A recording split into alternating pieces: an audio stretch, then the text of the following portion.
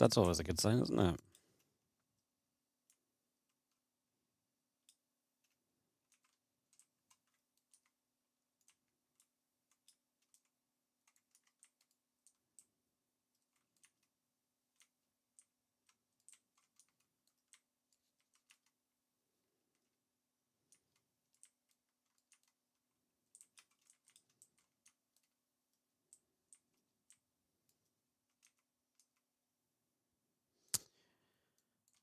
I guess I go back to the WardiTV starting screen. All right, guys.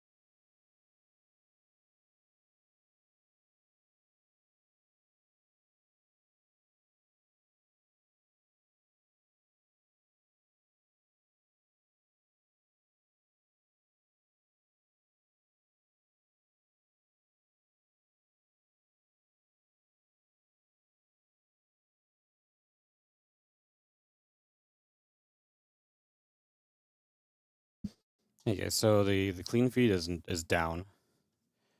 So we're just trying to figure that out.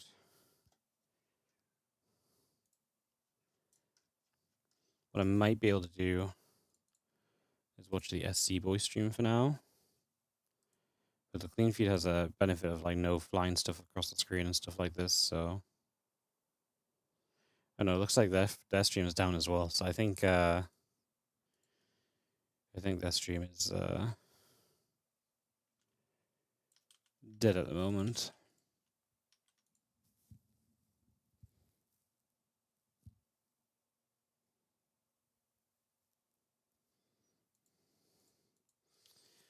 Oh,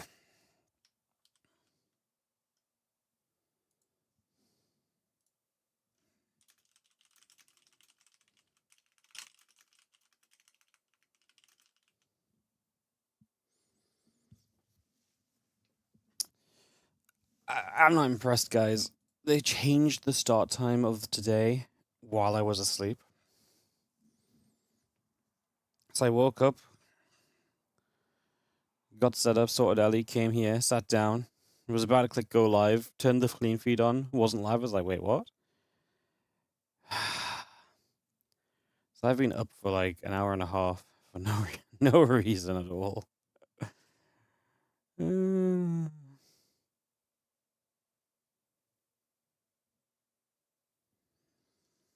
Yeah, I've been up for like an hour and a half for no reason.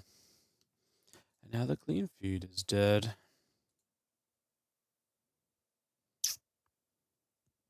Never lucky.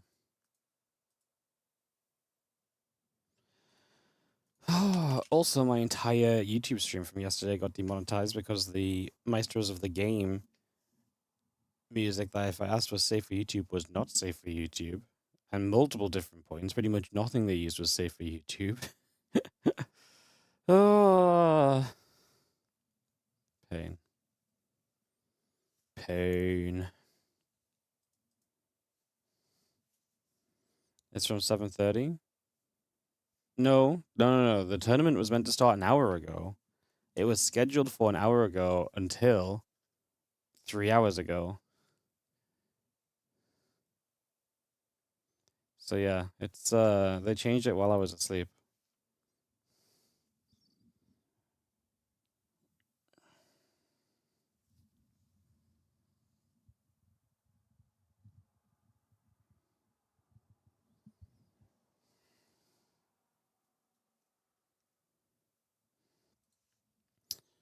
Anyways, I was kind of excited that it's only going to be 2 best of 5s and best of 7, then I can chill out. Because yesterday was kind of killer. However, now we have a stream that doesn't work. So, yeah. We'll get a home story cup on the new patch. Should be interesting. Yeah. I don't know why we have to sacrifice one of the only offline events of the year to a patch for learning things on the patch for feedback when we already have feedback that was not taken into account at all in the first place. So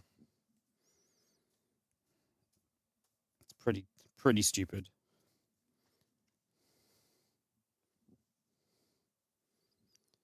I don't disagree that it should be on the new patch, but I'm so glad we're going to get to use, like I say, one of the few offline tournaments of the year to test a new patch, to then you know, maybe have a patch in a month which undoes it. It's really stupid. Looking forward to seeing Zerg dominance. I don't know how much. I don't know how much it's going to be Zerg dominance. I think it's going to be very matchup dependent. I think Protoss are actually pretty good. The problem is Protoss are pretty good in PvT. But Protoss have like apparently a very low chance against Zerg, and then Terran versus Zerg I think is a bit more even, but still a bit Zergy. I mean, if Sarah plays like he played yesterday with an extra patch behind him, I don't think he's beatable. Well, maybe not how he played in the finals, but how he played against like Maru and stuff. How he played against Maru for sure. I'm still annoyed with this freaking grand final yesterday as well. I hate the reset match.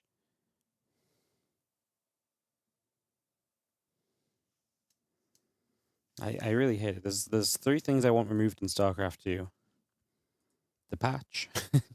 Okay, not even the patch, just the 8 worker start, the reset match. And I'm reserving my third for something else that comes up, which apparently is going to be something because apparently everything's annoying me lately.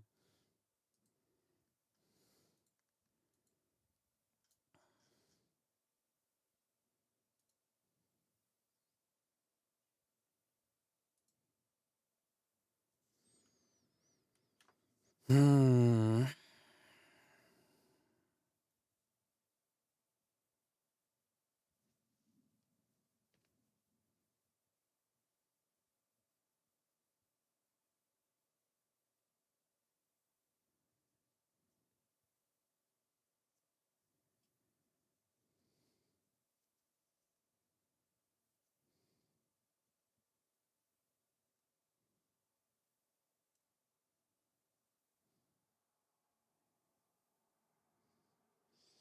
Okay, well, I hate the reset, but you love the result.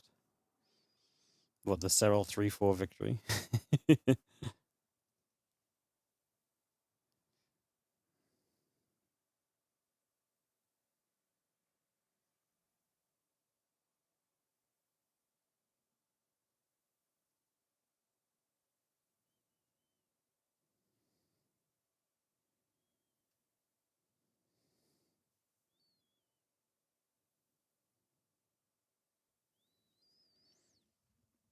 Serral winning.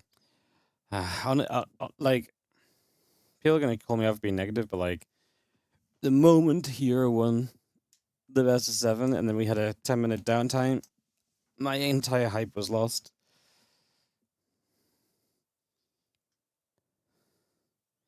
The 15-minute break into revideoing is next level, I'm not gonna lie. Yeah. It's nice to see Sarah win, but I mean Sarah's not winning in a while, but like I can't look at that finals and be like, yeah, you know what? Sarah was the better player in the finals.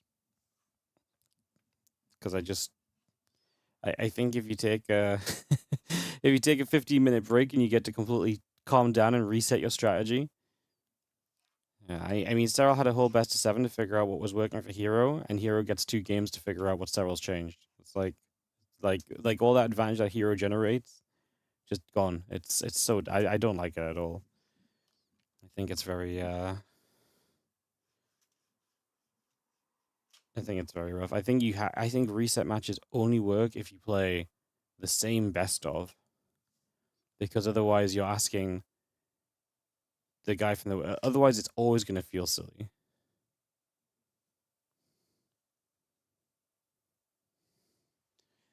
Otherwise it's always going to feel silly.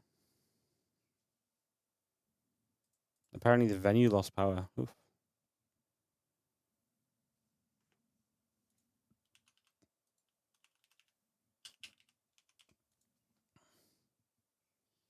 Oh, yep. Our feedback.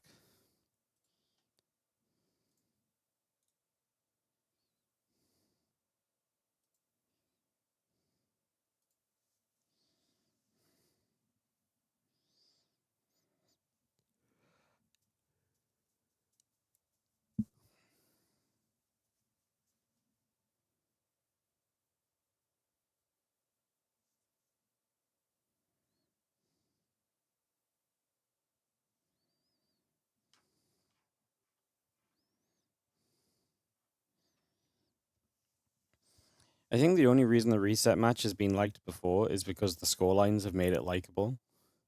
Because in the past it was like the reset match gave us extra games and it was like really epic and stuff.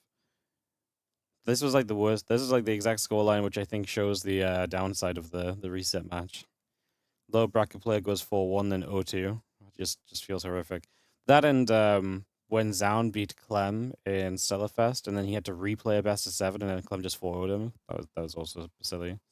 When will the match start? So it was meant to start 15 minutes ago. Well, it was actually meant to start an hour and 15 minutes ago, but they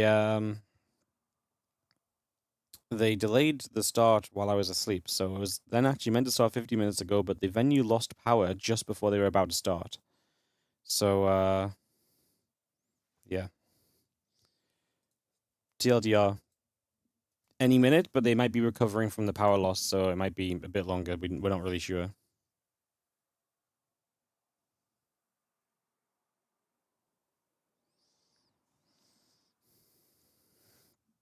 Zerg's word with their feet and were a bit disappearing. But I mean, it's not like the players of other races haven't been leaving either. What's going on screen? Yeah, I don't know. We just had less Zergs for a long time. No.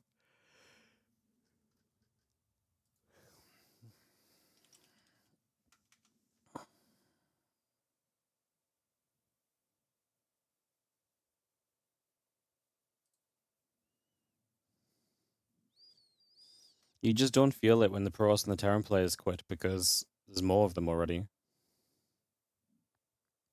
I think.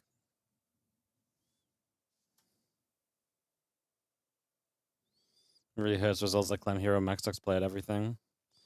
Yeah, I actually genuinely wonder what the consensus of the scene would be if like Reno and Cyril played the weekly cups with like the same vigor that Clem, Maxpax, Hero, Classic do.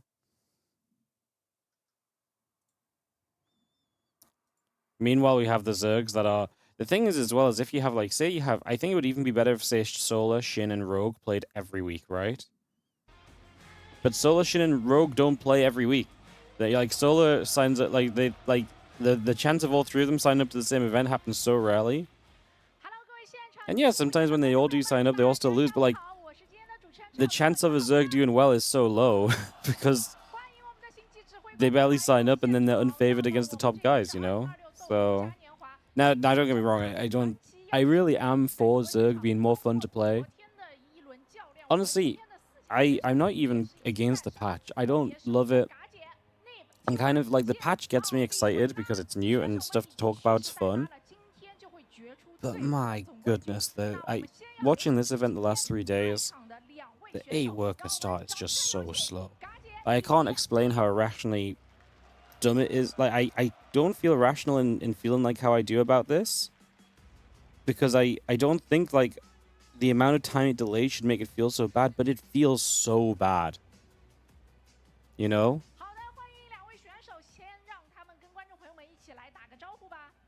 Say hi to our fans. Hello everyone, 你好，大家好。 Hello everyone, I hope you have a good time watching the games today. 我很期待今天的比赛，对。哇哦，欢迎两位。那么其实 Would Cell do as well if the players could practice against him every week? Yeah, absolutely. There's people that practice against Cyril all the time and they don't beat him, you know? He has to practice with someone. You two are old opponents and have. Sorry, I'll turn the volume up for the interview. It's actually in English, obviously. And you two also have good relationship. And what's your mood or what's your emotional at this moment? So I actually checked last night, and Neeb is the person I've played most in tournaments out of everyone. He's also the player I lost against the most out of everyone.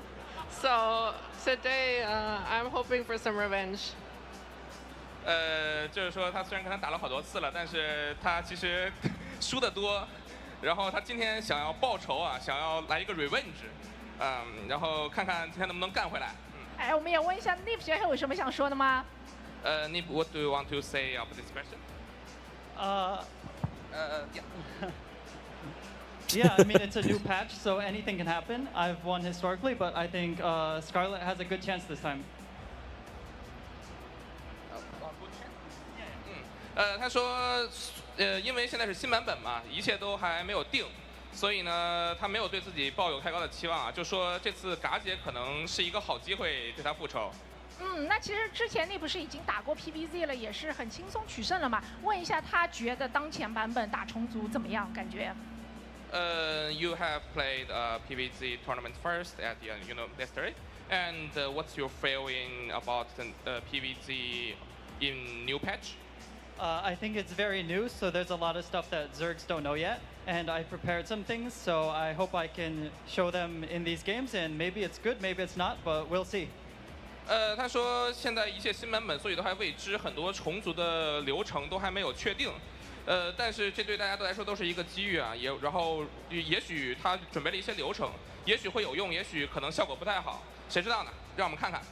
让我们拭目以待。那嘎姐的话，其实到现在为止还没有打过 CVP 哦，就战术还没有暴露过，有没有准备一些特殊的战术来面对今天的比赛呢？In the new patch, you have not played any CVP at now, and you don't have open your any techniques. So, do you have any great prepares today for CVP match? Well, I think this patch, this new version, it's a lot easier to beat Protoss than before. So I did prepare a few strategies, and I have high confidence for today.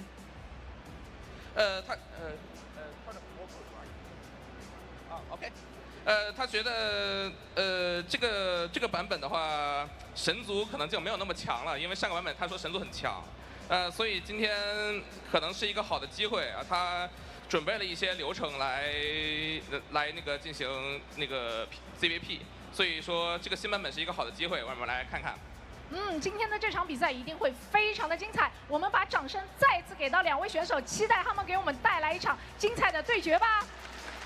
哇，好，那接下来就要把画面交给我们最专业的解说席了。好的，欢迎回来啊！我来说吧，不要急，猫姐姐。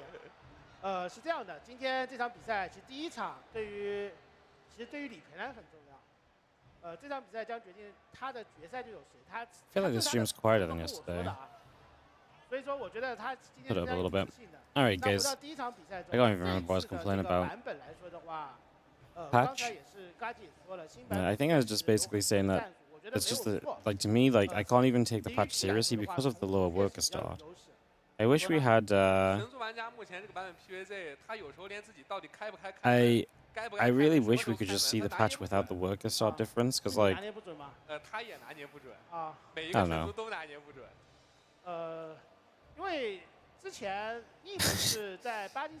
Like, don't get me wrong, the worker start has obviously changed a couple of things in, like, ZVZ and stuff, but, like,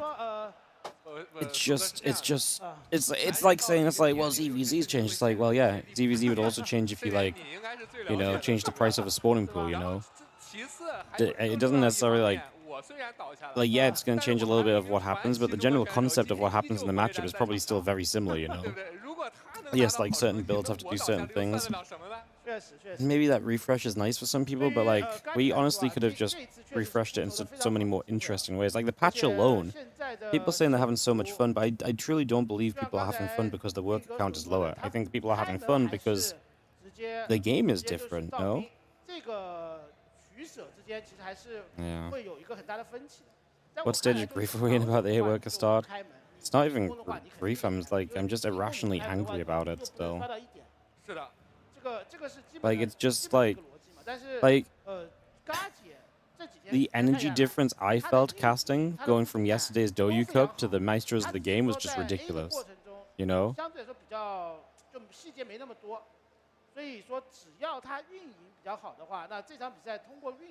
Like, it's actually crazy. 对，因为现在重组整个重卵加速以后，运营速度是非常快的。但是神族因为前中期没有多余的资源拿来。Yeah, I'm making a lot of enemies over this patch. It's not been a good one for not been a good one in the world of Wardy, unfortunately. All right, let's get into some semi-final action in the Douyu Cup. In the bottom left, blue Zerg. It is going to be Scarlett. And in the bottom right, our red Protoss is going to be Neeb. It's too bad no one's made a mod of the current patch without the 8 worker start, but the problem is they changed a bunch of stuff that's specifically designed to fix the 8 worker start. That's the problem, right? That's the issue, is that the game has been edited in order to accommodate the 8 worker start. So, are the games themselves lives or replays? Yeah, so they've put a replay on, but they are getting the players to live act on the cameras to make sure it looks like it's live. No, it is live. Live. We're casting off of a clean feed, but it is live. These guys are playing right now or 30 seconds ago or whatever. 探路。你就封下虫族2矿嘛。对，就是让虫族开局也不能那么舒服。另外一方面就是说，你其实兵营探路的话。 你和水晶探路相比的话，其实只差几十块钱。We're moving out onto the map, so we'll see what Scarlett has planned. She said she prepared a few things for this series. 他压顶，感觉是要来压顶啊！你不让我好过，我也不让你好过。尼布看会不会有意识？哎，其实他这个压顶压晚了呀。 Drone across the map, and then there's the drone over here, so it's going to be a hatchery from Scarlett still. The Nexus just went down. What does Scarlett do here? I think she wanted to block the Nexus, but she's not there on time. So this is now just a drone that's not really meant to be here. Also, this map has a literal pylon marker. I'm pretty sure this is a marker where it's like, build your pylon here to wall off effectively. And Neeb's like, no, absolutely not. 那这样的话，我觉得上来，嘎姐有点亏啊，他的基地有点慢啊。他本身自己想压顶没压下去，然后自己的2矿呢又。 慢了很多，所以开局运营上来讲的话 Yeah, Scarlett is not getting it. I don't think she was expecting the gate into Nexus, maybe? Maybe she was expecting the gate Cybercore Nexus. Yeah, does not get there in time to hit the hatchery block, so that drone across the map was not valuable. Steals the gas, which is something, but Protoss have a lot of ways around this. Like, your gas is going to be a bit delayed, but you can take the natural gas, and it doesn't feel super bad, and the Zerg does invest an entire drone into this, so the delay to you versus the cost on the Zerg is pretty okay for the Protoss. I don't think Protoss are going to cry. But you would prefer not to have your gas stolen, right? But it's not like it's free for the Zerg, so the overall benefit of this is pretty minor. So it's not really a super big deal right off the bat. 看第一个使徒吧，能够看到什么信息？6条狗很稳啊。 It'd be funny if Blizzard just stopped making patches altogether and became a community patch choice where most players agreed on a build for matchmaking. People would still be just as upset. I mean, to be fair though, like I think this patch is actually the most upset the community's ever been. Like we've never had a patch that's been this controversial before. So there is absolutely a difference in like how people feel about patches, you know. This is why I don't really believe in all these people who are like, you guys were to complain for any changes, you just want the game to be stagnant. Because, like, people like change. Like, that's actually generally the outgoing concept when we get patches. And, like, some people don't like certain changes and stuff, but, like, it's never caused community uproar like this, you know? Like, it's not even close. Lings chasing down those adepts that are going to turn back away. We're 4 minutes in, and we have ourselves some adepts that are going to be able to put some pressure on. The Stargate just now finishing from Neeb. And that first Oracle going to be on its way across the map very shortly. To start, or not, because we're going to go for a Void Ray instead. So we're going to build a Void Ray.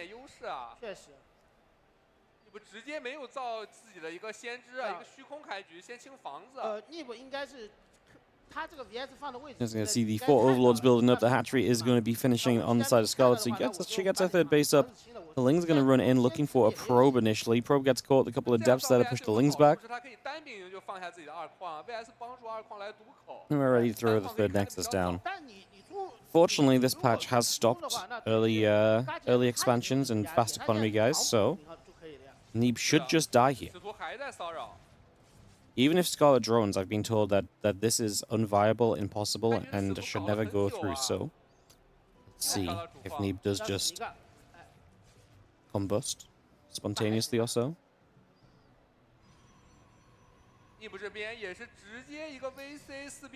I mean, real talk, you got the Void Ray out, so the Void Ray actually does give you a little bit of option. Honestly,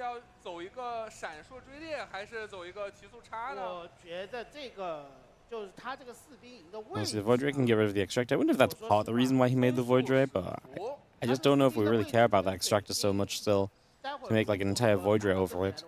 Scarlett does not see the gates behind this, and it is resonating Glaives pretty quickly, so we're going to go into Star Glaives. Obviously, the Void Ray, I think the Void Ray is more so a case of, obviously, if you have this Void Ray out, you're able to... I have to turn down the Chinese commentators. I'm talking over myself because of the Chinese commentators. Sorry, guys.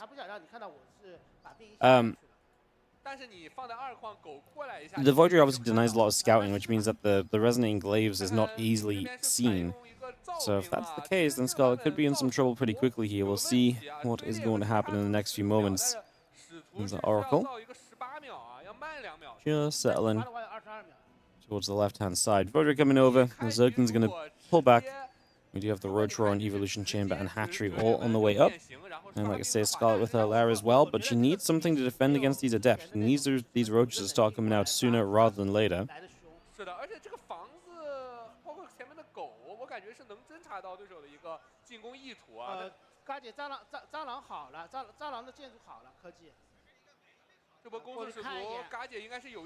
Couple Adepts going to be here. Obviously, we're seeing the Glaives, but Scarlett says, okay, well, I'll take the 2 Adepts that are on their own. Now sees the rest of the Adepts starting a melee upgrade and Aspire. That's a lot of investment. As these Lings going down too. I mean, don't get me wrong, she's building Roaches, but do you not need as many Roaches as possible right now? I feel like we need as much as we need.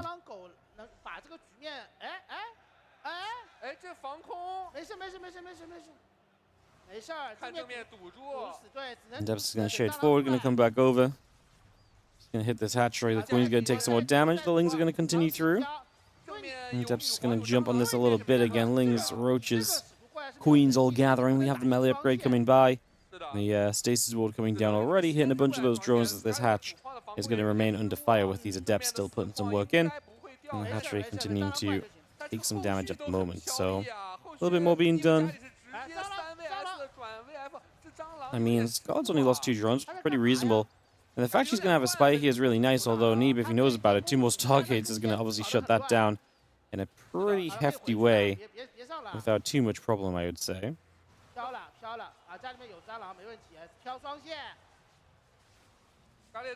Adepts going to move about. Just going to be seeing the couple of Adepts still going through. A few of those drones dropping. 4, 5, 6, 7, 8. So Neeb is finally finding the damage, but Scarlett's actually maintaining a pretty decent work count through this still. I think this is fine for Scarlett in the sense of like where she's at coming out of this. What I don't love for Scarlett is that Neeb is on his way to Mothership and Tempest. But now he's going to go Phoenix. So now he does see the Spire. So I actually thought he saw the Spire before, but he was actually just ready to go into Mass Stargate anyway. Now Scarlett really needs to not make meters, because Neeb's going heavy Phoenix against it.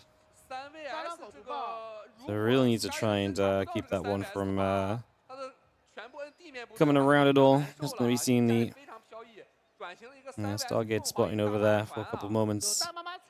Trying to see what's going on.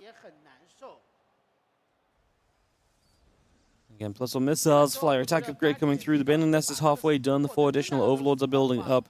Mothership plus 1 air weapons. The Phoenix range all coming through. And those Roaches going to start heading through the bottom side of the map. Again, additional Phoenix coming around at the moment as well.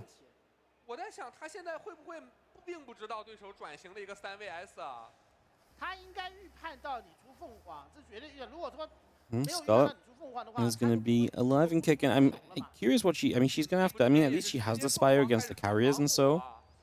So she has the ability to build Corruptors. She is getting plus 1 flyer attack as well. So the Spire does have some good benefits here. As you see the Oracle going to drop a little Revelation down the Roaches.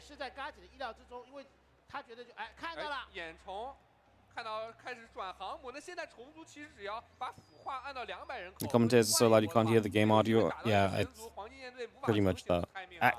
In fairness, the last few days, the game audio has been a little bit audible at certain points at least.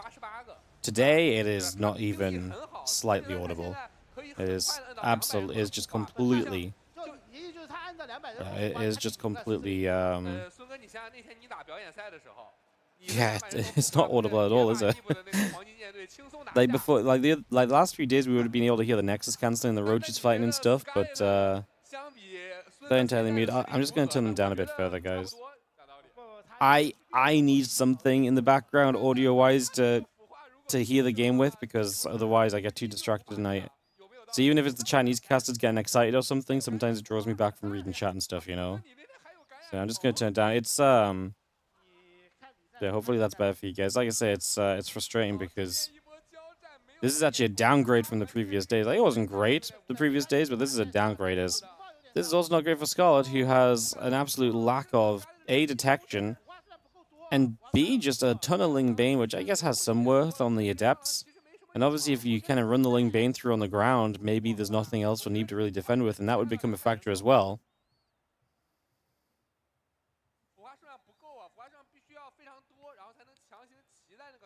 Let's see the Flux Veins coming up. +1 attack, +2 air weapons coming through. The Ling Roach gonna make some ways through the rocks. Scarlett seemed to read this game perfectly. I don't know if the Spire was just for +1 and Corruptors, though. I think she wanted to make mutas, but then she recognized what Neeb was doing as well, and she didn't get the chance to make mutas right away because of the Adepts. Because I don't think she needed the Spire anywhere near as quickly as she got it originally.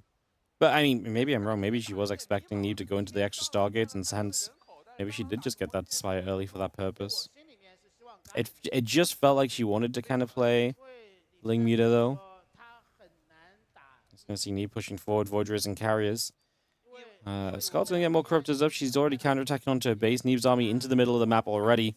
And Scarlett will try and do as much damage as she can on the other side. She's going to get turned around. The Carrier and the Cannon's going to be a bit too much. The Adepts are going to try and shade forward just a little bit further as well. As we have got our Corruptors needing to group together. We do not have Spellcasters for Scarlett, so we do not have a way to Fungal or Parasitic Bomb or anything along these lines, unfortunately. It's going to be seeing our Carriers still intercepting it along, putting some more work in. It's going to be having the Carriers starting to get picked off, but Scarlett's army is just melting. Neeb's army is a little bit too good and is going to just fight on through this force of Scarlett. And, yeah, Skytoss good, guys. Skytoss good. I don't think Scarlett's build really put her in a good position. Like, it was nice that she had the Spider-Man Corruptors, but she also made a ton of Ling Bane wanting to attack and just missed that opportunity with nowhere near enough Corruptors in the end. Like, even if she actually had the detection to run in with that attack, I'm not sure what she really would have achieved. Maybe she's able to kill a base or so, but, like, the Corruptor count isn't good enough to stop this air army, so the air army just sits and defends, right? So do you really want to run your Ling Bane into all the carriers? Probably not. Probably not.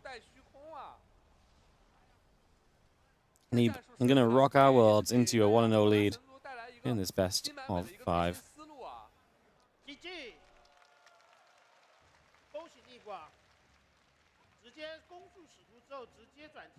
Strong opening from Neeb. I do think this is a lot of just lack of information for Scarlett, honestly.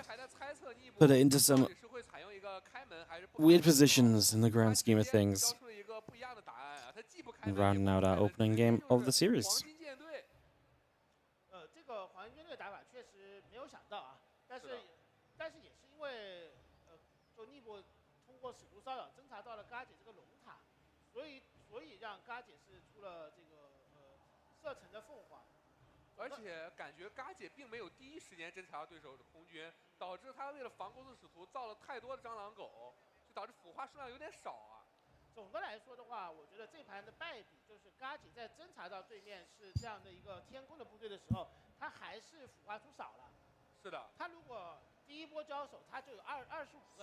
Alright guys, we'll head into game 2 in a few moments. The idea of Neeb practicing 8 hours straight on Chinese ladder in between these days is funny. You can probably, from China with a VPN, you can play on Europe with pretty decent ping, so there's probably laddering on Europe if anywhere, I would presume.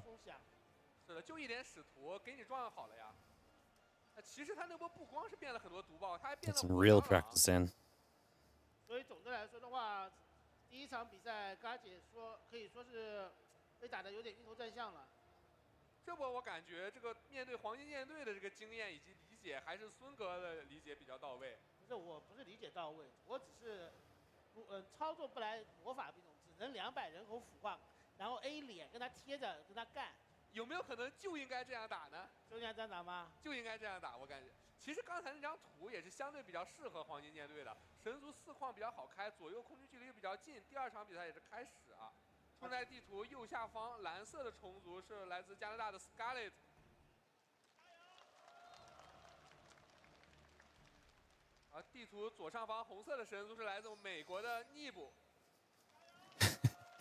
The intros are so different to the intros from the Maestros of the game. Yesterday, obviously, they were like,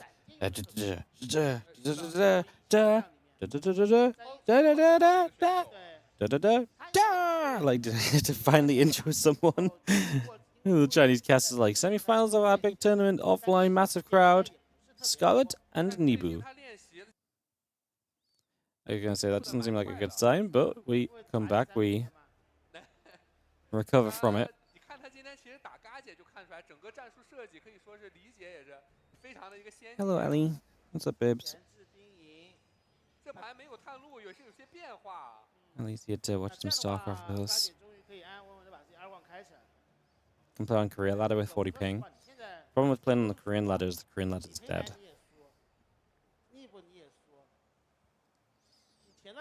People don't queue career ladder as much, especially if like hero classic get out of the country. I imagine it's a little bit more dead on career this weekend. 现在不是也会有时候，对不对？大家都是可以理解的呀。不是我说，这次输理赔难其实是好事儿，孙哥。也是啊，你输理赔难确实好事。看看这盘Neeb会采用一个什么样的开局和打法啊？没有干2矿，我们看一下，主要房子肯定能看得到。你正面这个第一根水晶肯定是这放科技建筑肯定不行的。是的，开局还是一个速开，这把其实打得很偷Neeb，开局是完全不探路啊。有的时候其实我们不探路也会在放下 PVI 以后去看一下，他这把就是完全不探，这样的话他整个经济科技会非常的快啊。因为他第一把是通过探路，然后通过干扰基地，对吧？取得了一些前期的优势，所以他这盘可以不探，因为他断定嘎姐肯定是裸双。是的，嘎姐觉得对手上一把是一个开局就探路，那这把肯定也会探路，那他就自然不会用一些快狗这样的战术啊。这边加速。Thanks on the way up. Probably need depth coming through. A couple Queenslings and drones all producing, and we get ourselves settled in for the early game. 还是2使徒，因为第一把2使徒确实是打出了不少。 At least I'm not starting a 35-degree French running with no AC. What's funny is some of the China events in the past were the absolute worst for weather, but it wasn't inside the venue. The issue was, I remember there was one IEM Shanghai. It was the one before I did, so it must have been like 2016 if it was in Shanghai then. Apparently. So first of all, apparently you have to get to the venue super early. So like say the tournament starts at like 12. If you are working inside the venue, you have to be there in time for the worker entry, which is at like 6:30 in the morning or 7 or something. So, because I experienced this where we had to basically leave the hotel at like 6 a.m. or something, and we didn't start the day until like 6 hours later. It was just silly. Anyways. The event before the one I did, apparently they all left the hotel like 6:30, let's say, and they get to the venue at 7. And it's like stupid hot outside. It's like, it's already stupid hot. Like, I don't know what the temperature was, but it was like stupid hot. And there's no shade. Everyone's expecting to basically walk straight from the bus into this venue, right? So no one's prepared to be outside. Everyone's in their dress shirts already, or some people are in their dress shirts, some people carry them or whatever, right? And the venue doesn't let anybody in for like 2 hours. So people are expecting like hop out a bus, walk 1 minute, walk inside this venue, and which is like nice and cool. Literally get held outside in the blazing hot sun for like 2 hours. People, there's a photo of like Brendan Valdez who like he literally had his shirt like wrapped around his head because he was just like sweating so much he had to like stop it going into his eyes. Like this thing is nuts. This is the only reason. This is the reason why I got to cast IEM Shanghai in 2017, because nobody wanted to go back. So many people turned down the opportunity to work the event because it was so miserable the year before. I got my first chance to cast a proper premier event. So like, great for me. Not so great for the guys the year before that it sucked for. Yeah. Crazy. But inside, like I say, inside it was fine. It's just they got held outside for like 2 hours and nobody knew what was going on. Did I bring a portable fan? No, I didn't. I was unprepared, but like it was fine when I went. We just walked inside. Apart from having to get there early, we just walked inside. It was chill. I have a I just ordered a portable fan for Home Story Cup this weekend, just in case it's giga hot. I don't think it's gonna be giga hot, but Home Story Cup, even when it's just normal hot, it's the Home Story Cup basement is grim. So yeah. 就算能防住，感觉可能也会很亏。张龙着现在放了。他的打法就嘎姐的这套打法还是一攻小狗，然后蟑螂出来保底，蟑螂塔。这个叉子是不是暴露了呀？这 Neeb 走了一个叉到虫族3矿，感觉嘎姐 coming around. 叉直接放下了蟑螂虫巢啊！这叉不知道是失误了还是怎么样，暴露了自己要出叉的一个意图。已经感觉到了，管子都插了。So let's see the Void Ray coming over. A couple of Lings going to get jumped on. A few probes already going down. The Adept's going to be there. A few of those Lings getting picked off initially. Hero Drone is coming up. Melee upgrade coming by. And a couple of Forges coming into place here for the moment. So bring those Forges up. Bring that robot facility into position. We do have our Zealots just working their way through to the bottom right side. 少量的蟑螂带这种1攻的小狗来给你打正面，然后把气留下来，待会儿转飞龙。看这波叉家里有多少蟑螂呢？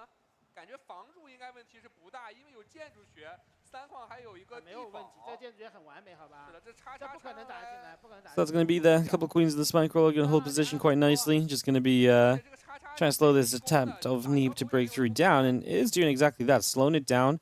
Now some roaches get to arrive. We need to target down the stasis ward. We can't let our roaches to stand in the stasis. I think we should just right-clicked it, no? Queen, roach, and a few drones getting caught. I mean, Scarlett is handling this pretty well otherwise, though.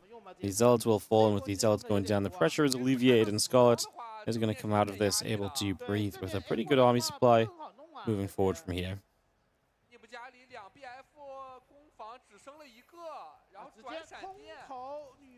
Queens will be there. Oracle taking shots. 就应该这样打。前期神族死了一波兵的话，地面的话压力是很大的。龙塔也不转了，直接拼1枪了。这波总感觉嘎姐的人口还是有点低啊。房子速度还没升好，直接一波变7个火蟑螂。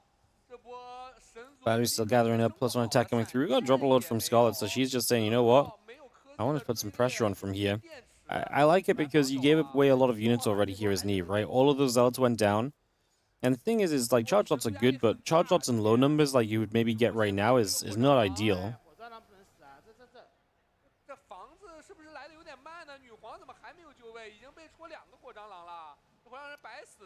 That one Void Ray is an annoyance, but that's what we've got the Queens being brought across the map for. And Roach Route just stepping through.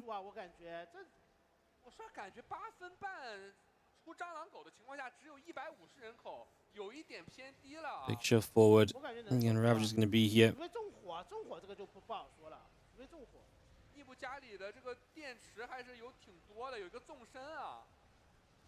It's going to be seeing this attack at the front is obviously putting some work in. We are going to see the drop load in the back as well. I like that. Just a distraction that Neeb has to deal with. Has Neeb supply block during this as well? Aggressive Bars trying to come down. Those Immortals are definitely an issue. The probe count going down is obviously a big issue as well. Neeb is losing a lot of his eco. Scarlett mostly has... Oh my goodness, I was going to say that Ravager Bile was beautiful. She stepped away at the perfect moment to let the Immortal walk into it. A few drones go down across the map on the picture-in-picture. Spinecrawler has cleaned up the last few Zealots, but Scarlett did very well here.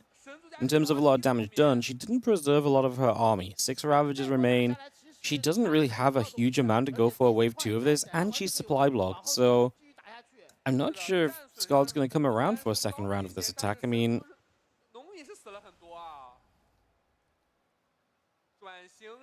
Neeb starts up Blinken +2. Scarlett starts a Balin Nest. It looks like she's not going to go for round 2. The supply block, I think, is very killer. Not being able to reinforce instantly properly and go again straight away is definitely going to be a bit of a factor in this, but she is going to make 8 Ravagers and 22 more Lings, so maybe we do just still send this again, but now she starts 2 drones as well. I was going to say, her drone count is not set up to play a longer game, but she starts to fix that now, so... Drones on the way up, and Scarlett trails a game in this series, and this Ling Ravager force gets ready to make a bit of a move in the next few moments.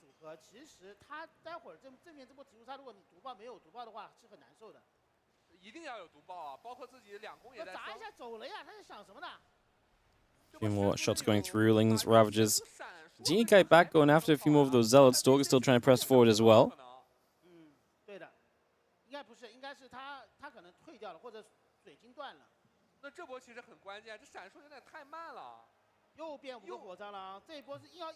That's going to be 5 Ravagers getting morphed in right here. I mean, like I say, Scarlett did up her drone count. She supply blocked again, by the way. 167 over 160. Supply block's a killer, just slowing her down, and Neeb does have a prism. Warping in a bunch of zealots over here. They're going to try and put some pressure on at the same time. Just going to have our zerglings up to the top. 他读报速度一定要好。二矿这个口子还是有点大的，如果一会儿穿狗的话，正面逆不出门了。嘎姐这波人口还是领先。逆不敢出门吗？这个局面他敢出门？他没死过吗？还得看上军团。That's all Gamor just heading down through the center. Just going to see a few of these lings getting picked away at. Queen, Hatchery taking some damage. The Ravagers around the bottom side. The lings are going to run through. Hitting a couple of these mineral lines. Force fields dropping into place. Oh, these Banelings. The Bans are great. I mean, obviously you hit the Zealots especially, and then the Ravagers have a good chance of clearing the rest of this up. Neeb Supply's not looking great, and he's losing so many probes on the other side. He's going to arrive from the right-hand side, but just as new Banelings are here for Scarlett, so the Zealots do not get a chance to do anything. I was going to say, you can't warp in with the Prism here either, right? Because the Corrosive Vials are going to come down instantly. So the warp-ins do not happen. Scarlett still having a tough time. The Ravager count not great at this point, but with a few links to reinforce into something to actually tank for these Ravagers, we should see a cleanup, and Scarlett is going to be able to take a game number 2 to tie this series 1-1 in the best of 5. 不容易啊，扳回一盘。确实不容易。其实，在正面最后一波的时候，嘎姐其实只能说也找到了一个漏洞啊，就是Neeb在二矿的地方。 I wonder why Neeb attacked. Yeah, because he was a bit off in terms of where he was at, but like at the same time he was also not needing to do much. 他没有办法了。而且Neeb的部队组成来讲是一个追猎叉叉不朽，这个部队是没有白球的，所以如果毒爆一旦把叉叉 Whoever wins this wins the tournament. I don't know. Scarlett looked a bit rough in ZVT. 小狗的话其实是打不过的。确实。 所以这场比赛可以说 I haven't seen Neeb's DVT. 我觉得嘎姐打的还是比较的聪明的，有各种的绕路，各种的去找机会，但是我还是觉得火葬场多了那么一点。我也觉得，其实而且最后一波Neeb这个叉我感觉也有点拉不开。 How am I feeling? I'm tired. It doesn't really help that. Yeah, they changed the start time of the tournament, so I woke up early for... Well, I woke up at 5:30 instead of 6:30 for no reason. I'm not salty, guys. I'm not salty, okay? I'm just sad.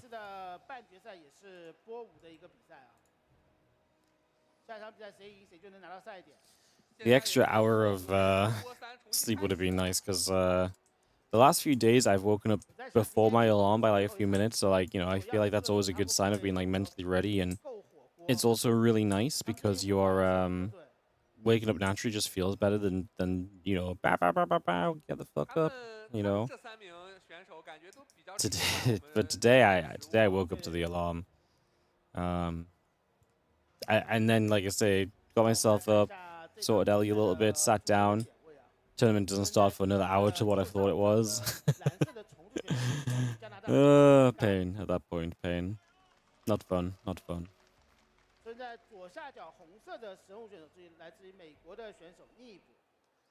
But yeah, I feel okay. I'm tired. I'm tired. My energy's definitely not there, but I'll be honest, I think the hit worker star isn't helping. Like, they're sitting around at the start of the game while we wait for things to happen. My brain is not loving waiting to activate, you know? But, yeah, my brain's not loving waiting to activate, but it's okay. We have a couple of series left, so 2 best of 5s in this best of 7. I'm going to get through it, and I'm going to take a nice rest of the day off, chilling. And then tomorrow we just have Mondays. And on Tuesday I'm off completely, so that'll be nice.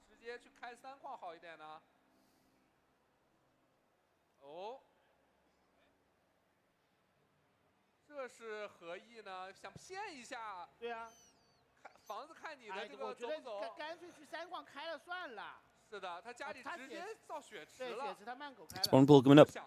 Drone on the way. Gateway in production. 差不多了呀，我觉得他最后还得开3矿吗？其实我感觉Neeb好像有点了解嘎姐，你换一个神族。哎，这开3矿算了呀，不要纠结了，还在纠结。啊，好，终于走了，终于走了。终于可以开了。 I'll probably take a nap in the TVT. Yeah, I'm not looking forward to that actually. It's gonna be it's just been a rough weekend, guys. Like, it's been hot. I didn't sleep well because of the heat. I've been waking up early. We've been streaming a lot. We've been having to cast over Chinese commentary. The game's slower. It's been a bit rough. It's not the end of the world. We'll get through it, but yeah, I appreciate it's probably not been my best cast in the last few days.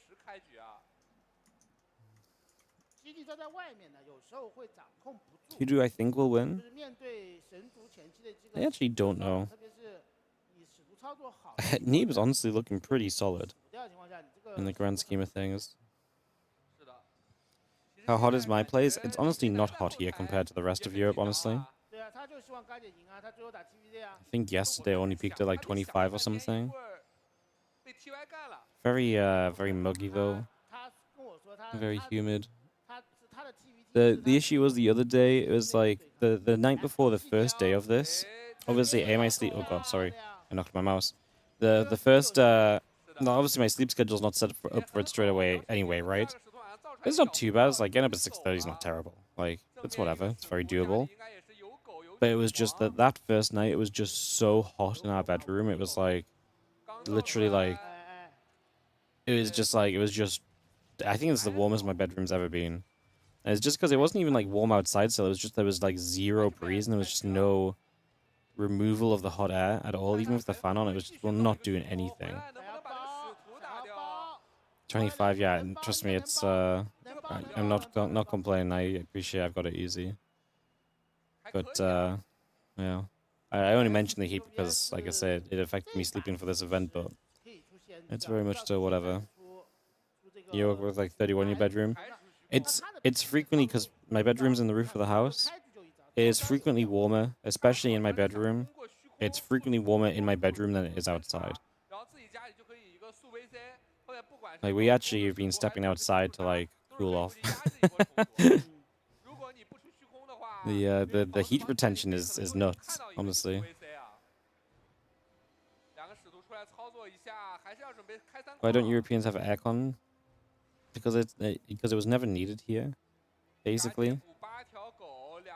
So it's then, you know, our houses and stuff are not designed, our infrastructure is not designed with aircon in mind, and it's just not needed for like 99% of the year. And it's only in recent years that the heat has been getting more and more to the point of like being unbearable. Because before, if it was hot, you know. But it's getting so hot so often now. So yeah, I think it's a little bit of that.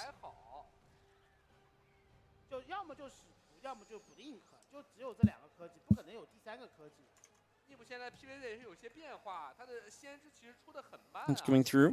先 VC 后先知。对。 Taking a few moments. 使徒可能尼布打得比较顺手一些。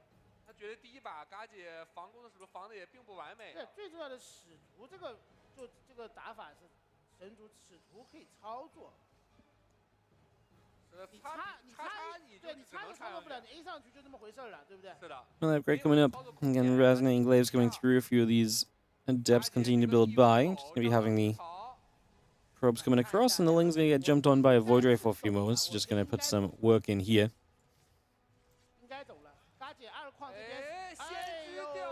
Oracle goes down. 嘎姐二矿这边是有2个建筑的，所以他二矿在中间放个建筑就可以堵口，把口堵起来。 而且嘎姐外面的军毯铺的也是很好，这样的话使徒过来提前有一个预警，你就可以提前造这个建筑。啊？野水晶一个公司使徒打多线吗？不，他又没他没有那个兵役没有折跃啊。他应该是。Ling's is gonna move about. You can see the Void Ray activating. Ling's taking some damage. Spire's still on the way through. Melee upgrade coming up as well. Scarlett is gonna have herself a move into these mutas. I definitely wanted to kind of go into this earlier as well, but this is once again going to be a case where the Adepts are going to come across the map. Just a bit of a repeat of that first game, but Neeb's follow-up is going to look different. Forge and the Robo facility coming through. Scarlett does have a few roaches producing. Obviously, again, being able to produce more units now is going to feel good in this scenario. help you out against the heavy numbers of the Protoss. It is. Well, let's see this fight first. We're going to be seeing the Adepts are going to come through. The Lings again are trying for a little bit of a wraparound. A few Roaches coming over as well. 5 of them. Now 7 of them out on the map. The Queen count is going down. Scarlett's just missing damage output on these Adepts. Has the wall off as new Adepts arrive as well, so that's important. However, that Evo Chamber is low HP, so we could target it if Neeb really wanted to break in. If, like, he absolutely wanted to send this. He could have targeted it, maybe. And now more Adepts are going to go shading across. One thing I do like a little bit of, okay? Don't hate me, guys. I do like the fact that Zerg can be, like... I do like the fact that Zerg is like, oh, I didn't see the exact build order my opponent's going to, and I didn't cut drones at the perfect moment. I'm dead. I feel like that's been removed a little bit from the game. I kind of like that. It's like as like a slight vibe. Obviously, I don't love it if like the reality is that we've made Zerg broken, and so they can just survive through mistakes, and they're just super strong if they make no mistakes. But like,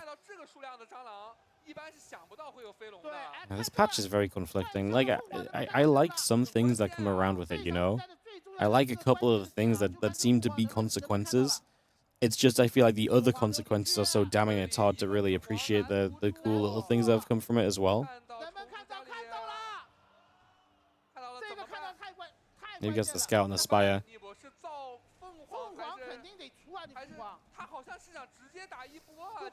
Well, 10 meters actually going to be on the way this time around. So I'm going to start to bring those straight up.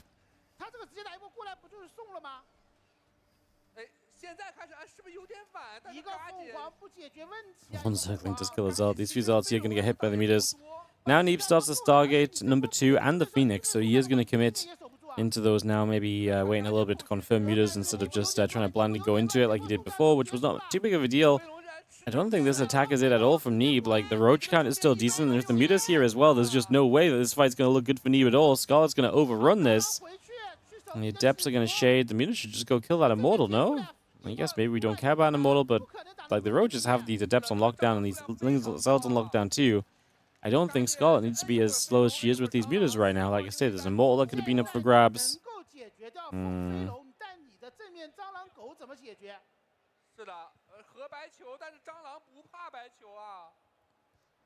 He is still heading to the bottom left side then.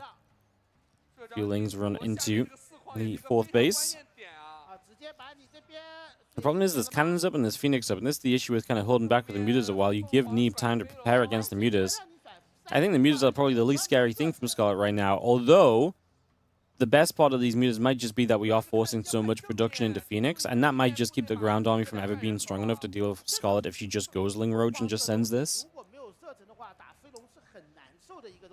It's not looking great for Neeb as this Immortal finally gets caught. This was the one that was out and across the map that I thought the Mutas should have gone for. And the Mutas is going to try and stay away from a lot of the key parts of this, although they will try and fight the Phoenix if they take the time to stop and lift Ravages. Scarlett has a lot of stuff. A couple of Archons in the front going to be in some trouble. The Immortals are going to get caught. We are going to be seeing this next Archon going down as well. Roach, Ravager, Muta continue to punch on through. Zealots and Stalkers in trouble as well. We have a little bit of healing coming off, healing up some of these Phoenix, trying to do what we can, but not able to do too much overall. I'm just going to be seeing those Mutas trying to turn back into those Phoenix again, looking for a little extra. The Lings running through, grabbing a couple of these pylons as well. This should be just good enough for Scarlett. Killing the 3rd base here is going to be devastating. Like I say, it's not even about the Mutas anymore. It's the fact that Neeb can't get any sort of ground army up to deal with this. That's going to be as big of an issue as anything else. GG's. Scarlett takes the 2-1 lead. First lead of the series for Scarlett here.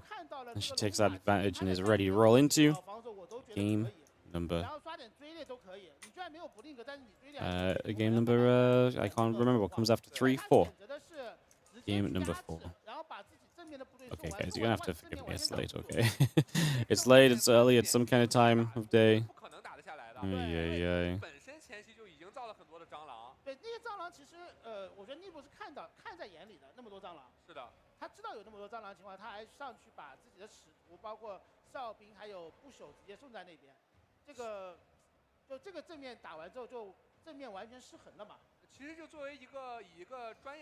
Alright, waiting for this game 4 then.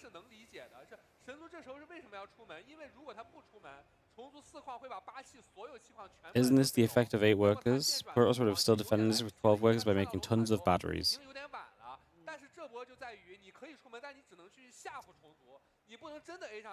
I have to ask, is this a serious question or are you actually just rage baiting?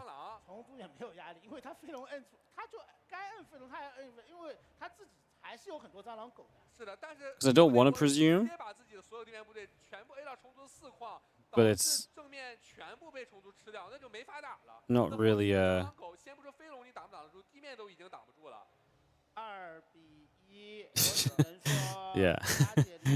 Yo, Aviator Lily, thank you so much for the Prime sub. Appreciate you. Thank you very much. So I appreciate that, and yeah, thank you so much for priming. Appreciate it. Not rage bait, just a question. Okay, no. The 8 worker start and 12 worker start, like the 12 worker start doesn't just magically give you tons of minerals 9 minutes later into the game. In fact, at the point of the game we're at there, like the effects of the 8 worker start basically stop it. They basically there's obviously some differences. I'm not trying to downplay it, but the majority of all it does is it just makes things happen later. But that's true on both sides. Like the Zerg also wouldn't be showing up at this time in the game if they, because of the 8 worker start as well. So everything is kind of delayed, and as everything is kind of delayed, overall, like I say, it's seeming to be most impactful in like mirror matchups where like timings and so on are a little bit more kind of precise. But yeah, no, I mean, the reality here is that Neeb committed to an attack. He was not ready for Muse at all, and the Adepts didn't do enough, and he was still very committed to Adepts, and so he just didn't have anything he needed to deal with this. Like, if Neeb had a better setup and had more time to prepare for this, he would have, had something. The problem is that Neeb essentially had to put a lot of his money into dealing with the mutas, which he wasn't ready to deal with, and by doing that, he doesn't have the money to build into batteries. But he already has the economy that,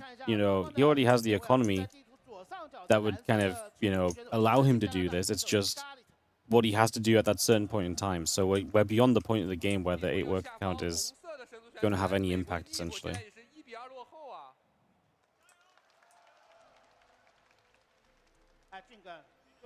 Scott on the upper left, Neeb in the bottom right.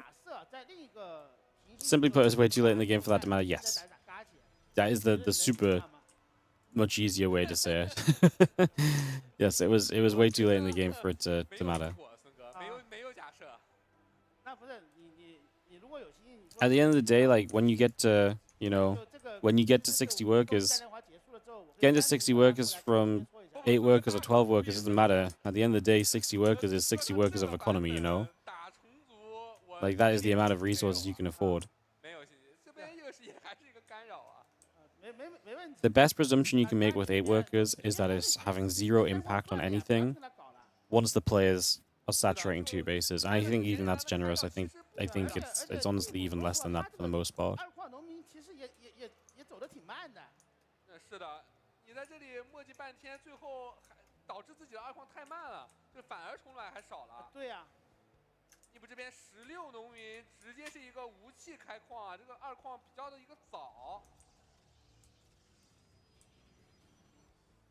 So yeah, it's interesting because, like I say, people are expecting it to have a big impact, and it does slow the game. But I prefer to say it delays the game than slows the game, because I don't think the game is slower. You just get to the fast part of the game at a later point, I guess. Like I say, I mean, picking pedantics of how to explain it. But yeah. Doesn't it dull the mind of the player for a lot longer? Yeah. Don't get me started on the do not get me started on the fact it gives us time to think and it's more new player friendly. I hate this part of it. Like, everyone's talking as though we need like a minute to decide if we're going to build a depot or not. Like, come on, guys. Anyone that actually plays StarCraft, no one's going into a freaking game and being like, what should I do this game? I'm still not sure. 3 minutes in, but at least I've had time to decide. Crazy business. 还是先造2个使徒，然后 VS， 然后慢升折跃的一个流程啊。This game has new players. Yeah, I mean, there's people that try and start playing all the time. 3分10秒 VS 使徒。There's not a lot of new players, but like that, you know, it would be untrue to say that like, you know, we shouldn't make the, you know, that new players shouldn't be considered. Like new players are important, and new players are, you know, there's all the time people who are like, hey, I've never played before. You know, is it still worth getting into the game and stuff? The game with the pull of StarCraft 2 actually has a lot of power even at this stage in its lifetime to kind of bring people in and to get people playing. So, yeah. Yes, is the TLDR. New player people. The devs get in, a couple of drones start going down, so we are going to start seeing some damage here pretty early out of the devs putting some work in right from the get-go.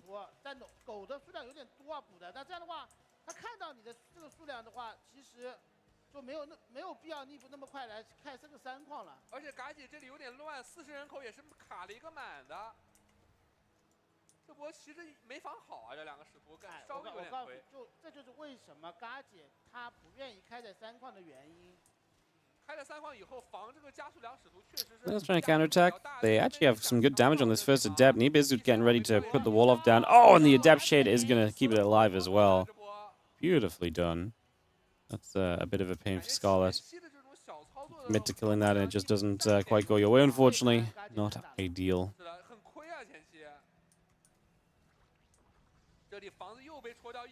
Now the Void Ray moving around on that bottom side, trying to see a little bit more of what else is taking place. And obviously that Void Ray is really nice just to kind of hold some map control as well. It is kind of a real presence on the map and can absolutely do some real damage too, so it's definitely a bit of a factor.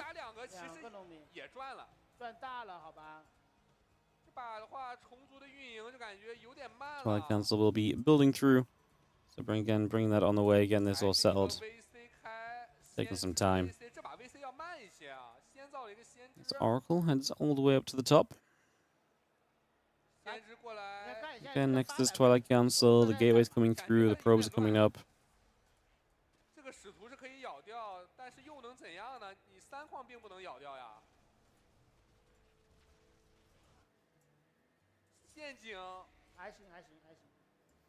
This is what is nice. I mean, some nice harassment early game this time around from Neeb. He's definitely been able to do a fair amount here and there.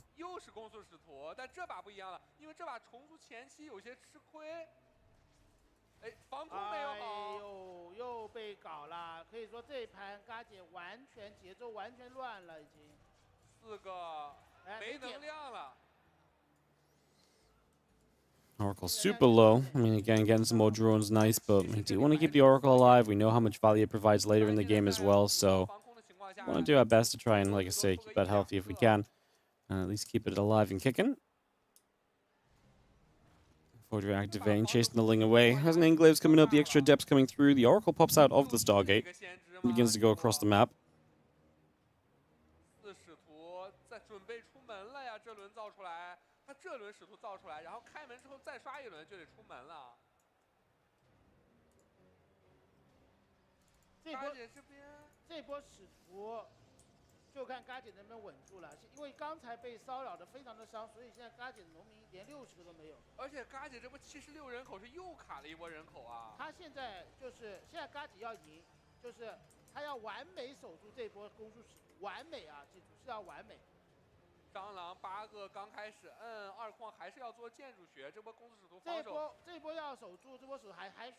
Yeah, Vassal's the Flea Beacon on the way super early here from Neeb, so that's kind of fun. Super early Flea Beacon coming through. I like it. I like it a lot. I'm intrigued as to what that means.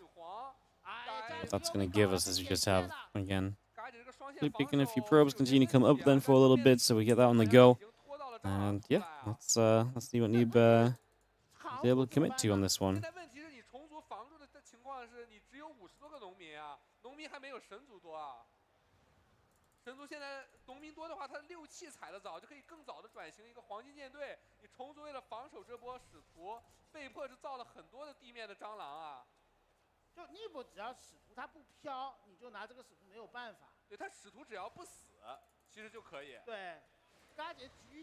Neeb's going to be trying to hold out. We do have the roach showing up again. Neeb heading into those 2 extra Stargates. Obviously, the success he's seen in this game did come from like the map where he did play that 他不知道，他肯定不知道。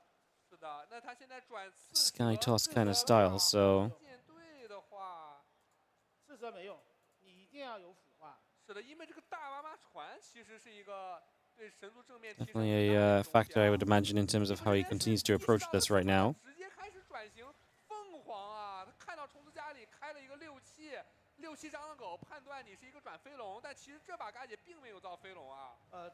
这盘就是只要逆波把 Oracle's moving about, just gonna be seeing again Mothership. The air weapons continue to come through. 基本上比赛就结束了。 Take a few more moments to 逆不判断对手是转型的飞龙。 settle everything for a moment or so as we just have ourselves the adept count.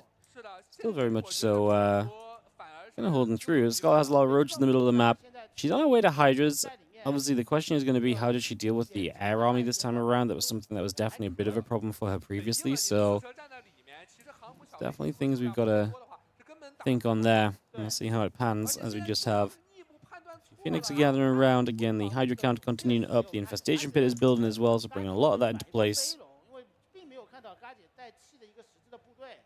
对他判断出嘎姐像上盘一样，在家里蟑螂狗转型飞龙，然后在家里就藏一波凤凰，结果别人根本没有造飞龙啊，是直接出的刺蛇。你看他还在防你的腐化，在出虚空。哎，如果是这样的话，真的还有机会啊。是的，那使徒再飘，家里正面接触，哎，刺蛇可以抬，长抬。凤凰数量很多啊，吃 I see the Phoenix actually getting some liftoffs here. Going to try and make something of this for a couple of moments. 很伤啊。 嘎姐只有7-8个刺蛇的情况下，正面这波居然是直接就出门了，而且家里被公子使徒飘了，主方也是没有防守。完了，升3本。你使徒还没有处理，正面大妈船还在外面游走啊，给虫子正面压力。 And these Phoenix continue to gather around. So again, getting a little bit of work done. Trying to see what we can do. We have the Adepts committing in. They're going to get 7 drones. Neeb's going to be all over the place because the Phoenix are going to commit for some drones as well. So Neeb is going to see a fairly successful amount of damage being dealt here. And 12 drones down so far. This is nice, again, with the Mothership out too. We don't have a Spire, right? So we're not really into like the proper anti-air from Scarlett. The Hydra's can do a certain amount, but maybe not too much. Gonna be interesting to see how that continues. Avoids the Phoenix back to the bottom. It's so air heavy, like I'm saying. I'm surprised. I guess if there's not a lot of splash damage, the Hydra's can do well. But it's still a little scary to be kind of committing to this without everything else kind of coming into play, you know? So we're going to see the Hydra's catching the Mothership. That's massive. Scarlett with a big pick-off right here. That's going to do her absolute wonders here in this game. She's now going to continue to take this fight, and you can see the Phoenix and the Voiders are not really holding their own. Again, without Splash, the Hydras for now are absolutely delivering. It's always scary. Hydras without a proper answer. Sometimes you just get to the right amount of stuff that you need to make this, you know, truly a success story. And right now, it is absolutely a success story at this current point in time. So, yeah, looking pretty respectable there, I would say.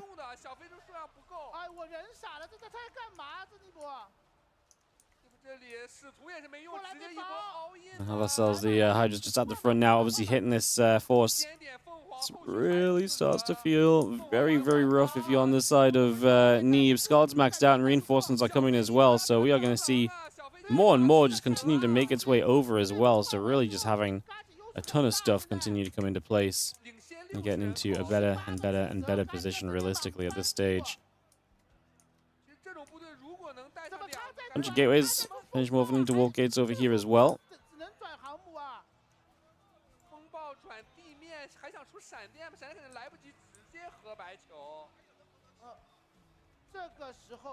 I mean, Scarlett's going to get ready to go again. Neeb is surviving, and survival is good. Survival is nice. And we survive long enough here in this game. Again, Hydra count is good. New Mothership is going to help a lot. That's going to make it a lot more difficult for things to go your way here as Scarlett, because the Mothership spellcasting is typically just very, you know, like I say, a very good thing. It is a big benefit. Definitely something we're happy to be working with right now. And Scarlett gets pushed back a little bit. Supply is still heavily in her favor, but is it good enough? Is going to remain to be the question at the moment. Storm Chrono boosting up on the Temple Archives as well, so continue to get that also on the way out just for a moment or so here. Again, knowing the importance of this. 自己5矿在手。这神族现在是先憋到200人口再说呀。对，现在就是嘎姐还有一波把尼布打穿的一波机会，如果再等闪电好了，这场比赛我觉得嘎姐就没了，因为嘎姐这个兵种组合就打不了。虽然这个版本闪电的伤害是有点低，但是你。We've seen the Lings and Roaches still continue to gather through. Just going to be having the push around the right side. Scarlett would really like to break down some of the bases of Neeb here, if at all possible, but that is not quite been something we've been able to do just yet.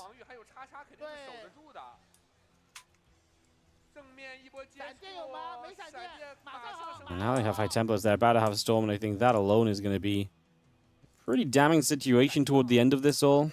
And I've got the Neo Parasite on the way up as well. So Scarlett at least getting some extra options for herself, but yeah, Neeb's army is definitely, I think at this point more than anything else, is in a position where we're going to shut down this position from, or we're in a position where we're going to stop too much else from really happening here for a little bit. So that's step number one, right? Slowing this game down a little bit and putting yourself into a better position than what we had previously. And having Splash is going to, like I say, really slow you down, slow Scarlett down. So that's a major plus. As you're going to see Hydras and those Vipers working together. Having some Spellcast is obviously a big factor as well. Spellcast is good. Never forget. Spellcasters are indeed good. 也够了，主要是还是要看正面有攻。拉，哇，好被闪电闪麻了，各种反馈。Having another attempt to fight here. Scarlett needs to be careful about how much stuff she's bringing around, how much stuff she's looking to use in these situations as well. Needs to be cautious, as we just have. You know, if you lose too much, you're in a bit of a tough position. We are going to be seeing the Hydra's Roaches. Lurk is coming through as well. Again, continue to bring this around for a little bit. It's going to be seeing the Mothership going to recall here. Carrier gets picked off. Scarlett's going to be afraid of the recall of just how much is showing up. There's a couple of Lurkers that are on the ground that are finally getting picked away at. Nice abduct on another Carrier. Another Storm coming into place. These Overseers taking big damage. Storm now hitting the Archon as well. Hydra's Queen still going to be pushing through this one. We just have our units going back over to that right-hand side. Neeb pulling away, taking as slow of an approach to this as he possibly can at the moment. Trying to be very responsible with this setup. This Queen's still stepping forward and aiming for a Mothership for a couple of seconds. Again, looking for that chance. 这不飞蛇又吸完能量又过来了，一会儿还可以继续勾你的航母和风暴啊！但我还是觉得嘎姐得把至少下个龙塔，我觉得不过分。是的。Just now pushing onto this base. That's going to be big. I think in general, this is going to be a nice little move towards kind of progress for a moment or so for Scarlett. She's actually going to get lunge forward as well, trying to find a little bit extra. Moving over in that direction, so find a little bit more opportunity. Roaches, Hydra still hitting over here. The Vipers, Hydras, and Lings are gathering up. The Roaches still putting some work in. These Zealots are going to continue to go down. These Interceptors are going to be firing through as best as possible.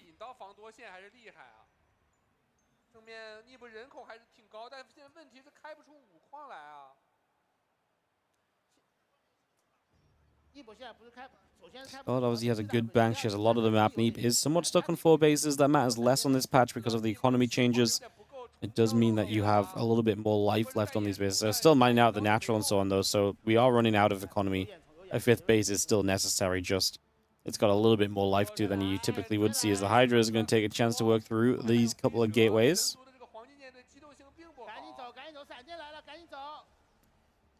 Like I said, Scarlett's still very Hydra heavy. In fact, she is just Hydra heavy. And that means that every single Storm is very valuable in this army.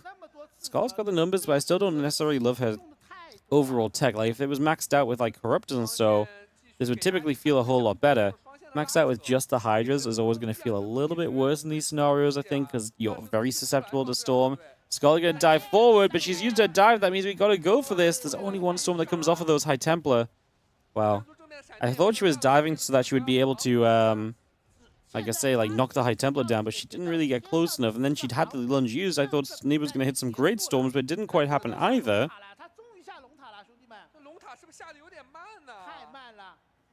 Double Spire coming up, Hatcheries, Hydra still coming through, +3 Carapace, +2 melee.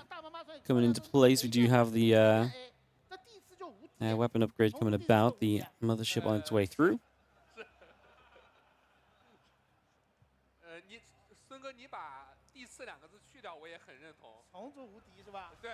And a couple of spies coming up. We are going to see the Hydras able to get through, picking off this Nexus. Now a DT going down as well. Just going to lunge backwards with the Hydras once more, keeping themselves safe. The Lings are going to chase through, looking to get a wraparound on these Zealots.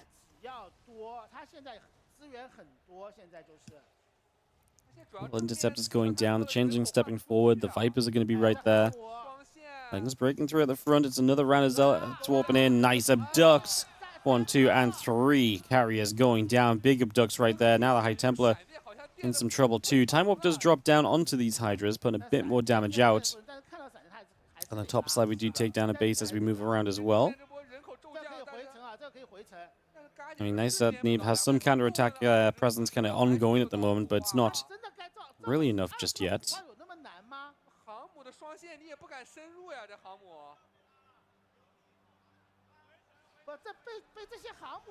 Nice abduct. Just going to see a couple of these Hydras. Getting rid of the carriers again. Good catch.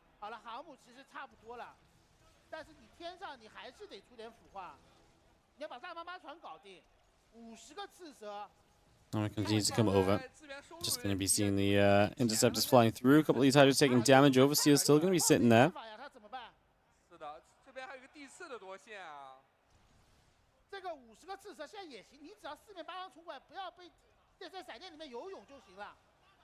And just gathering again, looking to try and charge our way up this ramp. We do not manage to just yet, though. Big push from Neeb. Scarlett just has to deal with this army. She's continuing to hit the economy. Neeb's economy has already been in trouble. We know that. Storm's trying to zone, and they are zoning, but Scarlett's going to get around from that bottom side. The High Templar count going down. We're going to dive in, but there's a Storm available in the Time Warp. I think Scarlett was almost chased Neeb to the point of, like, it was good. But then she backed off, but then Neeb's still sticking around, so he still believes a little bit here. I mean, to be fair, this is where Scarlett needs to wrap around that right side. And doesn't have creep there, which is the issue. The problem is if you're not wrapping around the right side, just trying to push down this ramp into this Protoss army is going to be an absolute disaster piece. Because the High Templars are starting to get their Storms available again. Scarlett, again, has done good damage to Neeb's eco, but Neeb does get a forward base up, a new bit of economy available for him. Having some mining is going to work wonders for him overall. Hydra Viper gathers up. 36 over 12 probes. Talk about oversaturation. And that's only a 6 mineral patch base, so it's not even a full base that Neeb gets a hold of. So it is some income. It's going to help him. Is it enough? Another big abduct on a carrier. This time the High Templars, I was going to say, didn't get close enough for the Storm. He dropped one anyway, but you could see he was already kind of out of reach there to be able to get towards Scarlett's army.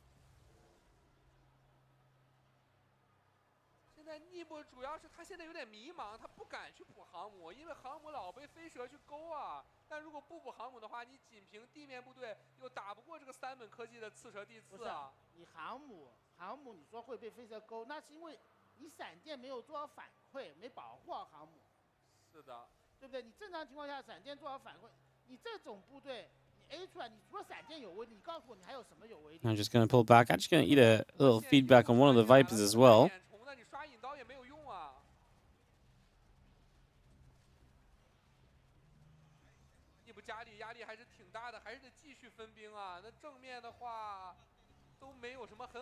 A few moments of calm. A couple probes going down, but yeah, a few moments of calm in the grand scheme of things at the moment. Just going to see a Nidus network on the right side getting picked off as well.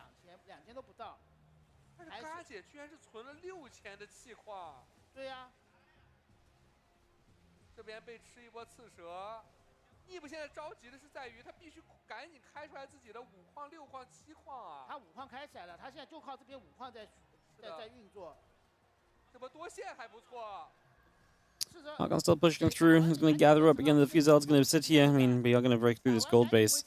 That's nice, but at the end of the day, it was pretty mined out. Skull going to get another abduct forward. Just going to pick another carry off. there's always this question. I mean, Scarlett has 6k gas. Is there a point where you just throw down as the Spire and start to build some Corruptors? Because it's going to make dealing with so much of this air army so much easier.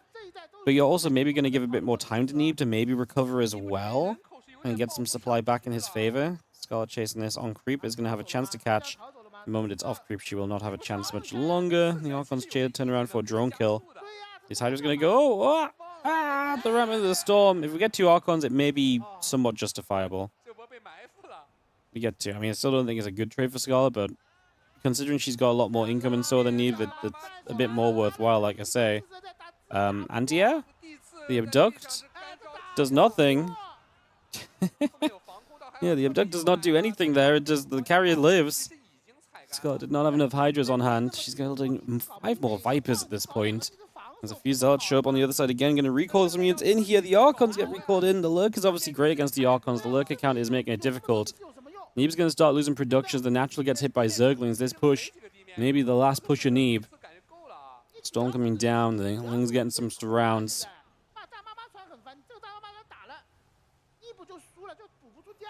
Take away these couple of Archons. The High Templar's still trying to push up.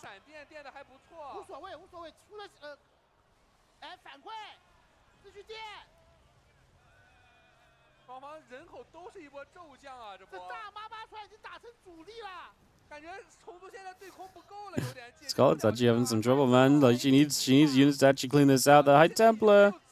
I mean, High Templar goes down. Every unit matters a lot right here. Scarlett loses a base that she actually kind of needed to mine from. Her mining bases are limited, so losing this one's a big deal.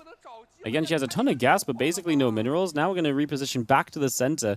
Neeb's going to try and hit this middle base once again. Scarlett needs to get herself. I mean, she needs to unmorph some of these lurkers back into Hydras. You know? She needs a Hydra count just to get rid of the few air units, although the lurkers are very important as well. They're going to do a lot in this position.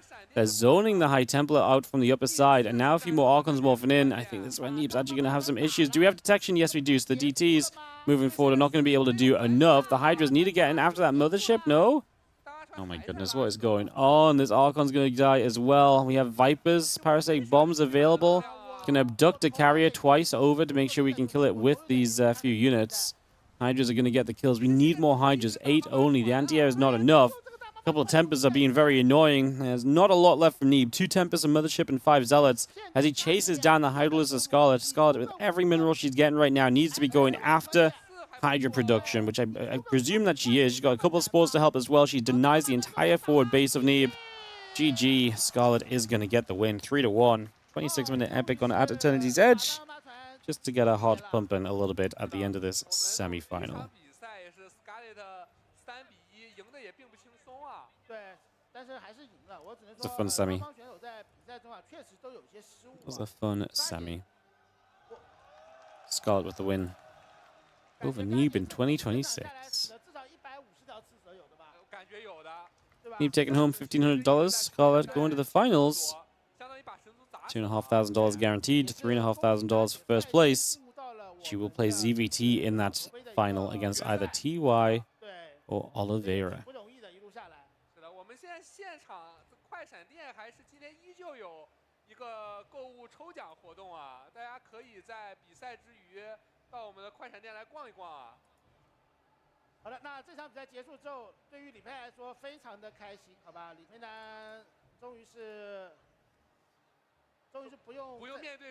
Press lurker too many times an accident.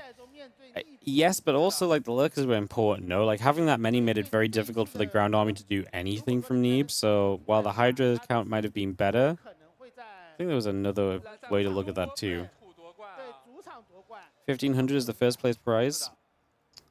I mean, what part of $1,500 for Neeb, who just lost the series, suggests that the first place prize is 1,500? Listening is a skill. Honestly, first place is not super big, 3,500, but only because this is a pretty healthy prize pool split. Like every single player walks away with $750 just for traveling out. It's not a super top-heavy split at all, so it's pretty nice.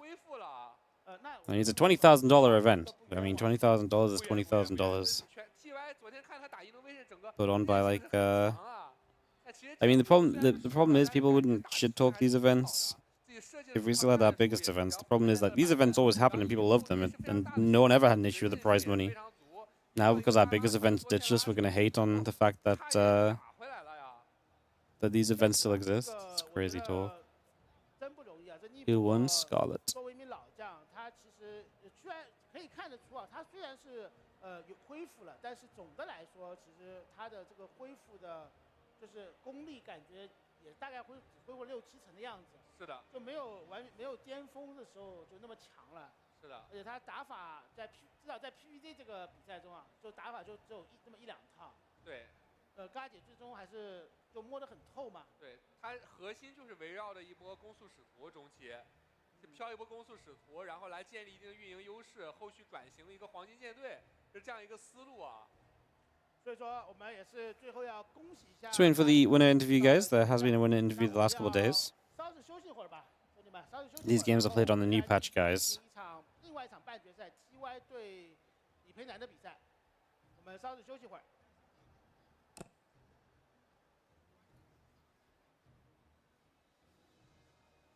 I will turn the volume up and be quiet so you guys can listen to the interview more easily. Hello， 各位现场以及屏幕前的观众朋友们，我们把掌声送给 Scarlett， 恭喜她获得了比赛的胜利，进入到我们的决赛。好的，那这边也是想问一下嘎姐，刚刚的最后一把其实前期是优势的，中期一度被对面打了回来，但最后是如何稳住，在最后一局比赛里面打得很焦灼，最后还是赢下了3比1，战胜了对手。For the Yan match, we want to ask, you have a large advance in the opening area, maybe 10 minutes, but it seems not just turn into winning. The Neeb just maintain his his situation in mid and just transfer to the Sky Toss, and how you just make that not make that be a comeback and to be the win in the continue. Alert what in the first 10 minutes? You have weight advantage.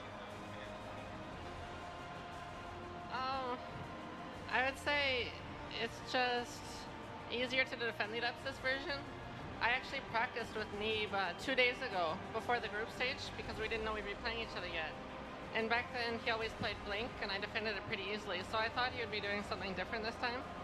And I kind of went into the match thinking that adepts were a possibility. So I saw it pretty early. The first game though, I made a mistake with not walling off, so the adepts got in and I took a lot of damage. But aside from that, I think it went pretty well in the defense. 他说这几天他跟Neeb有很多对练，所以他们两个都其实已经很了解了。不过有让他意外的是，因为Neeb在跟他对练的时候，一般都喜欢用 Blink 闪追来进行压制，不过他这次用了使徒，还是让他有点意外的。不过他还是很好的防住了。然后他说这个版本的话 ，P 去打这些空 T 啊，不那个虫族去打这些空 P 开飞机的，还是有很多的优势的啊，所以可以很容易的就防下来了，不需要费什么力气。确实，因为我们看到其实第一把的时候，Neeb他用的就是使徒一波转这个3vs。然后后续再出使徒的时候就被嘎姐都防住了，打得非常漂亮。那接下来嘎姐下一场比赛将会由奥里维拉对阵到 TY， 那他们两个的胜者就会成为你决赛的对手。你更想在决赛遇到谁呢？The next match is about Oliveira versus TY, and which you want to meet at final? Well, I think TY would be an easier opponent, but I think the crowd wants it to be Oliveira. I think it would be a very fun match, so I'll say Oliveira. 他说，其实从本身上讲，TY 肯定是比较简单的那个对手，他肯定是想选 TY 的，但是他想给大家带来精彩的比赛，所以还是选李培南吧。哇哦，那下一场比赛李培南就要登场了，让我们来期待一下精彩的对决吧。那我们现在先稍事休息一下，一会儿回来。Alrighty, guys. Same deal as the last couple of days. I'm gonna mute up the sounds just in case they play any music to try and avoid losing YouTube monetization. Happened for the Maestros of the game yesterday, which sucks. 8-hour YouTube stream for nothing. You guys got to enjoy. But yeah, so yes, I'm gonna just throw the mute up for a little bit on the stream. So it'll be quiet, but we'll come back soon. I'm just going to grab some breakfast. I'll be around. Once I come back and sit, I'll put the sound back on, because then I can mute it if they start playing music and stuff. But yeah, we'll take a few minutes here. I'll be right back, and yeah, enjoy the highlights and whatever else ends up on the screen. We never know with these Chinese events. BRB.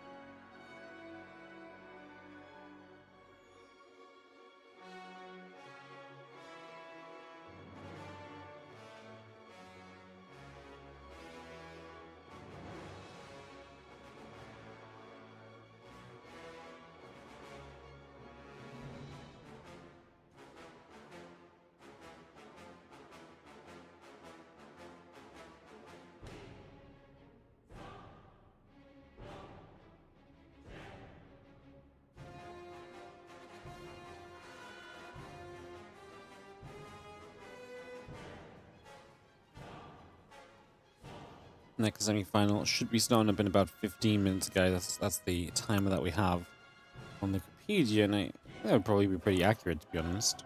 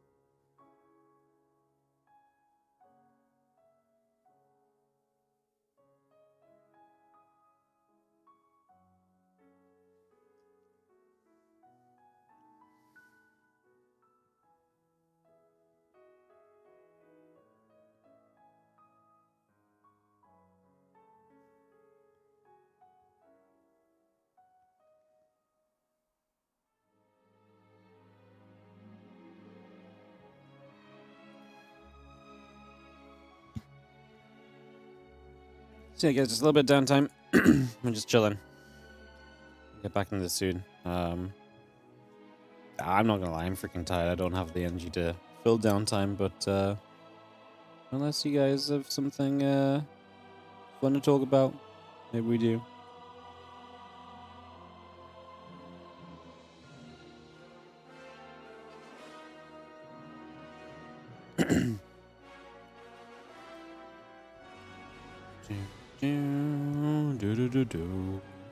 I appreciate you all tuning in with us for some Douyu Cup action. It's been fun this weekend. I've not enjoyed the wake-ups, but we had some great games. It's been a fun weekend of StarCraft too, just in general. It's been very nice. In the grand scheme of things. Do I think StarCraft's coming back in popularity? No.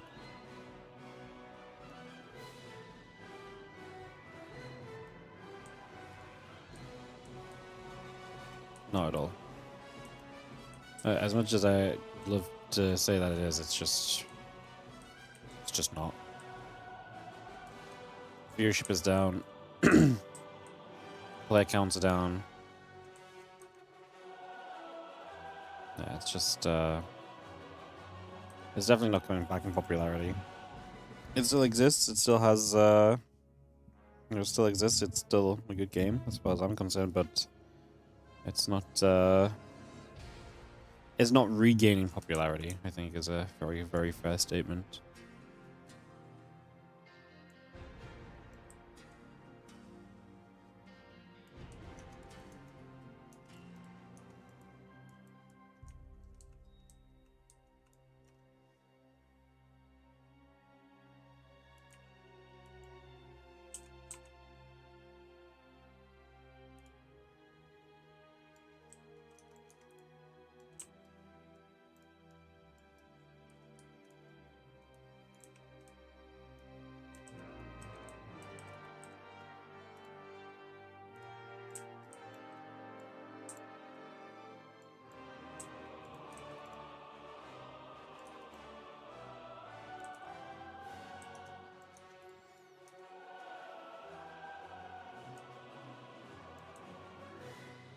Do do do do do do do.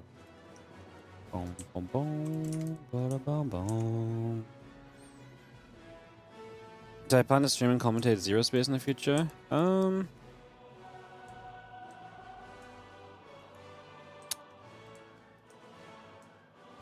mean, yes. I mean, if the game was fun. I really enjoyed casting it recently. It just really depends, doesn't it? Like, do people want to watch it and stuff? Like, these questions are much more important than, you know, my ability to say yeah, like if people want to watch it, I'd love to, because it was very fun the other day. If the game actually turns out to be good, fun, etc., then absolutely why not? But there's no guarantee of that, right? At the end of the day, like, if StarCraft is at the end of the day, if StarCraft is the one that brings the money in, then StarCraft's the one that brings the money in, you know?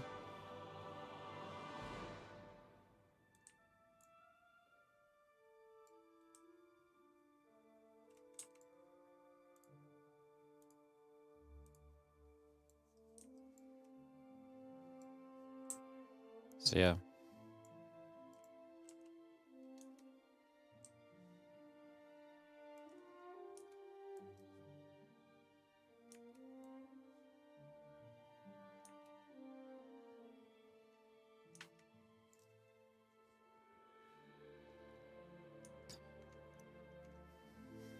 Like I said, I actually really enjoyed casting Zero Space the other day, and I think a lot of people enjoyed watching it as well. Like everyone that was watching said it was fun and had a good time watching. So awesome. But like, if Zero Space gets 200 viewers and StarCraft 2 still gets 1,000, it's going to be very difficult to put time into Zero Space. You know, that's my issue with basically. That's my issue with basically every single game I would have liked to have worked on at some point. It's just like the time investment to make it as worthwhile as doing SC2 content is crazy, you know?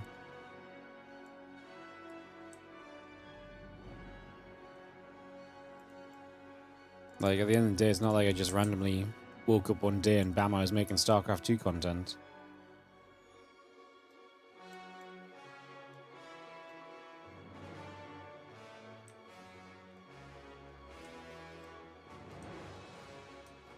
You know, we worked on this thing for years, so... Yeah. Because there's a bunch of stuff I would have liked to have done. Like, I really enjoy, like, a bunch of the TCGs I play and stuff, and... Like, I really enjoy a bunch of the TCGs that I play and stuff, and, like... There's been other games I thought were fun, but it's, like, the investment to, like, be a streamer for these games, or to make content for these games, like, you gotta put time in, like... And it's not that I don't want to go through the process of growing a channel, it's just, like... These things take a lot of time, and like I've spent a lot of my life casting tens upon tens of tens of hours of StarCraft 2 a day and stuff, you know. So it's like it's really difficult to find this magical time to like make content for another game, you know. Just joined for the night. Who's up? We're waiting on Oliveira versus TY to start in the second semi-final of the day.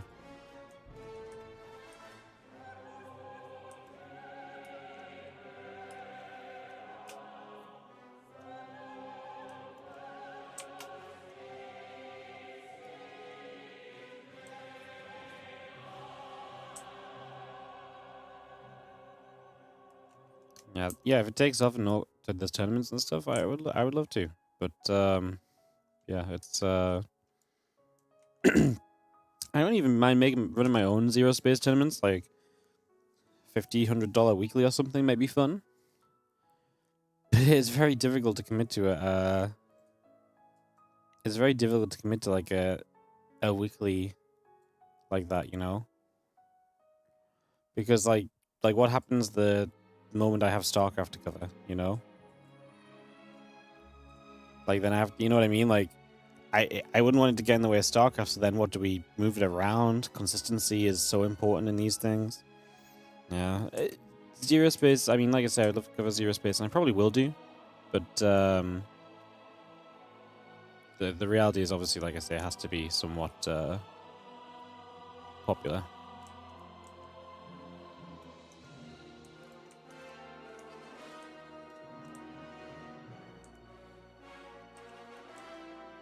Well, I mean, honestly, if people just enjoy watching it, I'd probably cast some of it anyway.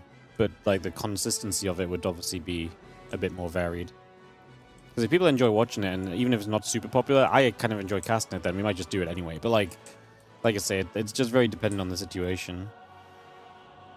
You tie up a billionaire to support in the scene. Doesn't matter. I actually had a big tournament planned, but Blizzard said no, so it doesn't really matter. Even if you have money, you can't necessarily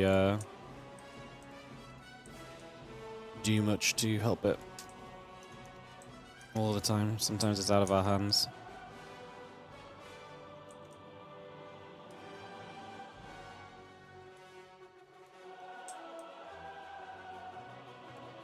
The best thing a billionaire could do would be to like run a team, you know, or to like run a team with the players, but like I don't think, I don't know what we would be able to do in terms of yeah, I'm not sure what we'd be able to do in terms of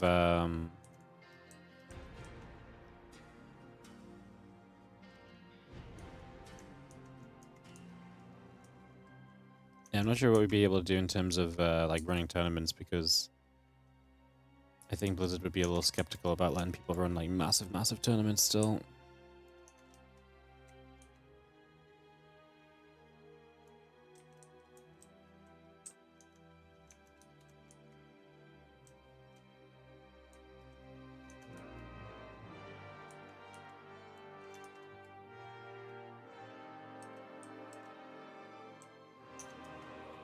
Yeah, large prize money is absolutely something that brings viewership and stuff, but like,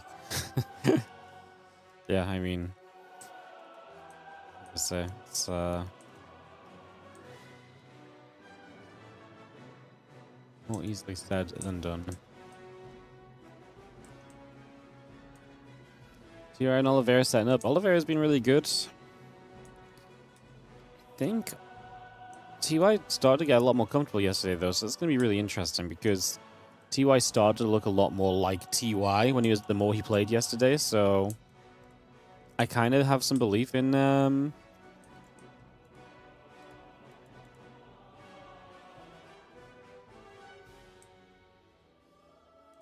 yeah, I kind of have some belief in the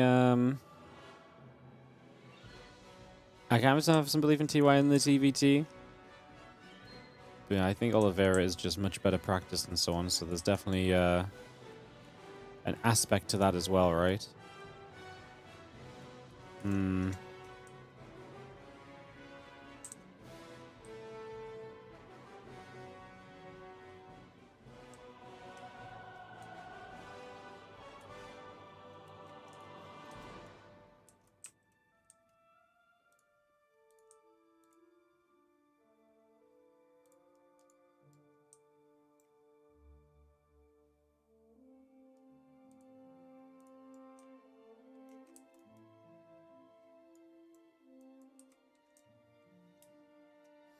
Well, I've got shots of the players, so we should be moving towards actions fairly soon, guys. Like I say, I'm pretty sure this is scheduled to start at 9, so it feels like we're on track for that. And yeah, we go from there.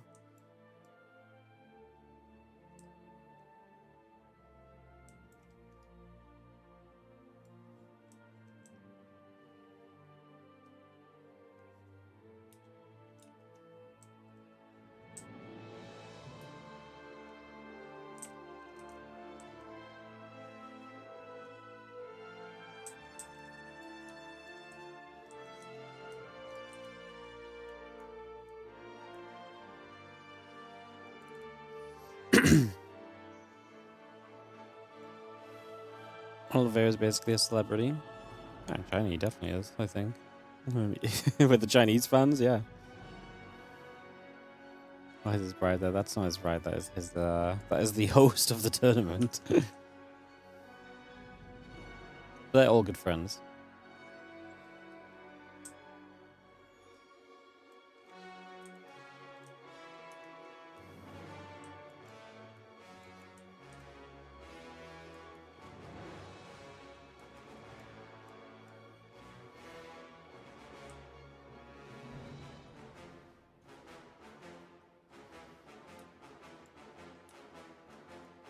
She's getting that insider info before the introductions, you know.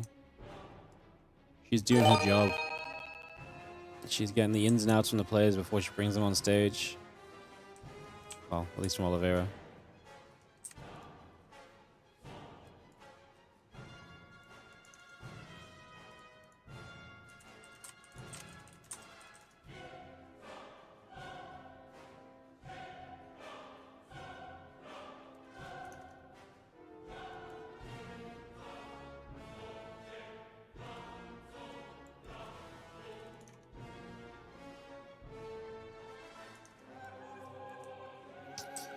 Alright guys, like I said, obviously we're still waiting for the players to come on stage and so on and so forth. Once that happens, we'll be able to go from there. Yo, Magic Cookie Tree, thank you so much for the 50-month resub.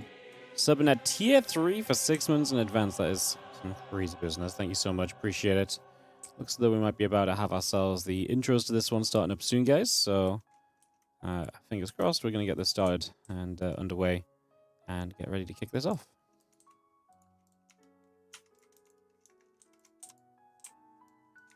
的观众朋友们，那接下来奖环节，这一次给大家抽2份奖品，看一下你们手上的这个兑换码。那第一份给大家抽我们的冰箱贴，来有请我们的 Shoe Boy 送上我们的抽奖箱。如果抽到的观众不在，我们就会延期。C51，这位观众在不在现场？来 C51的观众。Oh, they're going to do a giveaway. 来到我们的舞台上。 It's everyone's favorite part. 恭喜你获得了我们的冰箱贴组合。恭喜恭喜！哎，来到我们的舞台上。Very exciting. 你好，你好，你好！哎，我对一下你的C51没问题啊。然后是今天特意来现场，从哪里？昨天来了，从哪里来武汉的？就是武汉本地的。本地的，多大了？22。 那么年轻的星际观众。 Well, we have no idea what goes on here, but we'll sit and watch for a little bit, and then obviously we're going to be heading into our second semi-finals, TY versus Oliveira. I really thought TY was going to get swept by Innovation yesterday, and it started off looking that way. But like I say, the longer it went, the better TY looked. And obviously it's going to be the same matchup, so I kind of, like I say, began to believe a lot more in TY as the games went on yesterday, so that was very cool. Actually looked pretty cool from him, so like I say, it should be exciting to get into this. 好的，那也是有请我们的工作人员给我们这个小哥送上我们的一个奖品，好，已经拿到了。好，恭喜恭喜！希望你今天的观赛体验愉快，谢谢谢谢。好，那我们接下来为大家抽第2份，我们抽1套8机送给大家。看一下 C84 观众在现场吗 ？C84。 还要不要 C84？ 来 C84 1次 ，C84 2次 ，C84 他说他不要了，换一个。I don't know why, but that letter she's saying sounds really funny. She's like, "Sir," she's like, "Sir, I hate hearing this letter, sir." C09在吗 ？C09 观众看一下我们现场，看一下，哦，在。We have someone? C09，来到我们的舞台上。 恭喜 C09 观众也是会获得我们的一整套8机。Oh, we have a winner. Imagine getting your number called and not being there. Embarrassing. 他没那么喜欢，所以让我上来了。你的妈妈？对。哦，你的妈妈吗？你看我们星际争霸也是有女粉的。好的，还是替他妈妈过来领奖品的。来，有请我们的工作人员。 给上，你是陪你妈妈来现场看比赛的吗？不是，是我和我妈陪我爸来看比赛的。就是一家3口，就是替你爸上来领奖品的是吧？对。那你爸是从小带着你一起就是看星际比赛吗？我爸很少带我看星际比赛，不过他经常打星际争霸的时候，带我一起看，所以我现在也会玩。 你也会玩，我们现场现在已经从娃娃开始培养了，从娃娃抓起，未来跟你爸爸好好学星际，未来一颗闪闪上升的星际职业之星可能就是你了。来，我们这边把奖品送给他，回去带给你的爸爸，回去带给你的爸爸，谢谢，好，谢谢，这就是我们星际争霸的未来。好，那我们也是稍事休息一下。What happens if, say I'm there? What happens if I win? Do they have to bring the translator on? Or do I just get given a thing I don't have to talk to them? I can say shay.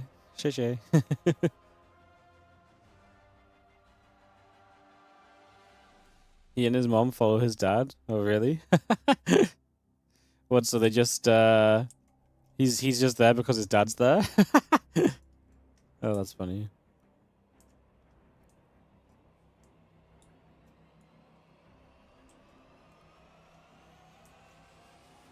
Okay, well, we should be bringing on players onto the stage very soon, I would imagine. I'm going to run another round of ads because why not? If we're not bringing the players on yet, we may as well take a second, so... Apologies.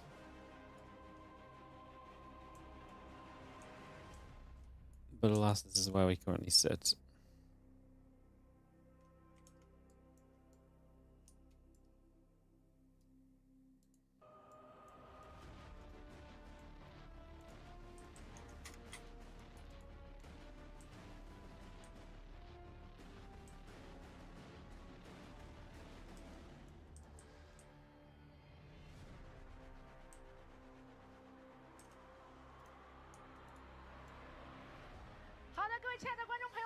All right, looks like we're going to have the players on stage, and we're going to get ready to go here very soon. 用最热烈的掌声送给一下他们。好的，也是简单赛前采访一下 T1 选手，这一次比赛打了很多的 TVT 啊，那接下来这场也是一个 TVT， 你觉得李培南选手的 T 的风格跟你之前遇到过的对手会有什么不一样呢？比如说跟吕布他们。 지금 경기장에서 테란전만 계속 하셨는데 올리베라 선수의 스타일이 뭐 이신영 선수라든지 다른 테란 선수에 비해서 어떤 다른 점이 있다고 생각하세요? 이번 대회 Yeah, obviously we can't 강하다고 듣기도 했고 되게 공격적이라서 really understand what's going on, guys, but 좀 스타일이 반대라 we will see. 잘 막아야 될 것 같아요. 首先，我觉得李培南选手的那个人族实力是现在参赛选手里面的实力是最强的，而且他的这个风格是跟 Innovation 不一样的，是偏攻击型的，所以我可能接下来要好好防一下他的攻击。哦，那我们也是问一下李培南选手，昨天晚上听说又练到了半夜2、3点是吗？没有那么晚，2点多吧，差不多。 2点多，那就你的好兄弟咖啡之前其实对战过 T1，而且是战胜他的。我们想知道咖啡之前很多比赛都给你出谋划策，今天的比赛前咖啡给你出谋划策了吗？其实国内的人族我们都会聊一下。昨天晚上我也找现在新一代的选手，他们知道我要打比赛，然后大家又在积极帮我准备，所以我觉得在准备方面我应该挺足的。那这场比赛有没有信心拿下？ 我不能立这种 flag 吧，但是我只能说，我还是说我是觉得我不能说我是最强的，但我觉得我是对这个比赛付出最多的，而且对于我来说，这个准备过程让我很踏实，结果无非就输或赢，但是我觉得过程是我这次所有准备比赛里，我觉得像之前职业比赛一样，所以我很有信心。哇，我们给李培南一点元气吧，我们欢呼一下，为他加油！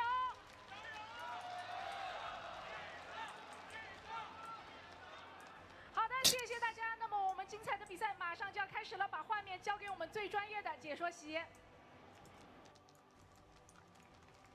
好，欢迎回来啊。那么现在星际快闪电。All right, guys, we're going to be in game very soon. Second semi-final. Winner of this will play Scarlett in the finals coming up afterwards. Best of 5 and a best of 7 between us and a champion of the Douyu Cup 2026. 没错，那就是将会面对就进决赛，面对嘎姐。是的。然后，那么刚才我们看那个我们的李培南的状态应该还是非常的好的。是的。而且我在下面跟他聊了一会儿啊，他感觉准备的还是非常的充分，而且是在每张地图上面都准备了一个比较针对的打法。确实，这是新版本的话，他练的还是很多的。 All right, well, we like I say, we'll be in game very, very soon, guys. Getting this ready to go, go, go. Getting ready to kick this off, like I say, hopefully in the very near future. Takes about a minute or two from here. Is Cyril out? Cyril is not in this tournament. It's the Douyu Cup in China. Cyril was in the Maestros of the Game yesterday in France. Like I say, different tournament though. 他当时跟你打是第一场吧，第一场 TVT， 然后他是完败嘛，被你2比0，是吧？然后后面再次跟你交手的时候，他又发挥的就比之前2局要好很多了，是，对吧？然后昨天也一样的，昨天打那个吕布嘛，然后吕布也是前2局感觉输的就很简单，就轻松对边 A 就 A 死了，后面越打越好，第3局，特别是最后一把我就感觉打得非常好，是的。那不知道他今天状态。 Hey, what's up, Dominator? How you doing? Thank you so much for the 61-month resub on the Prime, much appreciated. Again, the tournament's mixed up. No, the French tournament wrapped up yesterday, so if you want to see what happened there, then obviously go check it out, but you will get spoiled if because it is completed. So just be careful, because that might affect how you want to approach it, maybe. Maybe you don't care. Everyone is different. 看比赛啊，第一张地图黑石啊，这张图有比较适合 T1 啊。Black Rock Sanctuary, Rainfall, Add Eternity's Edge, and Washout going to be the plan. 对的，因为是波伏的比赛嘛，波伏的比赛的话， If Cyril really was the goat, he would teleport between events. Yeah, I've been saying this for a while, guys. Maybe Cyril's not the guy. He's only at one event at a time. You know, let's be realistic here. You expect more from the goat, you know.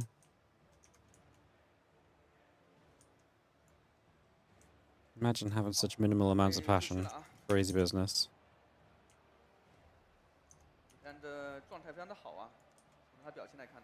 Well, we are, just like I say, waiting to get in game. Should be any moment now, guys. We should be able to kick off into our second semi-final of the competition. And then, obviously, finals coming up after it. In the bottom left to start us off on BlackRock. Our Blue Terran player is TY. On the top right, of course, the crowd's going to go wild for Oliveira.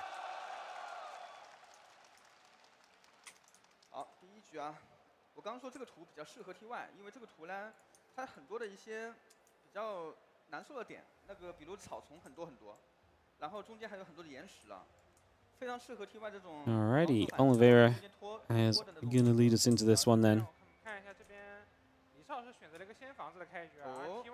Get this up and ready to go. 对，而且 TY 还是延续之前的风格，它不多口啊。 Let's see what's going to happen. 李普兰是有研究的啊，他有针对过对面不堵口的一个细节。 So get set on up. TY, Oliveira. And we get this TVT up and on the way. So exciting stuff. We get this ready to rumble. Who will make the finals day? Oliveira winning an event in China in 2026 would be pretty sick. I mean, he has practiced a lot for this. He is very good right now. Let's see if he can keep it going as he moves into this TVT against TY. Like I say, TY was leveling up yesterday. The more he played yesterday, the better he looked. So that's something to keep in mind for Oliveira, that TY could definitely warm up into this series. 这样子可能会拼个前期了啊。但现在这个版本双气的话，还是3死神2火射比较好用啊。See if he's coming about getting set up. 运营感觉不太好协调。这个图有很多的草丛啊，待会儿看看有没有人可以利用这个草丛来打一个先手啊。这边，少这边的死神和星鬼都要快一点啊。但 VF 的话是 TY 这边会快一些。对。TY 这边是运营多一个农民的。So he's seen a couple of SCVs return some stuff over for a few moments, so he puts some things back. Gets settled down for a little while. 为什么没有拖？啊，慢了，慢了，慢了大概。Gets settled into place. 就170的时候没有放。好，做一个防空投的细节。这边李培南找一下有没有野兵营，看看。哎，没有，他直接准备出门了。他先绕一下主矿下面，然后直接出门。对。TY 的话 Getting set through, trying to see what's going on. 昨天细节一模一样，就是一个找一下野兵营，然后再回来防守。我来看RGD， 这个点肯定没有 RGD， 一般来说的话。是的。那其实现在看 RGD 也不一定能判断对手是不是个2气开啊。Gonna have the Reaper and the Hellion coming up. SCV's on the way. Both players gonna go Reaper and the Hellion. TY a little bit faster on the Hellion, but it's pretty minimal between the two. So builds slightly differing. Command centers coming down at the same time. You're not going to be seeing 2 Reapers just at home from TY. Going to play this nice and safely for the moment. Not going to do too much else. And let's just have our command center setting up. Again, Reaper on the way in, getting settled. And trying to see where we go from here. 3死神2火射，哎，还在出吗？没有，没有，只是3死神2火射而已啊。TY 是2个科技啊，还是昨天的那个打法？对，这个情况是有一定的进攻性的，看李培南想不想 A 一 A， 哎，已经出门了。出门了，而且这边导弹车感觉有个 timing 啊，有 timing 的，有 timing， 绝对有 timing。啊，基地农民肯定会第一时间击杀啊。I don't think that's a lag spike. I think that's the stream freezing. This happened earlier. It came back to us after a moment or two. And we're back. Whew, saved. 啊，基地，在勾引下来了。Alright, CC coming up on the natural then, so we are going to see the Reapers and the Hellion delaying this, so Oliveira getting across and apply some pressure. There's a Banshee and a Cyclone on the way here from TY. 他不敢下，不敢打，在等导弹车。我觉得这样可以了，已经够了。 Hellion coming back through again, Banshee coming around. I'm just going to have ourselves the tank, Marines, Medevac all producing through. That siege tank still producing. We're going to go down over on the corner. 很多草丛啊，很多。在这边 TY 右边地图上绕了一个兵出去，绕了一个死神吗？又来了，这是 TY 最喜欢的细节啊。是的。 Banshee and that Cyclone still coming up. Refinery's on its way in. 这边导弹车好了，雷队的不错，反应很快。 A few more shots coming around, taking a few more hits just at the moment. So again, getting a little bit more work done for now. 刚刚好啊。哎，这边李少说后续没有接小车啊，那他这个腰可能会有点难防啊。 Starboard ready to jump across on towards the reactor. We're going to move into the main. A few of these SCVs will be in some trouble. 我家里面应该还好，随便防，随便防。看正面啊，正面坦克，这边其实不关 Marines coming across again, chasing that Reaper around. Reaper Hellion still going in, actually with the tank as well. Oliveira now putting some real pressure on. This tank being siege here is obviously massive. The Cyclone lock-on is on the Medevac. So Medevac has to move a bit further back. Gets rid of one Cyclone. Continuing to send the units up the ramp is not great, but the Cyclone number 2 goes down. That's a lot of TY's initial tech gone already. Going to lose this depot on the corner, and then what? Banshee arrives across the map, and there's no anti-air here, so Oliveira's going to take a bunch of SCV damage. Okay, he's got 2 Vikings spawning, so it's not that bad. Manageable then. Tank trying to find a corner. Wants to be able to hit the mineral line. If you can zone a bunch of this mineral line and hit the CC, then that's obviously a great position. It forces your opponent to deal with this, which eventually TY should be able to do with the Raven. If a second tank shows up and this becomes more serious, if the CC has to lift, there's a lot of economic damage, and that can absolutely add up against you. As TY right now is up quite a few workers to get rid of the Medevac, which removes a bit of the vision.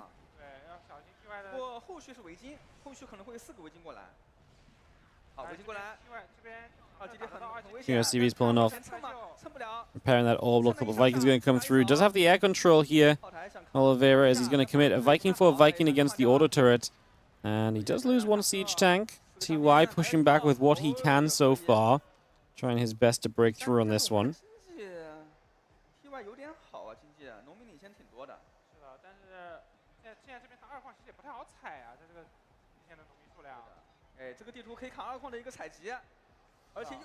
Thanks still shooting this old command, still taking some more shots. We are going to be seeing the Vikings are going to be there as well. As we just keep an eye on things. Raven and the Viking can turn away for a couple of moments. So again, we step out of there for just a moment or so. Do have the couple more shots coming through, a few more hits coming into place. I mean, again, this tank stay in siege is massive. It's a super low HP, but it's surviving. Most importantly, again, we've got 2 Vikings in the air control, and I think that might be enough to keep this going at the moment. 2 Vikings going to get the Raven. Yes, we do. The tank goes down. The SCV repair not enough. TY has to say GG, and Oliveira opens with a map win.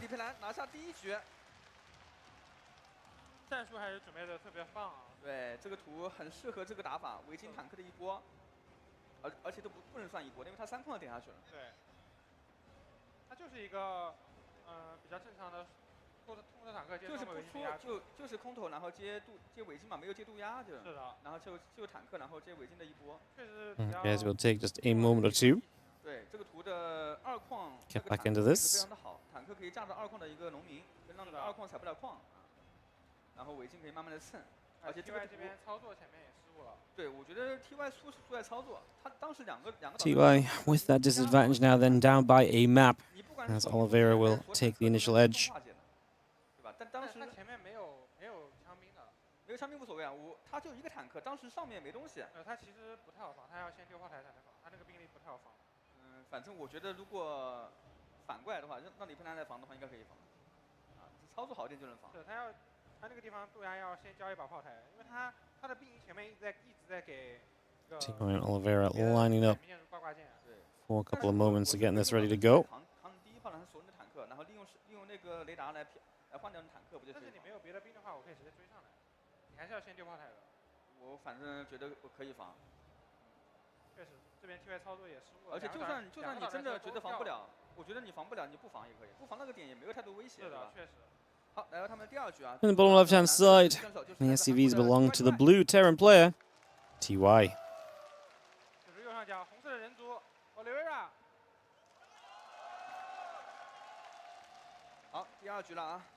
Top right, that red Terran player is indeed going to be Oliveira.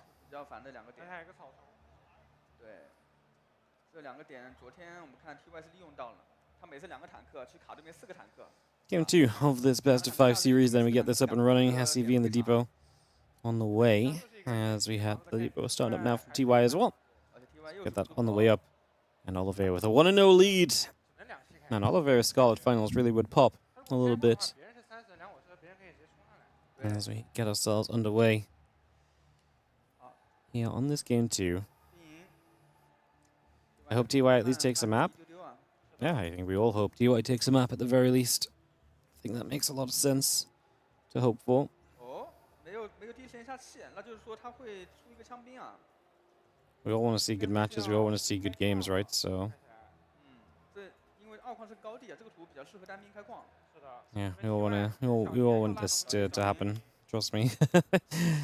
Competition is good. I think Oliveira making the finals would be really nice for the scene and stuff, and for the Chinese fans especially. But yeah, I think it's hard not to say that we don't want TY to make it competitive and to make it feisty, if nothing else.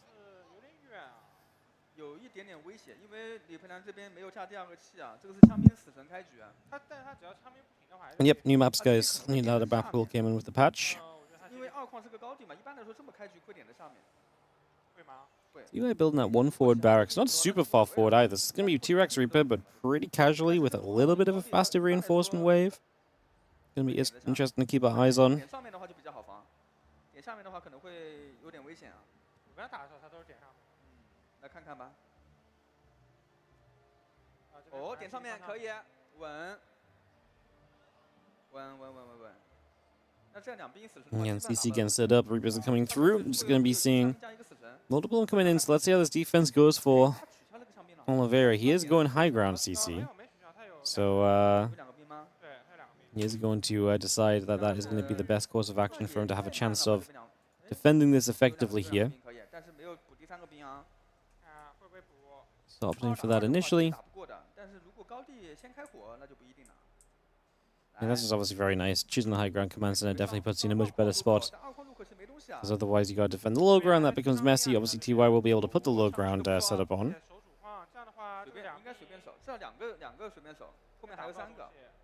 而且 TY 这边只出了3个死神，没有接第4个、第5个，看来没有基地，可能打都不敢打了啊。这样子李平南又小优了呀。这样的话开局对小优，这野兵失败了等于。是的。而 TY 这边科技很慢，还要自己下地，他自己还要下地吧？对，因为对面可能是一个双气开局啊。对他判断对手是一个双气开局，单矿，反而自己还要防守，自己本来经济就落后，还要下地堡防守。这边李平南3个兵刚好能防，然后交换附件准备出导弹车。 Factory going to go to the tech lab, going to give you some tech units to help play with this a little bit. 好，家里面可能要交换再出一个科技附件啊，双科技附件，可能是准备出女妖或者出渡鸦啊。他会先出一个女妖。 Again, Cyclone still building through. About halfway done. Order command about to be done. Tech lab coming up on the barracks starport as well. 而且没有暴露自己的开局。TY 这边主要落后在科技啊，看他科技。 但他2个兵也算可以追枪兵的科技，但他机场的科技比较慢。哦，进来能看到吗？看到 VF 交换附件，判断不了。 Tech lab from TY and starport on the way. We continue to get settled here for the next few moments. 没有看到第2个兵营，主要是没看第2个兵营。这样子李培南可能女妖啊女妖，李培南出的是导弹车女妖，然后再双倍附件。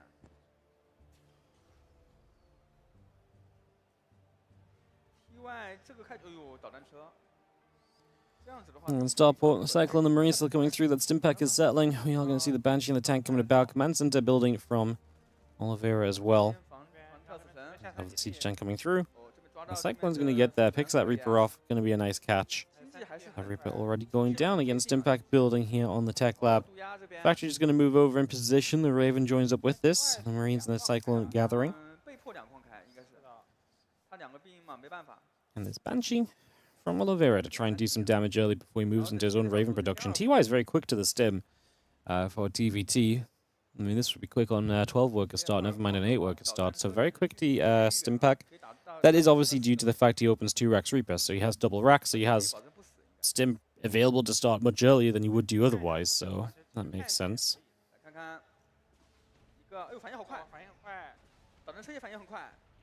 再换一个，能不能走了？应该不能走了，走不了了。应该还再换一个，可能可以。Why does Oliveira play again? He thought he could SC2. Yep. This entire tournament is full of retired players. TY also doesn't play SC2. I think we might see some of them come out of retirement. I have absolutely zero belief any of them are going to come out of retirement. There's no reason for any of these players to start spending a serious amount of time on SC2 when the game has got an all-time low amount of prize money and tournaments to play for. And the game is still as difficult as ever. I don't think there's any motivation for these guys to be like, you know what, let's go full-time SC2 right now. Because there's just not the worth, the value is just not there. If they're already moving on and doing other things, you know. 去夺线，然后主矿也放一个坦克。对，主矿一个坦克，二矿一个坦克，然后最后一个地堡是最好的。是的，这边应对是比较完美的。TY 这边100雷达也是看到主矿。Still on the way up. 雷达这边 TY 扫把雷达。TY 这边还是要投，配合一个渡鸦。渡鸦还是会有点作用啊。这边上面有 Tank, Marines, combat shield coming around, Medevac, a couple SCVs coming over as well. 这样的话，渡鸦来了，哎，不过这边一个枪兵看到了，但这个他其实就是明拍过来的，反应还挺快的，反应 ，TY 的反应是真快。TY 其实看得出来。Marines coming over, moving in, take some shots. Auto turret coming through. 有一个应该来啦。TY 两船，对 ，TY 两船兵已经没有动了啊。加坦克。And 1-1 upgrades coming around. Stimpack on the way up from Oliveira, combat shield from TY. 战基地还没好，其实这边知道自己运营领先啊，运营而且还领先的挺多的，其实。对，但 TY 这边攻防还挺快的，生化部队攻防快还是有一定的优势的。攻防好像其实差不多啊，差不多。这快一点吧？好像对，好像李佩兰还快一点，没错。是的，再来一个，但这边有个。More upgrades, like I said, going through. It doesn't look like TY is going to do anything with that faster stim. He will have faster combat shield as well, which means that there is going to be another time window in this game for him to maybe try and make use of that. Raven coming around, trying to find some openings. Oliveira's trying to find an opportunity, not finding much just yet.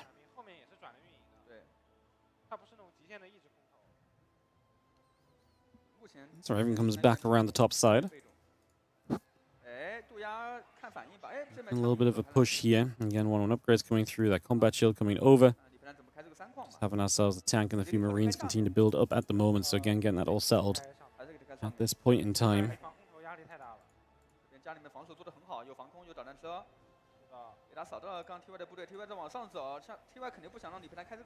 Marines coming over. A couple of rivers going to gather again. The Vikings going to be there. A couple of tanks will siege. Cyclones coming through as well.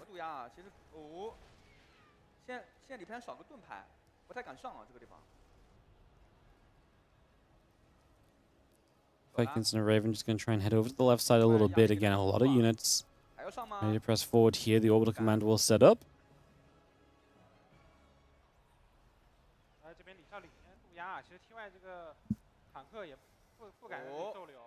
Well, the triple drop from TY. Going to go and see now. There are missile turrets here. But there's obviously a bit of a corner we could start unloading as well. Let's see what we do. Yeah, he's just not going to think it's worth it. Leaves a few of the Marines.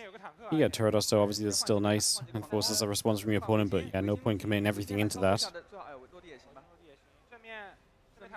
Tanks in the center do get sieged up. Marines are going to stem forward. I mean, TY's not unloaded from the Medevacs, right? So no Marines there. Plus the Matrixes was just overkill even.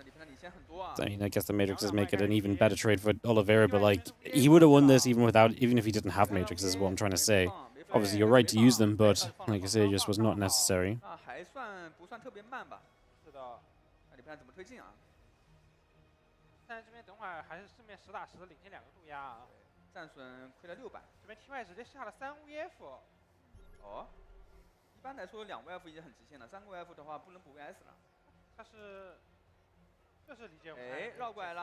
Oh, Marines coming back over.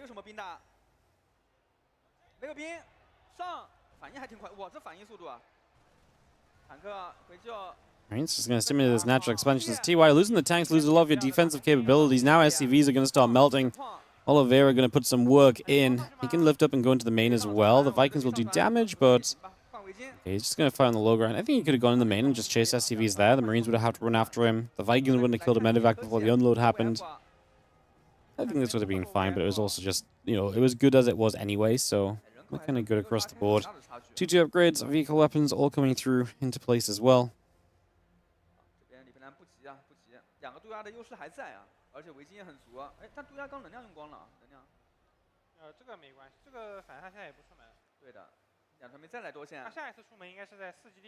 Marines and those medevacs still moving about. Just going to see a couple of the Marines coming over as well. 边两上兵又看到了，而且 TY 的经济补的比前几天要好太多了。你看62个农民又补满了。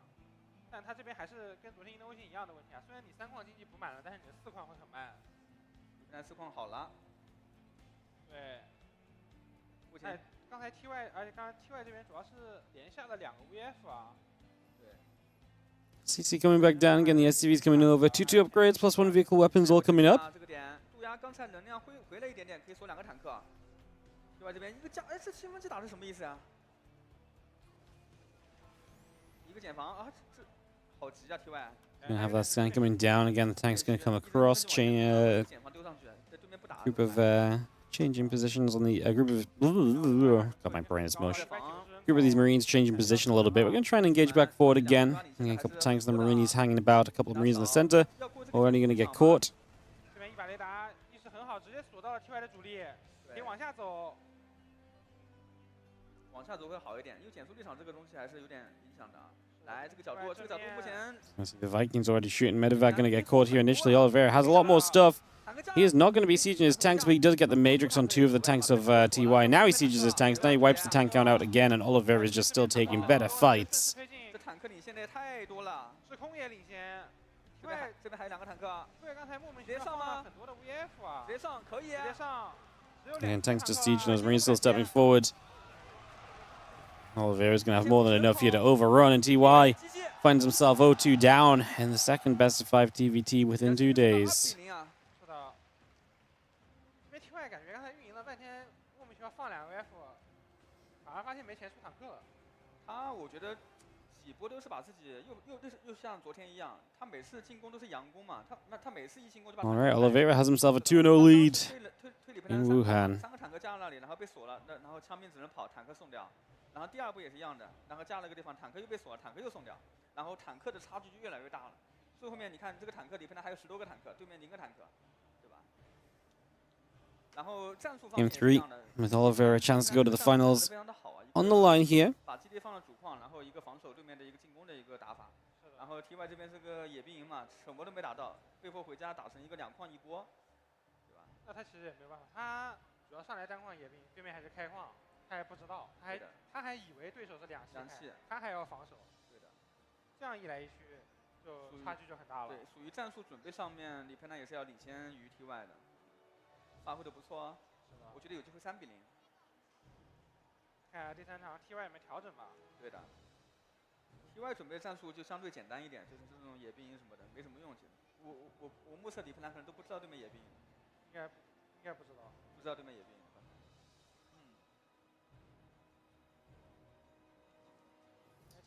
Game 3 will be rainfall. So Oliveira looks to get to the finals for TVZ against Scarlett.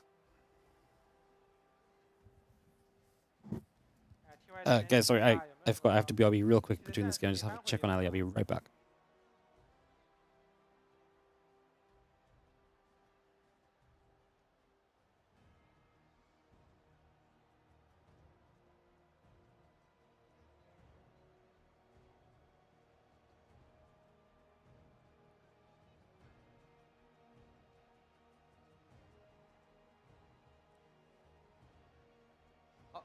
选手准备就绪，比赛继续，来到第3局了。地图右下角的蓝色的人族选手就是来自韩国的 TY。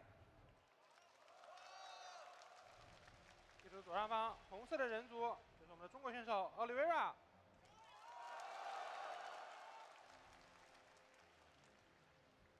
这是来到一张小图了啊，而且2矿是个平地地图啊。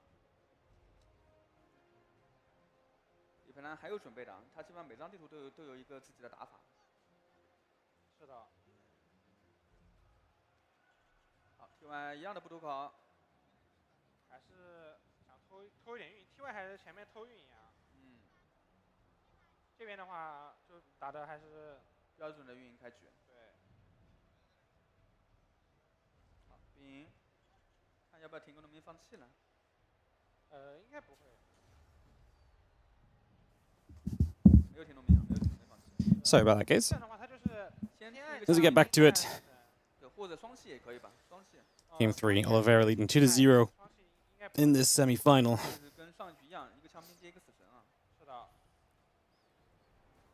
外2期。开局开局他只能2期，他不太能3期。他主要不出口的话，他如果对手是2期，他很容易吃亏啊。Max going through, refinery coming up. We got ourselves settled in, like I say, for a moment or so. Get this going. T Y 这2天看下来，他的2期开局都比较偏防守一点。是的。Oh yeah, now you hear it, Ellie. 第一把尝试了一下，想Hello. 出门到一半，发现自己兵没对面快。对。他偏防守的话，其实2期开没有特别好的。 This bracket's just mirror matches of 2. Yeah, those are quite a few mirrors. But at least we have a non-mirror final. We had some good non-mirrors outside of the finals as well. 里边这个开局还算比较科学的。因为现在其实你第一时间把基地放下面，你其实农民也不够，因为你造好2基地的时候，你会发现主矿还缺个大概2个农民。你可以直接把农民拉过来踩。好，入口的细节还是没问题的。入口。 这边是4农民采气啊。但如果他要打那种双倍死神， What? 双倍要挂了，他没挂。 Your mom's awake, man. Go see her. 一般是调到3个农民。对，不太。I've got a demanding puppy in my face, guys. Sorry. 他基地很慢啊。他会打单矿的 VS 吗？应该不会。 We have a command center factory coming through. SCV and the Marine coming about, and again, first couple minutes, just slow. It's just slow, so we work our way through that. 太慢了，我感觉。对，大概慢了2个农民的时间啊，那30秒。好，这边一样的，2个枪兵，1个死神，应该是研究过的，防3个死神刚刚好能防。哦，火车又没有第一时间造，感觉 TY 这个开局已经有点乱了，这开局啊，想进攻肯定进攻不了了。这边还是直接出导弹车，然后。Factory comes across, going to move across toward the tech lab. 这开局非常的科学啊，可以。好，3死神，双火车。 And the few Reapers and a couple of Hellions is going to be out here from TY. He's been losing a lot of the engagement portions of these games. That's going to be a big point of contention for him here. Trying to keep his tanks alive, trying to keep his army up until he can get some better fights himself. 好，跟上去一样的一个并挂科技附件啊，可能是准备出女瑶。这个镜像开局啊，除了开局不一样之外，后续的选择都是差不多的。对，导弹车一般来说出2个，它这个开局啊，需要出2个。都是2个导弹车，然后看要不要出女妖。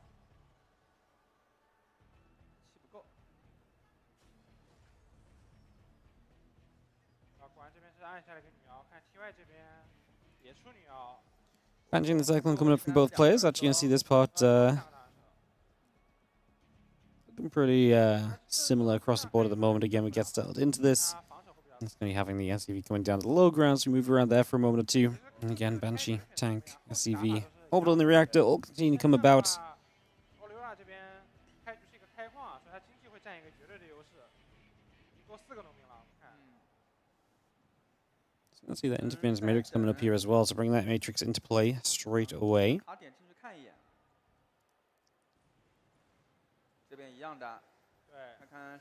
And a couple of SCVs coming about, the Raven on its way through. Manzana coming over. Do you see this Reaper trying to poke in towards this natural expansion, going to turn back around.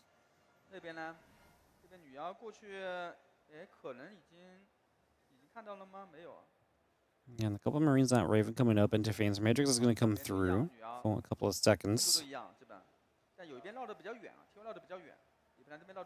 TVT might be the poke. What do you think is more painful, guys? The TVT with 8 workers or PVZ with 8 workers? We've just had both back to back. I still feel like TVT has more potential for something to happen, but this is not a good fight for Oliveira. He needs to move away from the tank fire. He does save his Banshee. Which is worse, yes.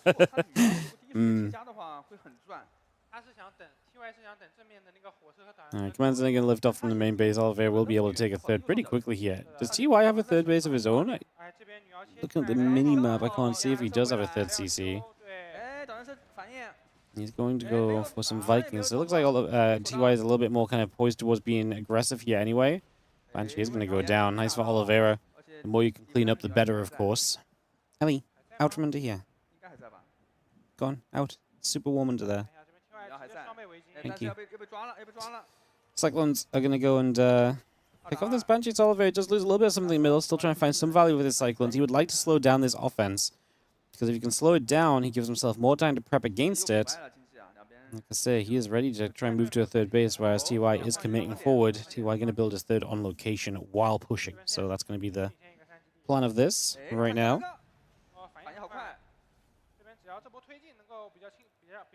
Cyclone locks on for a moment or two. Orbital still coming about. Stimpak's on the way. The Vikings are producing. You have the Reaper hopping up to the high ground. Yeah, Marine Tank, Cyclone just gathering. I mean, Oliver getting back home. Needs to be in a good position with this. He is going to have his tanks on siege. That's somewhat okay, although that's a nice Cyclone catch and Order Turrets to get some kills. Tank on the left side is going to be fine. Now we Matrix the tanks of the opponent, and so we can move down here. TY being sieged while Matrix is obviously rough. So often you see the Matrixes go down and the tanks unsiege in that last second to try and save themselves. But this was him still setting up for that offense, and hence this going the wrong direction. A few more shots coming through. The Vikings and the Ravens still hanging around. Still trying to push on forward here. You're going to see these Vikings landing. Get the feeling that this is going to be an overrunning army. Oliveira is shutting down TY's assault. And don't forget, TY built his third on location. I think he's going to finish that up, so that part should be fine. But he has, just in general, been in trouble here. Now, that's a nice auto turret of the landed Viking to put some work in. And Oliveira is actually going to be down on air control. The Viking count has dropped from him, so that is a little bit of an issue. That's TY just going to say GG. Oliveira, okay. Just going to overrun. 3-0. Oliveira makes short work of this, as he has looked on fire since the playoffs. 3-0 Zion, 3-0 TY. And he will be through to the finals to play Scarlett in the best of 7.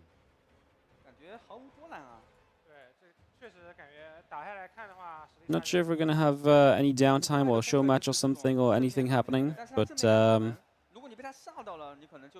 yeah, we will obviously have an Oliveira win interview, but it's all going to be in Chinese, so I'm not sure we're going to be able to figure much of that out, but we'll sit back and chill.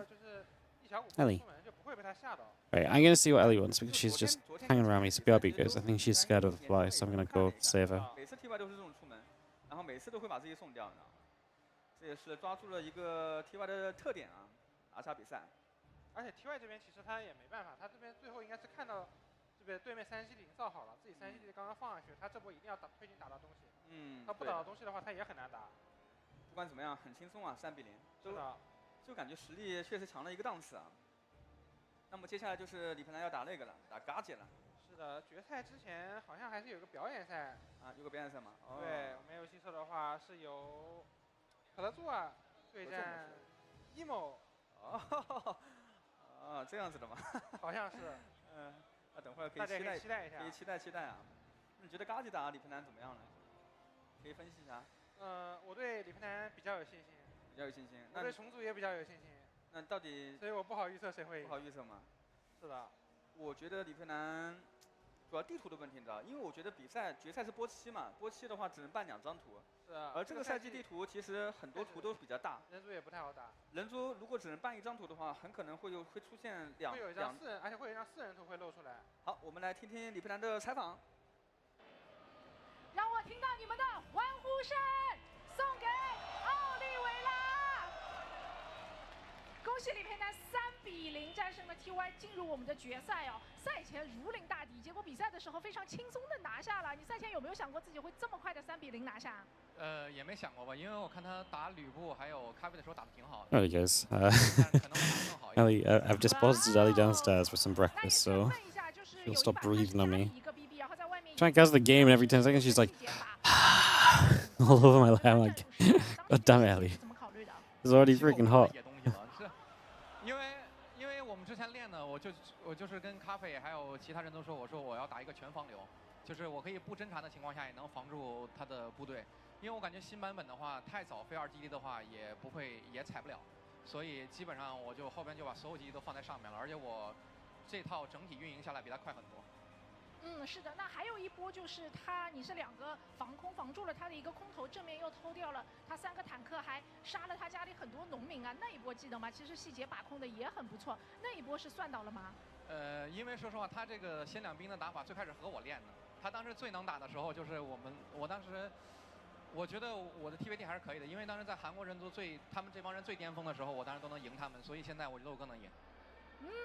那总决赛要面对到嘎姐啊，也是你的这个老朋友了，要打这个 TVZ 了，有信心吗？说实话，我对 TVZ 我不是对嘎姐，我打嘎姐没，我对重组没什么信心，因为我最近训练下来，感觉新版本的 TVZ 就特别的难打，基本上我如果平稳的运营的话，就真的会落后一个身位。但是昨天晚上就是也集训了一下，搞了点新东西，看看就是很难打。但是我觉得我这次准备的还是那句话，我觉得我准备的很充分，无非结果就2个输或者赢。但是我觉得过程比较重要吧。我觉得这次我备战的让我很踏实。天道酬勤，李少为了这个比赛付出了很多的努力跟训练。我们再一次把掌声送给李培南，期待他在决赛能有好的表现。谢谢大家。那我们接下来会为大家带来一场 emo 跟克拉祖的表演赛，千万不要走开，我们休息一下，一会儿回来。Alrighty, guys. I don't know what the deal is before the finals. I don't know if they have like a little show match or if they're just going to send the finals straight away or what the plan is.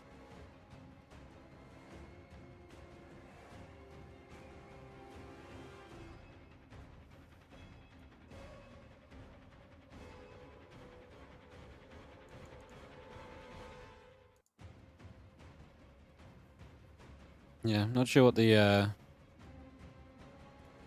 plan is on this one, so we'll give it a little bit of time. Obviously, we're just going to sit here and chill. I'm just going to chat. If you guys want to chat, then you guys can chat.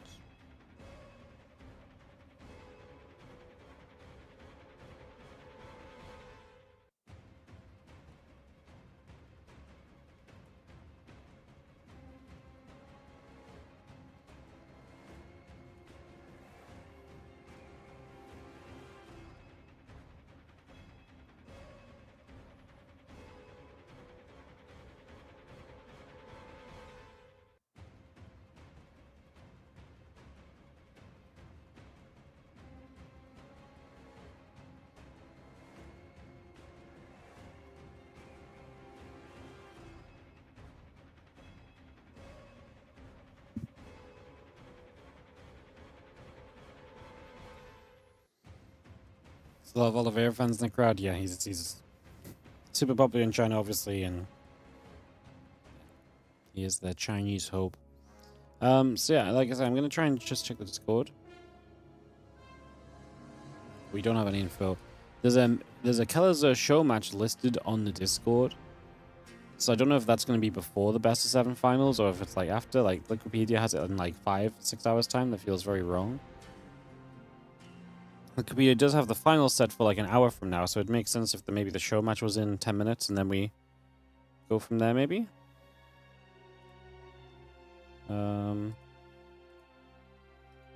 Maybe that's the idea. Like I say, I'm not 100% sure, guys, so we'll just sit back and chill and figure this out for a little bit.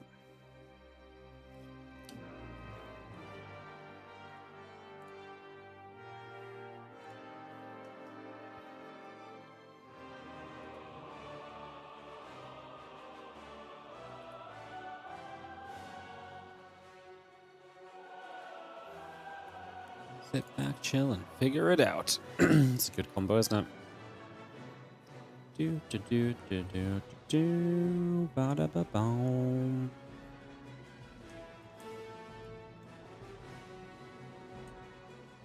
I hope everyone is feeling great, having a good day, enjoying some Douyu Cup with us.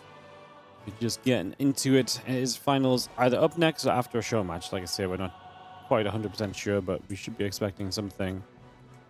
Some info fairly soon, if nothing else. Which is nice.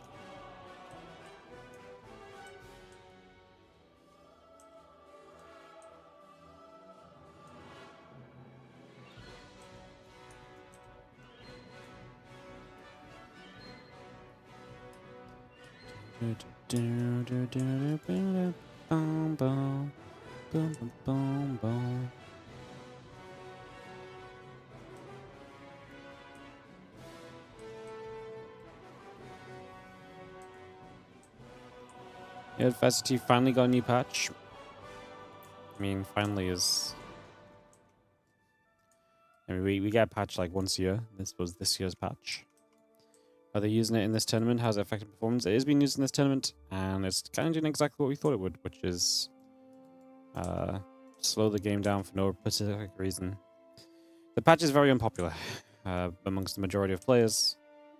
It changes a lot of Protoss stuff, which just doesn't really make sense, and yeah, the 8 worker start part is very polarizing, to say the least. So yeah, it's definitely changed the game for the better. And it's going to depend a lot on your preference of what you like in a game, I guess, as well. So yeah, for the better, I'll leave that up to you, guys. But personally, not a big fan at all. Mostly not a big fan of the 8 worker start, because I really feel like this does nothing but slow down the game for the sake of the game being slow, and not in a positive way at all. Not being the scene since 2018. Yeah, like, I mean, don't get me wrong, I think a lot of people like the fact that we've got a patch and it's different. I think there's absolutely nothing wrong with that as well. I also like the fact we have a patch and stuff is a bit different. But, yeah, it's a very conflicting patch, I think, is the overall thing. Show match next? Okay, so the show match is going to be next. That makes sense. That's kind of what I thought it would be. So there's apparently going to be a best of 1 show match, I believe, guys. I'm going to go from there.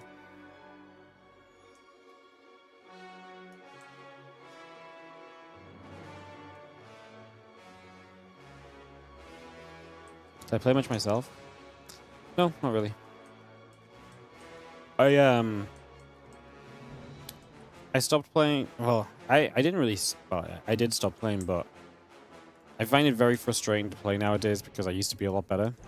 And there's absolutely nothing worse than understanding what you need to do and not being good enough to do it. Like my hands, especially because I watch a lot of games, I like to think I have a pretty good understanding of what we're doing, what's going on and stuff. And it's like, it's not fun for me anymore because I just see myself being bad the whole time, you know? And there was a point where, because there's a point where I was better as well, I think it's even more frustrating because it's like, I know how much time it's going to take to get back to where I was and to be as good as I used to be. And to me, the fun of StarCraft 2, a lot of the fun of playing StarCraft 3 is the grind and improving and stuff, but knowing the amount of work is going to get to improve, I don't really play that much. I play like a few games every here and there. Every now and then I load up and just fancy playing, so I have maybe a few games a month, but yeah, I don't play like consistently anymore. I mean, sometimes you play thousands of games or something and you're just, you've just had enough, you know, I think is a pretty fair statement. Especially in something like StarCraft, where so much of it is about, like I say, like to me, the fun in StarCraft is getting better. But there is no fun in the games that I play. Because all I can see is me being bad. And all I can see is my opponent being bad and me not being able to deal with it, you know? So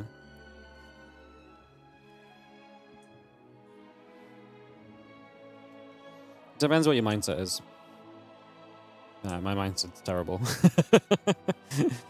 My mindset's terrible, but I really do think so much of it just comes from having been a certain level in the past and just like knowing I can't get back to that point without more time than I really realistically have to invest, you know?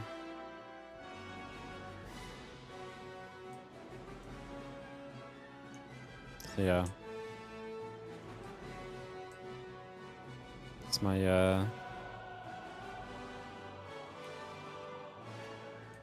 that is my StarCraft situation.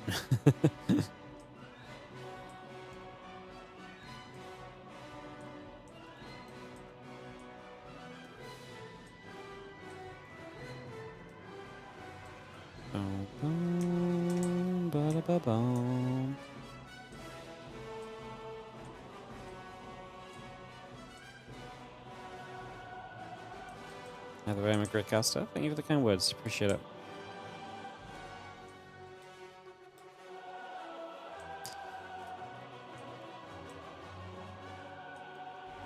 Yeah, I always think it's funny when people, some people like to be mad that I don't play. It's like, buddy, me playing the game has absolutely zero relevance to anything these players on the screen are doing. I say this a lot where it's like, I do genuinely believe you have to play like a certain amount of the game. Like, I think if you have like a baseline amount of games, there's only so much, I think, okay, let's say it like this. There's only so much you can learn from playing the game to a certain level. And at a certain amount of games, you've just learned all the things that are to learn in that regard, you know? I think for me to learn, if I try to play the game now, I think what I would learn a bit more is maybe the ins and outs of build orders.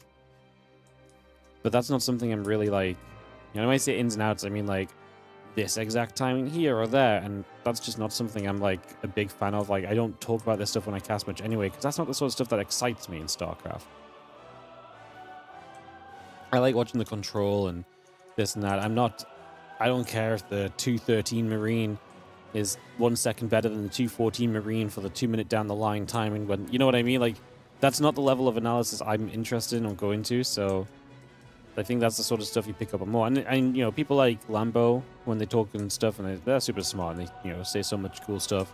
It's amazing to listen to, but I just do not have the same level of interest to invest into learning all of these little timings that come up every now and again and stuff, you know?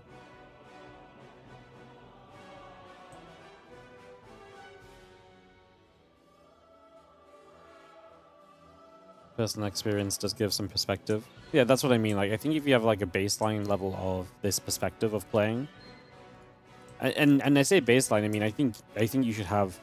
I think to cast the game at a high level, you do need to have played thousands of games. Because I think A, you need to be at least have had some experience at a higher level, and that takes a lot of games to get to that point anyway. But B, just like, you know, I still think it's just a lot of games. So I'm not saying like, but like, me playing now does not suddenly teach me how StarCraft 2 works, you know? It doesn't, I don't suddenly start playing, I'm like, man, what a great realization this is. Like, I didn't realize that, you know, this is how Terran have to split. Like, I already know this, you know? Like, no shit.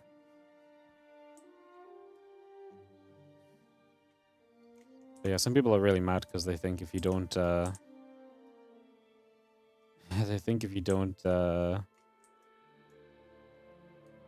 you don't play the game at a super high level, it's doomed.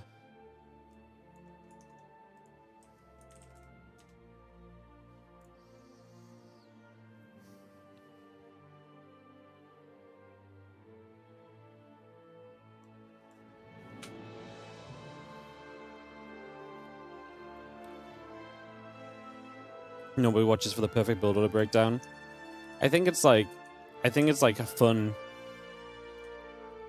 I mean, everyone likes different things, right? And I think for me, like, listening to like Lambo and Harston talk about the game is fascinating. But that's just also not how I cast, and like, not everyone is about that. If everyone was about that, I would not have viewers. Because I don't talk like that, you know? Like, I do not cast the game in this way. So if everyone was about that, and that was the straight up the way to cast StarCraft 2, like, yeah, I'd have no viewership. But believe it or not, I do have viewership. So yeah, crazy, isn't it? Crazy how that works.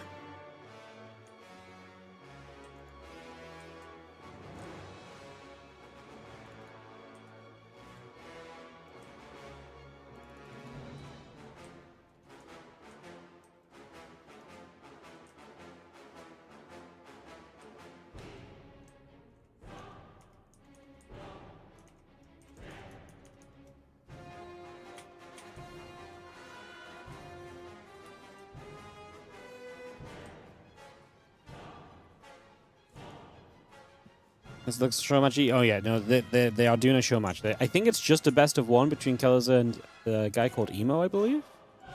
And then we go to the finals. Maybe they make it a best of 3 if they didn't like the fact that the last match was 3-0, perhaps. They have a certain amount of time to fill the day, is the TLDR of this. So they obviously have a certain amount of time to fill, so obviously they're going to try and fill that time. So yeah. But the final was scheduled for like an hour from now, so whatever they do with this, I think it's going to be fine to pretty much bring us to the finals. So we're just going to chill. We're just going to enjoy it. We're going to be casual. Yeah, like I say, this weekend's killed me a little bit. My energy levels are down, so I can't do much more to be excited and to shout and stuff. Especially for a show match. We'll bring the energy a bit in the finals, guys. We'll bring a bit of energy to the finals, okay? Fear not.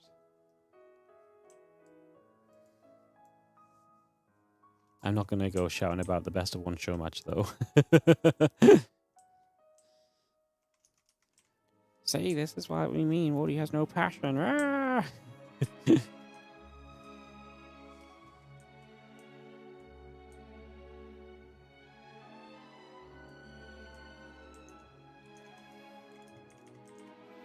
The other thing about casting analytically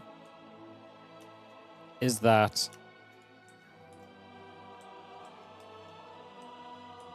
a lot of games, if you are an analytical caster, a lot of games are also just like, if you cast a lot, you really are repeating yourself a lot of the time, I think, which is, yeah, kind of an interesting situation as well, right? Like, this is my problem. People are, someone complained about me on Reddit recently, and they said something like, when a siege tank starts to build, he could go around the map and, start talking about all the siege positions. It's like, I've talked about, like, when the maps are new, sure, but I've talked about all the siege positions on all of these maps so much already. Like, that is not an entertaining talking point, At least to me, and anyone that watches regularly probably heard me make these points. And obviously people are going to hear me say things again. I do say things again all the time, right? But, like, my immediate response upon seeing a tank come out is not, oh, yeah, let's talk about that again,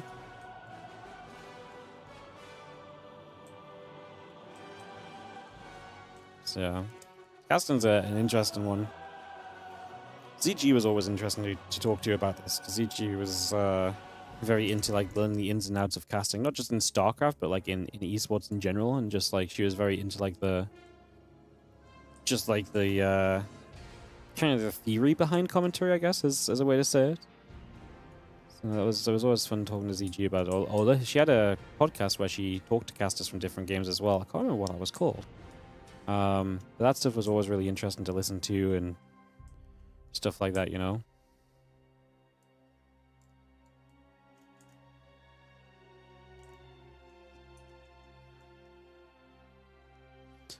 think we might have this match starting up soon, guys. When they go to this shot, usually they're about to bring people on stage, so I think we're probably going to get going soon. Eventually run out of things to say. Yeah, it's true. I mean, one of the biggest lessons I learned, and I say this all the time too, is that my success as a caster, or as a streamer, my success as a streamer went up when I stopped taking the game so seriously. When I stopped trying to talk about the game non-stop every single game, I became a lot more of an interesting person to listen to because we talk to chat. And again, one of the complications we have is that casting and streaming are two very different things, right? Like, casting and streaming are two very different beasts. And, like, to be to kind of do what I do, you've got to kind of find this mix of casting and streaming. Because being a streamer is to interact with the chat and to talk about things and to yap on and, all this kind of stuff. But to be a caster is to ignore the chat and to talk about the game and to hit all the big moments. Like, it's such a weird balancing act to kind of pull off, I think. Because, yeah, I used to be the super try-hard, only talk about the game guy. Everyone come to shit on Base Trade TV in my channel. Where are they not talking about the game again? I'd be like, well, yeah, I guess they're not. But, like, what you gonna do? So, yeah. Yeah. It's an interesting situation for sure.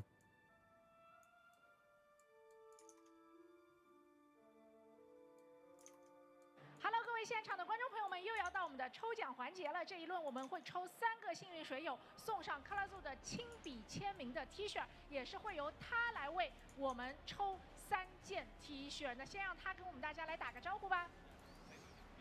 We got colors out here. 这是克拉祖自己提供的，可乐猪他亲情奉献了3件他自己的签名队服，一会儿来抽给大家。是的，那现在有请克拉祖为我们来抽3位幸运的水友，先抽1位。Kalazur's gonna pick out the number. C38 幸运观众在现场吗？如果在的话，在那边排队区的也举个手，在吗？C38 一次 ，C38 2次，C38 3次，好，换一个。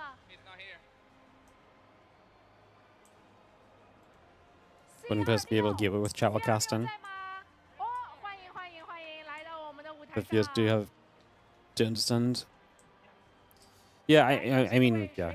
At the end of the day, like, there's a lot of people that do understand how I cast and why I cast like I do and stuff, but like, there's going to be a lot of people who just it's not for them as well.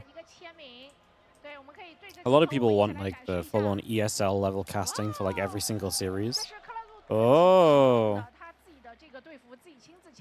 有没有什么话想对他说一下呢？Thank you very much and 欢迎来到武汉啊可以多吃着武汉的火锅很好吃啊，烧烤也很好吃啊，还得是。Diego's like, I speak some Chinese, but not this much Chinese. 好，谢谢我们这位水友，可以到台下稍事休息一下。来，我们让克劳祖为我们再抽第2位幸运的观众，看一下是谁。An old Kalazur liquid jersey. A38在吗？ It's kind of cool. A38哦，这一位幸运的观众，请来到我们的舞台上，也是非常的好运。欢迎。好，也是让我们的克拉祖把队服亲手交给你，可以给大家展示一下。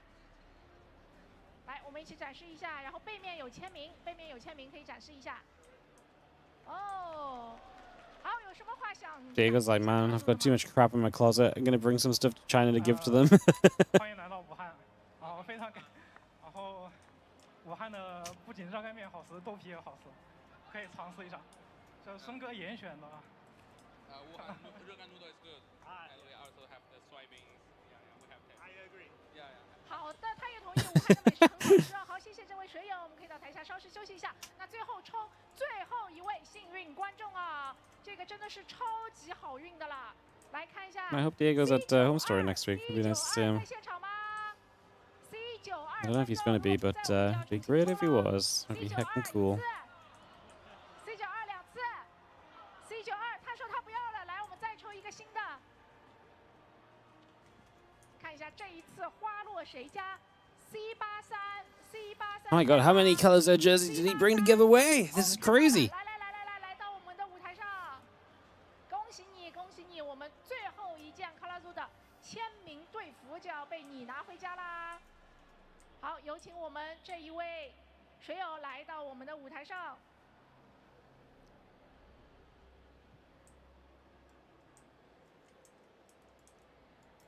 来，恭喜！也是可以给我们的镜头展示一下。 哎，背面有签名，可以展示一下。背面是有他的一个亲笔签名。好的，也可以跟他说一下感谢的话。Thank you, come to China. I fly from Fuzhou to see all of you. It's a happy day. 好的，谢谢我们这位水友，可以到台下稍事休息。那也是感谢袁飞。那这边的话，可以把箱子先放在边上一下。我们要请 emo 上来，然后跟我们的克拉祖进行一个简单的赛前采访。来，有请我们的。 I just want to see all the. Honestly, like just seeing like live events and fans getting to interact with people. It's so cool. 精彩的表演赛，来也是来到我们的舞台上。好，那么我们这边也是 Genuinely very cool. 想简单的问一下克拉祖，知不知道 emo 他其实是一位非常出色的 DOTA 2职业选手。Alright, Scarlett's gonna play show match here, guys. 也很好。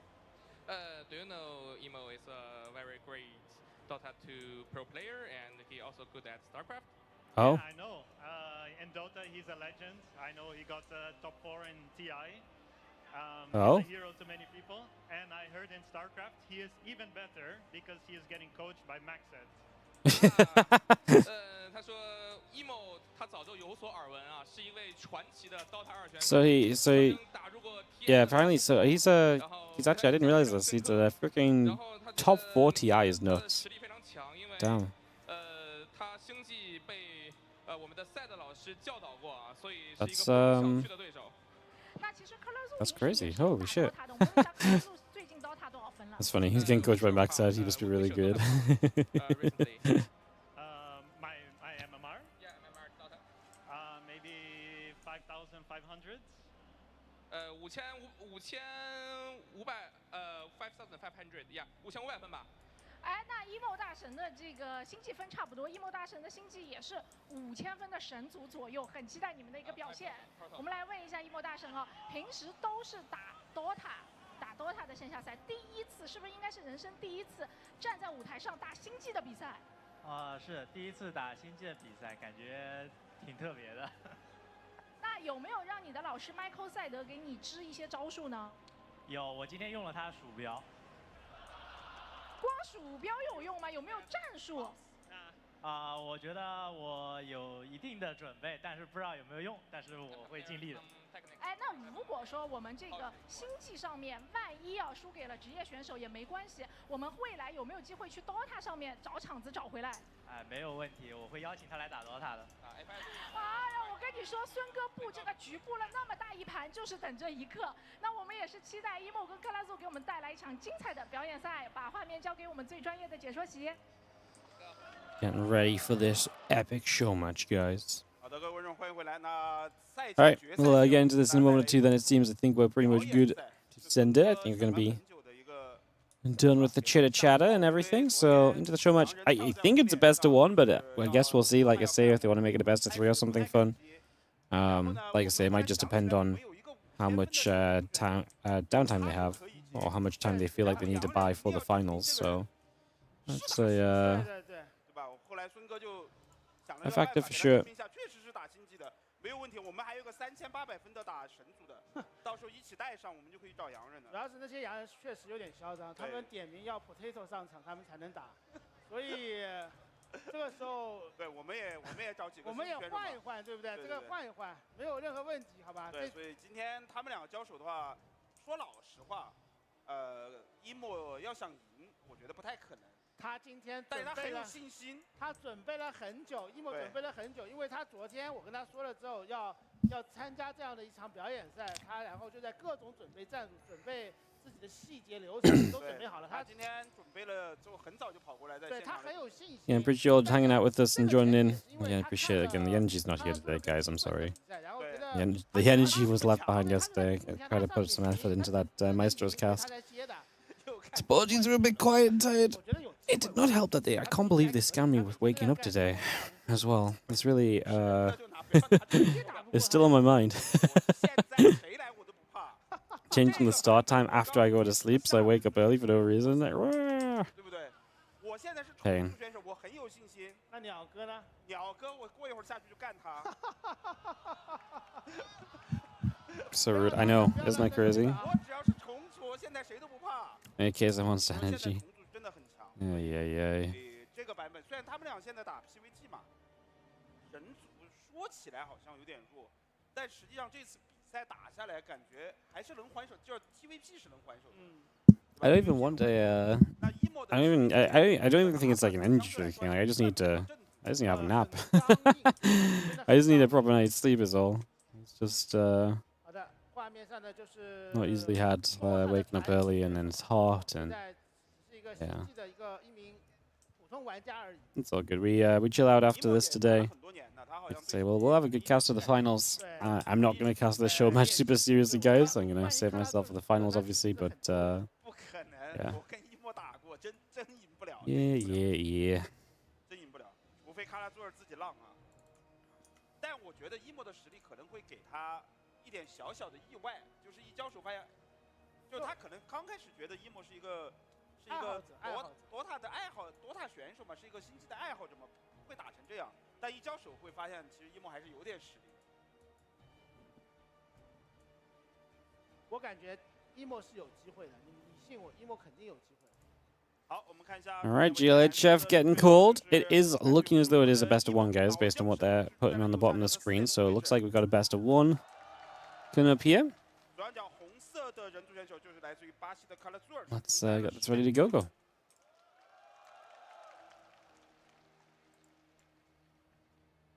这个新版本 emo 今天准备了很多啊，看看有什么不一样的地方。卡拉座应该前期还是一个以求稳为主的开局，不太会跟 emo 打一些战术。卡拉座其实正面挺软的，然后他打的比较妖，其实 TVP。emo 呢是一个走流程的选手，他流程走得很好，但是应变不是非常好。哎，对，因为没有那么多经验嘛，对，他主要还是打的也少，打着玩的，打的也不多。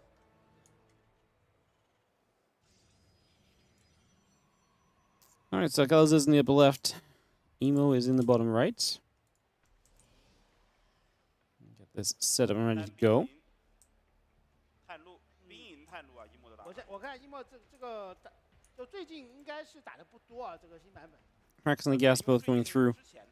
Take a couple of moments to get this set up.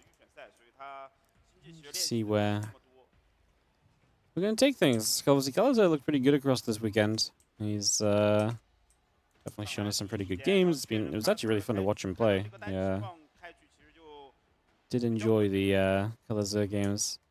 Sad that he had to play Scarlett twice to get out of the group. That was going to be a bit tough.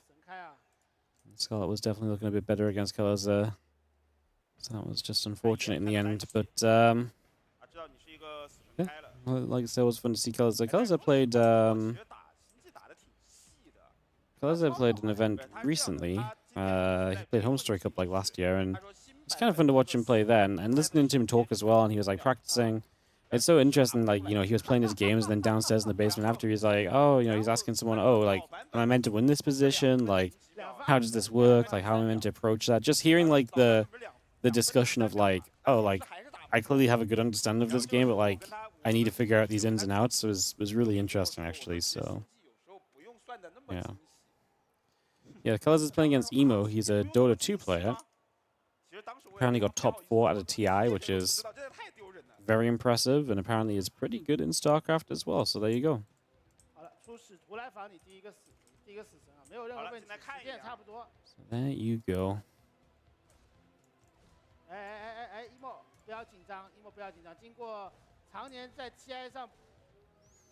Neeb coming about, and is going to try and put some pressure on as we try and deal some damage right away here.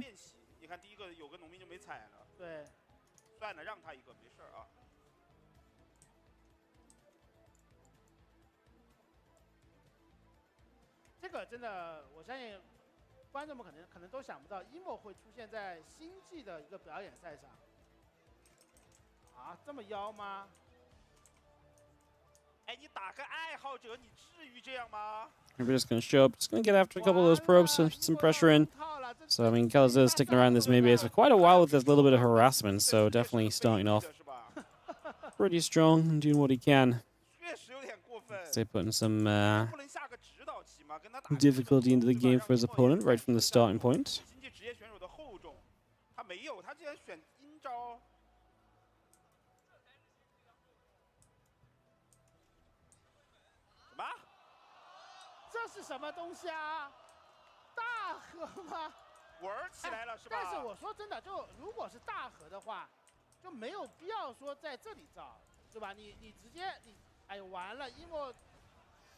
We're going to shoot a couple of probes going down, so we do see some damage being dealt.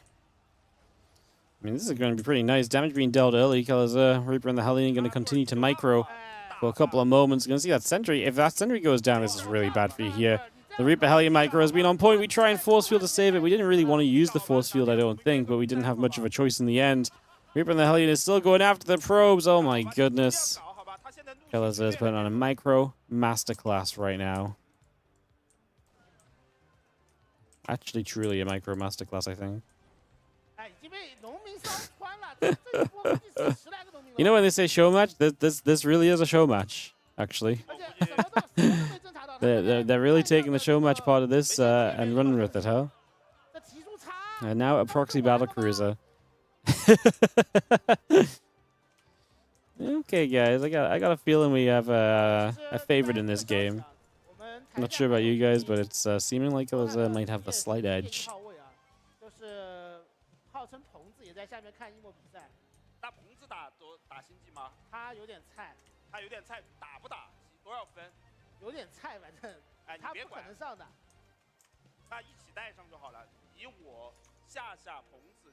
Let me take a couple moments and see where we go next, as we just have a couple more gates coming through. 不是，我说句难听的话，这如果这3个人带我们2个，不就牵狗赢吗？好了，emo 这边想走引刀啊，这边是想。他被侦察到了吧？这引刀，这个死神一直没死啊！这杀了多少个农民了？已经7个了。 Let's see, a few more probes still going down, so a bit more damage being dealt. We are going to be seeing, I mean, Colors has just been going huge. When he shows up with his proxy BC, I feel like it's going to be very difficult to stop, to be honest. We are going Dark Shrine, so maybe the Dark Shrine gives you some potential, gives you some possibility. BC shows up. And we're just going to kill so many probes. Is there a battery in the main base? There is not. It's not a bode well for you. At all.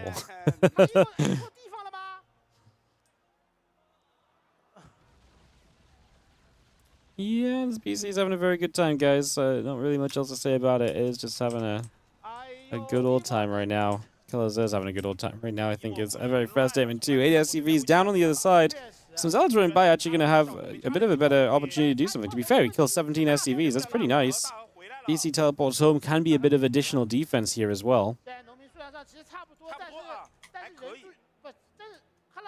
Kind of, funnily enough, we have ourselves a little bit of a game on our hands because of the amount of damage taken by Killers there. That's actually surprising amount of damage, I think, is very fair to say. I did not expect this to be quite so powerful as what we just saw. Okay, maybe I should shut up. Maybe I should just yeah, maybe I should shut up a little bit and just let the guys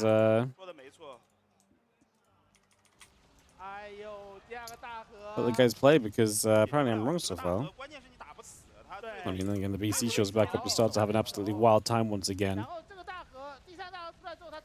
BC getting up to 8 probe kills once more. Again, Colors are still keeping a comfortable lead in the game, I suppose, more than anything else. So that part is substantial. Maintaining that is great, as we see the few Zealots are still coming about. Just going to try and get set here.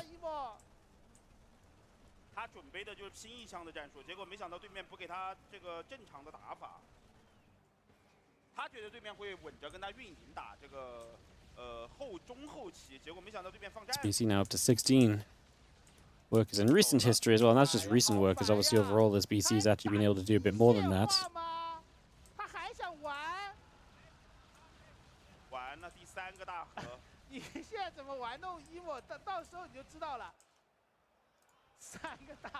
Gonna have the GC still putting work in. Eventually, GG's gonna get called. Yeah, split some Douyu 2 later. I'm sure that would look a little different.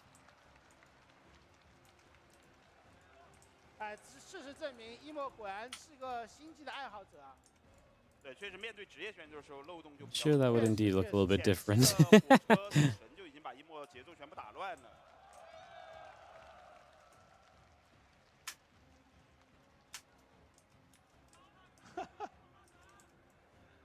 GG's. Well, we'll see if there's going to be a post-match interview. I want to hear the ins and outs of Colors' thought process here. Was he confident about the BCs? Did he have to style on his opponent so hard with the first Reaper and the Hellion? Was this necessary? You know, I think we've got some important questions to ask here. I think we've got some important questions to ask right now. 我没想到会打成这样，说实话，我觉得卡尔佐尔本来我以为他会下指导棋，你知道吗？就慢慢打，就是正常开局，让emo把自己的兵爆出来，大家中期交个手，然后最后他靠职业选手的细节和后中打赢就好了。但是明显可以看出卡尔佐尔其实在玩，对，他在玩阴的，他的各种但反而是这种玩阴的导致emo他因为本来这个星际的对战的经验就没有那么足的情况下。 面对这种阴招，他可能更难打。我的感觉，emo有点紧张，因为你看第一个死神不可能杀那么多农民的呀。对，一个死神，然后一个火车，杀了10几个农民。感觉比他打7i 都紧张。对呀，我觉得这个可能也是因为。All right, well, we'll yap on a little bit, guys. Again, waiting to get through this and into our finals. We're going to pick up a little bit again. Wardy in China. I really enjoyed when I went to China a couple of times. I've been to China twice. I went for IEM Shanghai, my first big event, and I went for... Did I go to 2 WSGs in China, or did I just do 1 WSG in China? I think I only did 1 WSG in China. I think the other times we casted from home. 差什么的获取其实已经不重要了，因为胜负已经一定了。对，就前期就已经基本上就快打死了。Yeah, I think I just did the 1 WSG in China, so I think I've been to China twice. 埋藏在心里的。当然，我觉得就是在 It was fun. I kind of like China from what I saw of it. 这样的一个比较轻松的一个表演赛，我觉得也挺好的。 I feel like China is a scary place to travel to. It's like it's so big, daunting. Yeah. 云南刚刚进行了一场大战嘛，Fun to go when you have a reason to be there.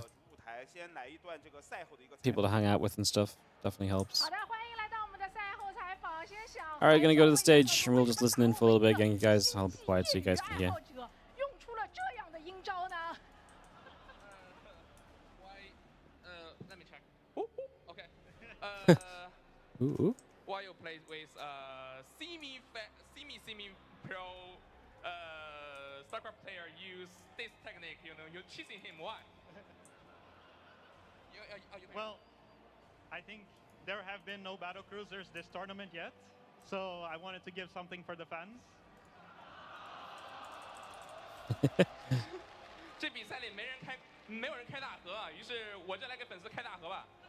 也个大河给你们看一下。那这个 emo 打下来，感觉自己是不是有点紧张？比较紧张吧。我觉得第一个使徒不失误，那他前面骚不到我的话，我正常打应该可以再打一下。这个有你打这个 DOTA 比赛的时候紧张吗？确实有点手足无措，好吧。打 DOTA 的时候感觉很沉稳，一切都在掌握之中。打星际就感觉一个失误，然后接着无限的失误。哎，那我们这边问一下克劳素，我们之后如果约 DOTA， 你问他敢不敢来中路对 emo？ If we play Dota 2 show match in future, do you dare to play emo in the mid?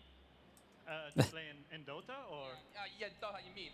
Yeah, I think I have a feeling I'm gonna get absolutely destroyed in the show match, so I'm not looking forward to it.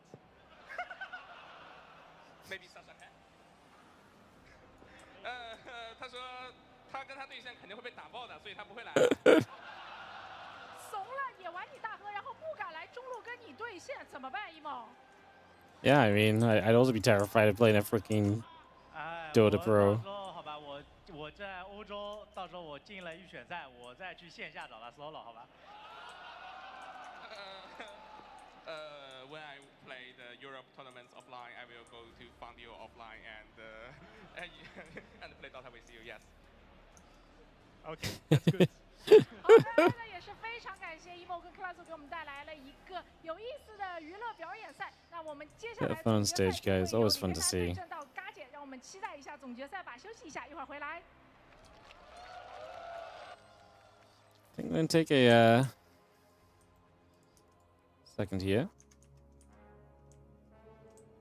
Because obviously they're probably, I mean, I don't know how much time they want to have downtime before the finals now. It was scheduled to be starting in half an hour. They might go a little bit early though. They have had times where they've just kind of let the games start a bit early, so maybe this is one of those times. I would be okay with that. Believe it or not, guys, I'd be okay with us not waiting around for half an hour for no reason. Hey, what's up, Roddy? Hello. How you doing? You guys are having fun?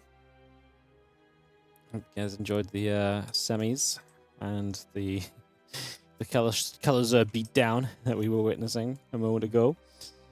Obviously, we're going to cast the finals. I've already said this for the guys on my stream, but I'm pretty low energy today. The long days and early starts have caught up to me a bit, so apologize, we're a bit low energy. We're going to try and bring it a bit for the finals. We've been saving ourselves, but just until the final starts, we're going to probably keep it pretty chill for a few more moments. But yeah, we're not far from the finals, so we should be able to dive into that shortly. It's ready to go.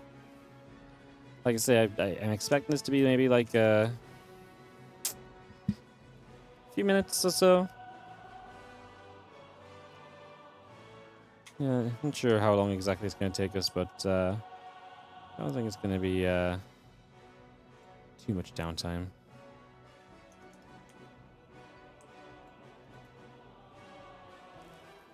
We'll see. Hopefully not too much. Hopefully not too bad. But that also may just be me having some opium.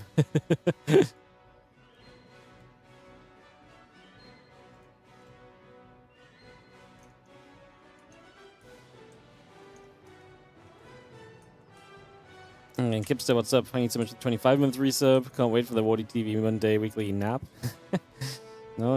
We'll be full power tomorrow. Have the rest of the day off today, man. It's going to be crazy. I'm going to be finished at like 12? Maybe? 12, 1? Depends how long this finals is, but we're going to be finished fairly early and able to just kind of chill. Like, it's going to be crazy. It's going to be feeling good tomorrow. Going to be fun tomorrow.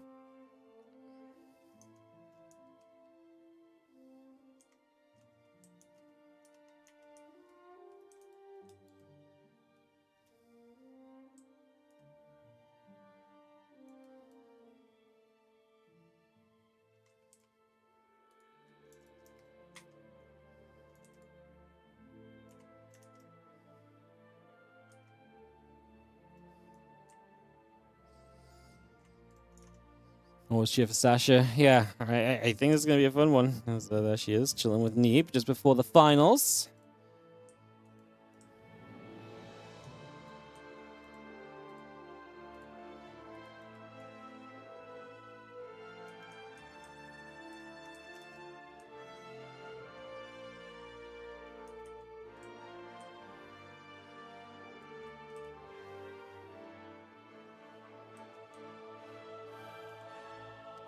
She's like, yeah, remember that moment where you thought you had me because you built carriers? Well, I just 8-clicked Hydras into you repeatedly and you lost. And he was like, yeah, that didn't feel fun. So I was just like, it felt fun for me for the first time ever.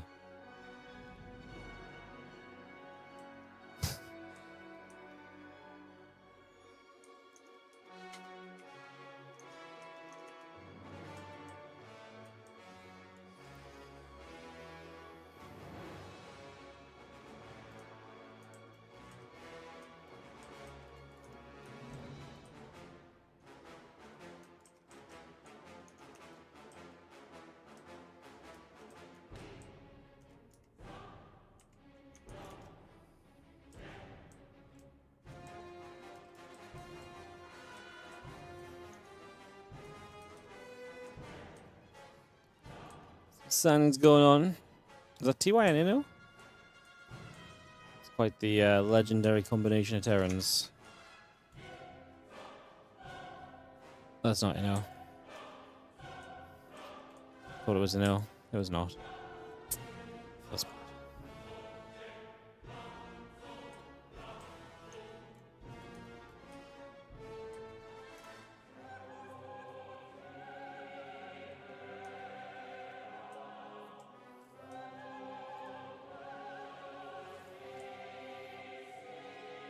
TY left-handed. That or he just doesn't think these guys deserve his right-handed signature. He could just be being really BM. The right hand's for mouse movements only, you know?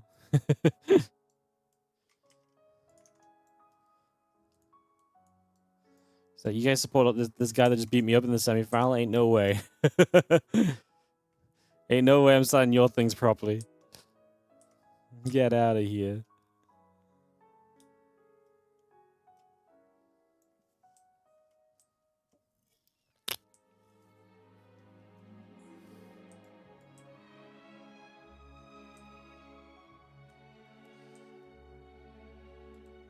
Oh, it's Dia.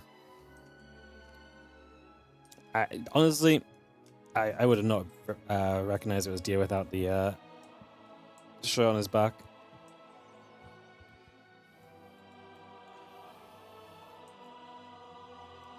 It's kind of wild that Dia's just here.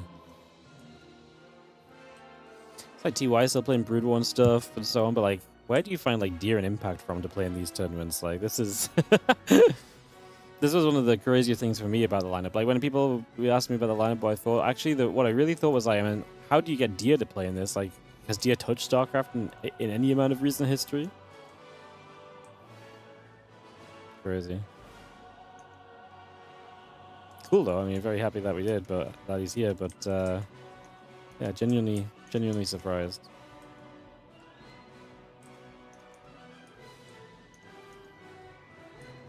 Genuinely surprised.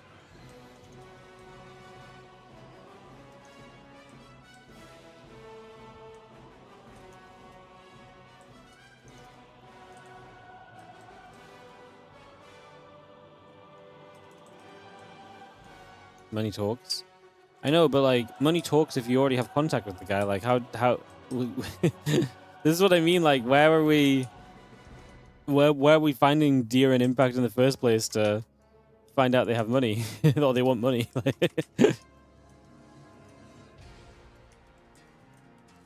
These guys played in my tournaments for years, and I have no idea how I would contact them if I wanted to. I mean, okay, if I really wanted to, I'm sure it's actually not that crazy, but like, you know, like this is not just like pick up the Discord and just send a message, you know, sort of situation.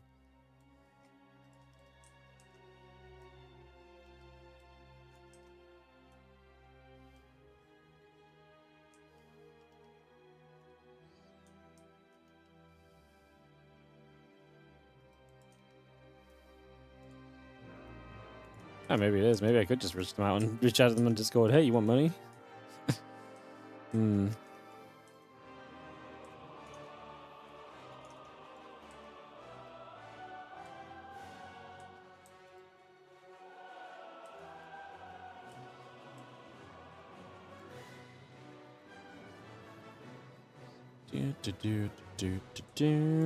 Ba-da-ba-bum.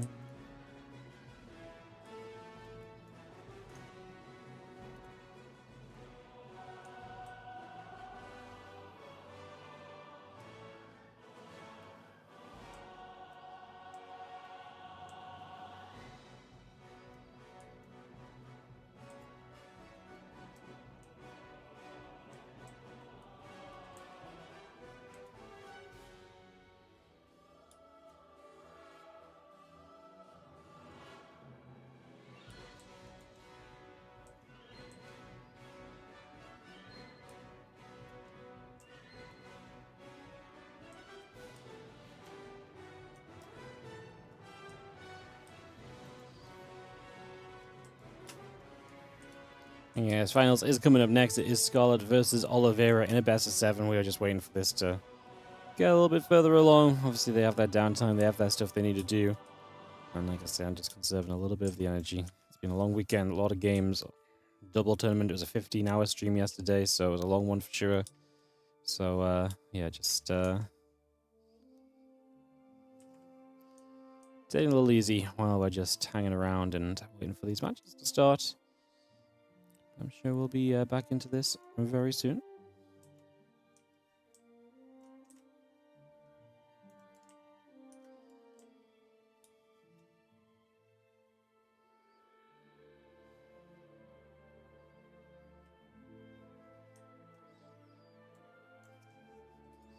I'm just going to be running some ads. It'll help us to keep the ads away from us once the games have begun, guys. So I'm just going to run some now. Just obviously makes sense while we have natural downtime anyway.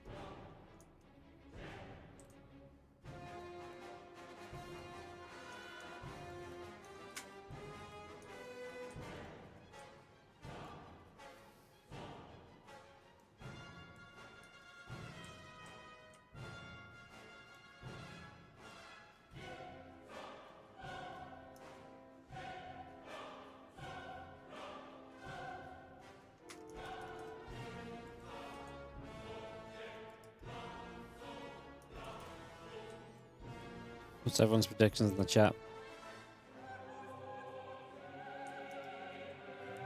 Do we think Scarlett has a chance? Very interested. What this is gonna look like, to be honest. I don't really know what to make of it.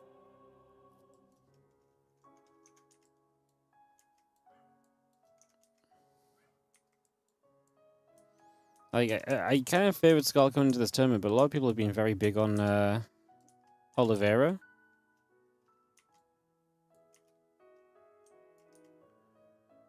And if that's the case, then maybe I'm also a little big on Oliveira. People have talked me into the Oliveira hype, you know?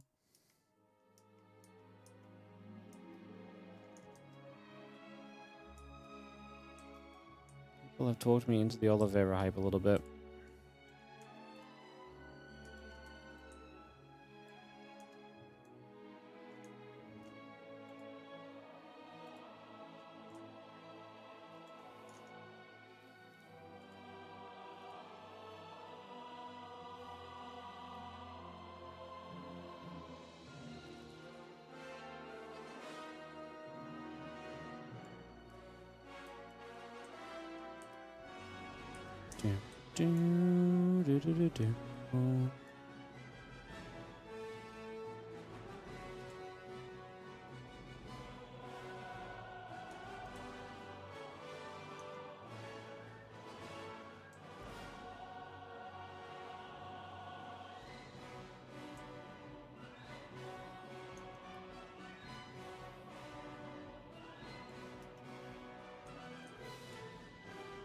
You're willing to gamble all of your points on Oliveira? That's irresponsible. That's why we don't allow gambling, guys. You guys can't be trusted. Make sensible decisions.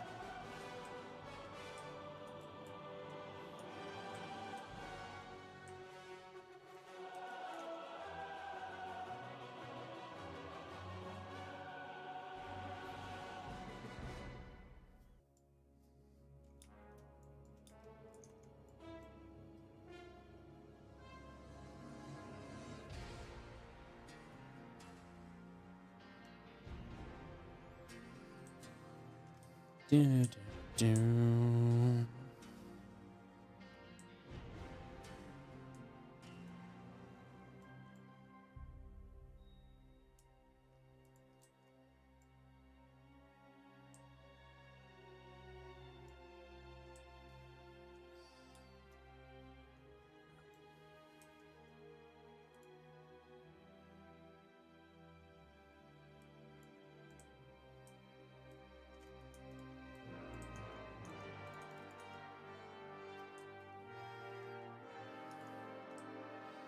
I hope it's not the full, like another 15 minutes until the finals.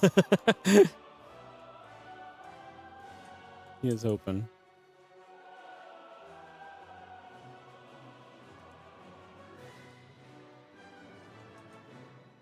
Do do do do do do do ba ba boom.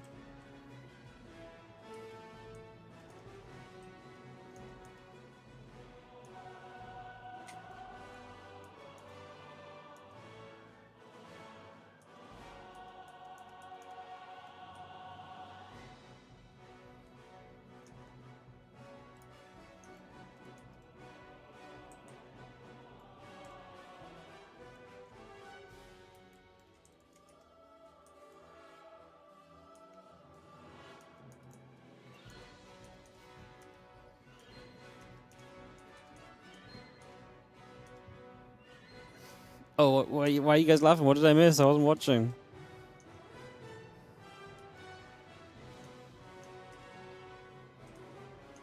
No.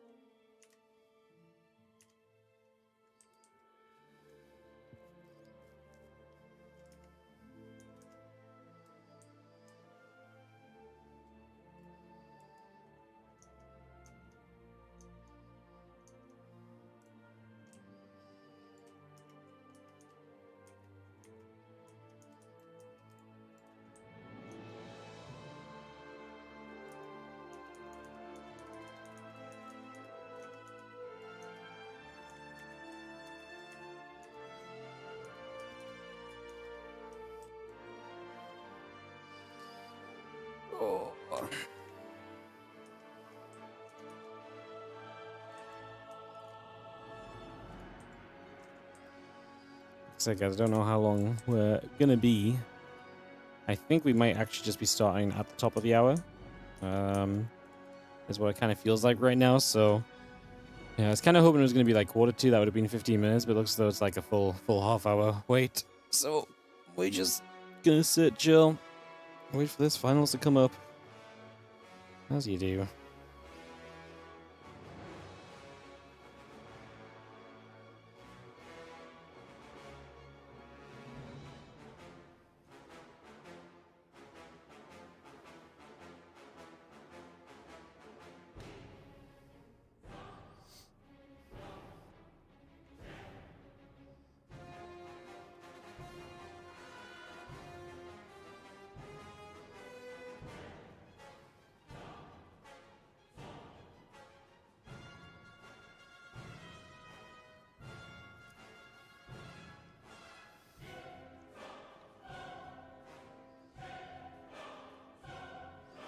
Oh yeah, is my YouTube done doing the thing yet? I'm trying to save yesterday's YouTube video from being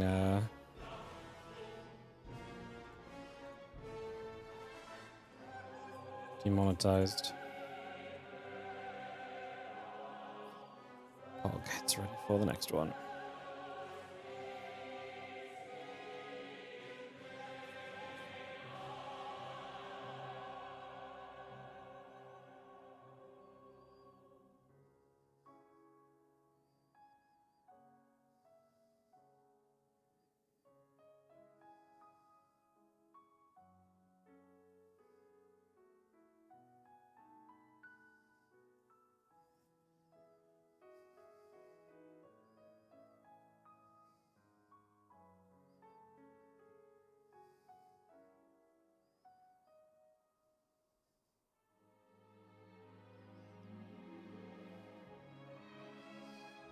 Hello, Ellie. You're back again, are you? You wanna come on cam? You wanna say hello to the stream? Do it. Do a little bit of Ellie cam.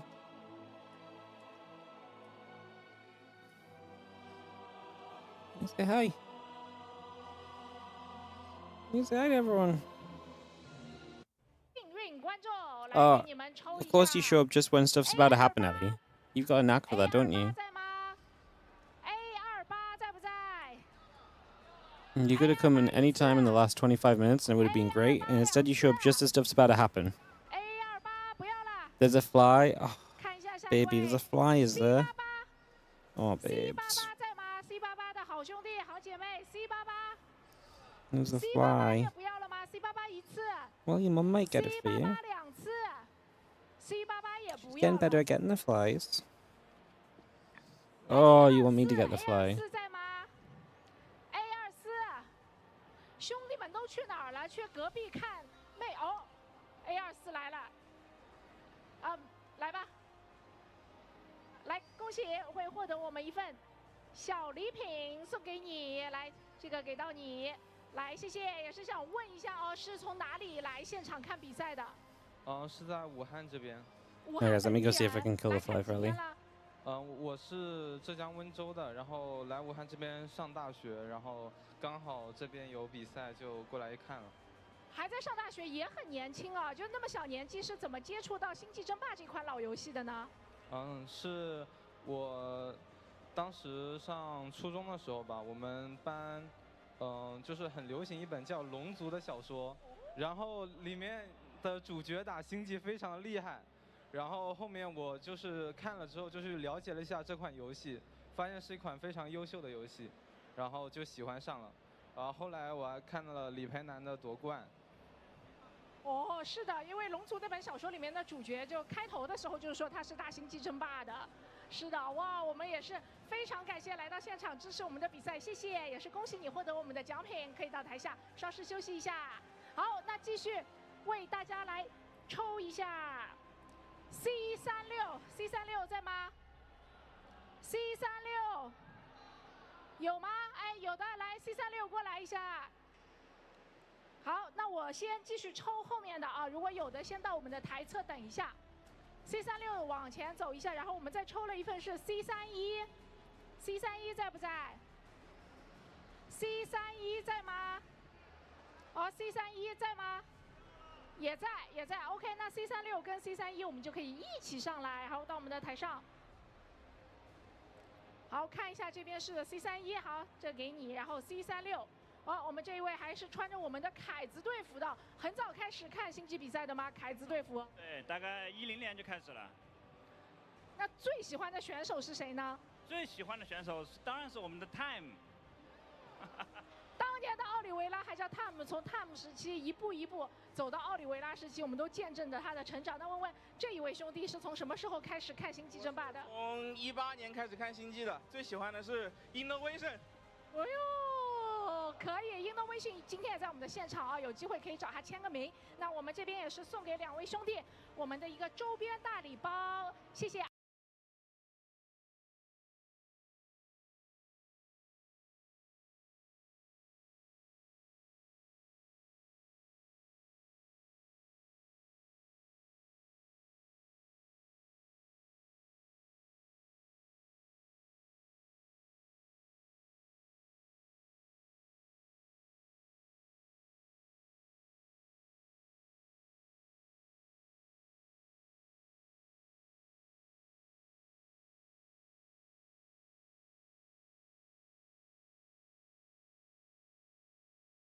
2位对星际的支持，兴奋啊！来，你好，我先问一下，我好像看到你很多天了，你是不是来了很多天了？对，我4天都来了。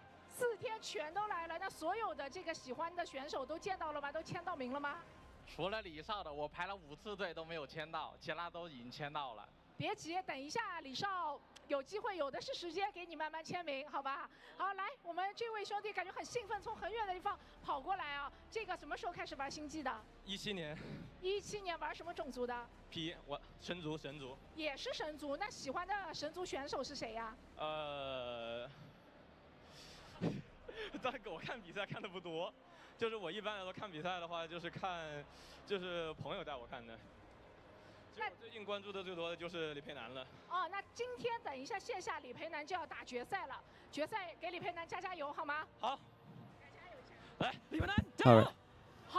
Hi guys, I'm back. 来，我们2位 Yeah, Ellie has developed a fear of flies. So anytime she hears a fly buzzing, she runs upstairs to come and get me to try it. So I think she knows that I get rid of them.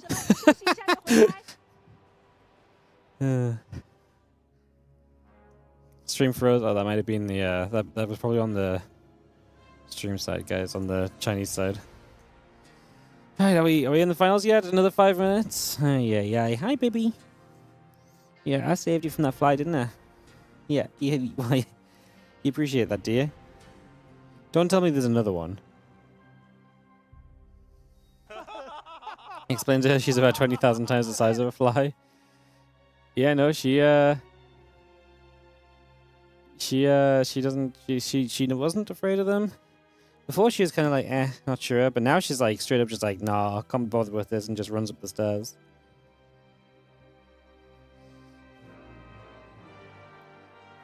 Daphne. Aw. She's just like, it's not my fault, guys. Alright, she's back home. Ellie, you can look up for the stream. Give the stream your best smile. Go on, give the stream your best smile. There you go. They can kind of see it. Hey, look up a bit. No. They can see it. They can see your smile.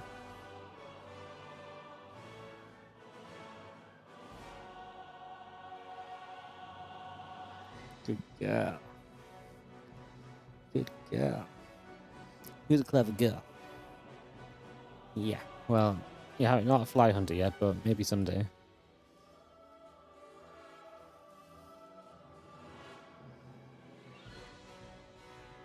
She looks hot. Yeah, I mean, yeah, this room's boiling. I have 3 monitors, 2 PCs running with barely any airflow. Like, there's a woman here. It is warm in here.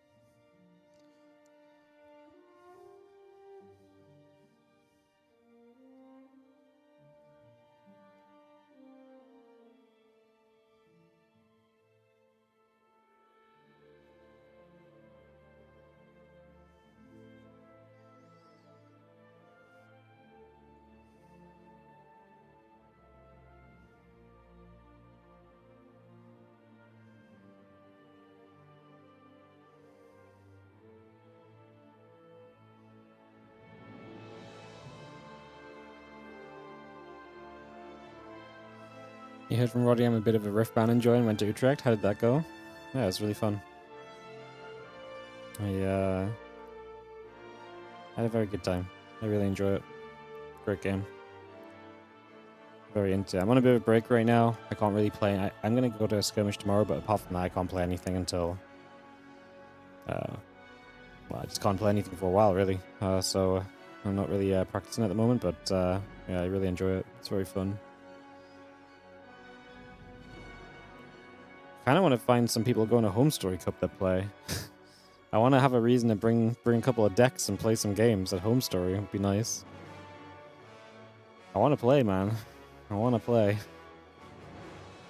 But I thought there'd be more StarCrafty people into it, maybe, but yeah, there probably is. Just hard to know. Yeah, no. DLP, let me buy a ticket. Hey, Home Story Cup's a great place anyway. It's a great time.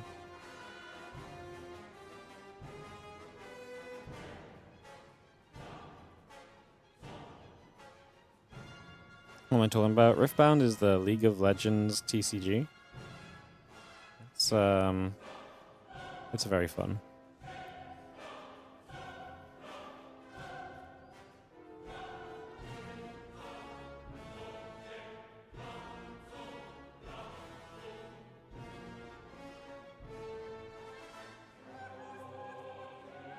This could be my chance to get a bunch of people hooked on it, yeah? I mean, it could be. Maybe I might just take a couple decks anyway and just see if anyone wants to play.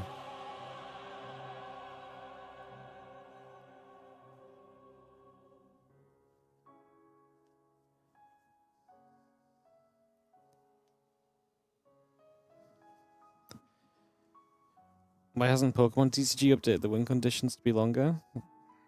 Because the game is still balanced around 6 prize cards. I guess. The Pokemon game's already pretty long.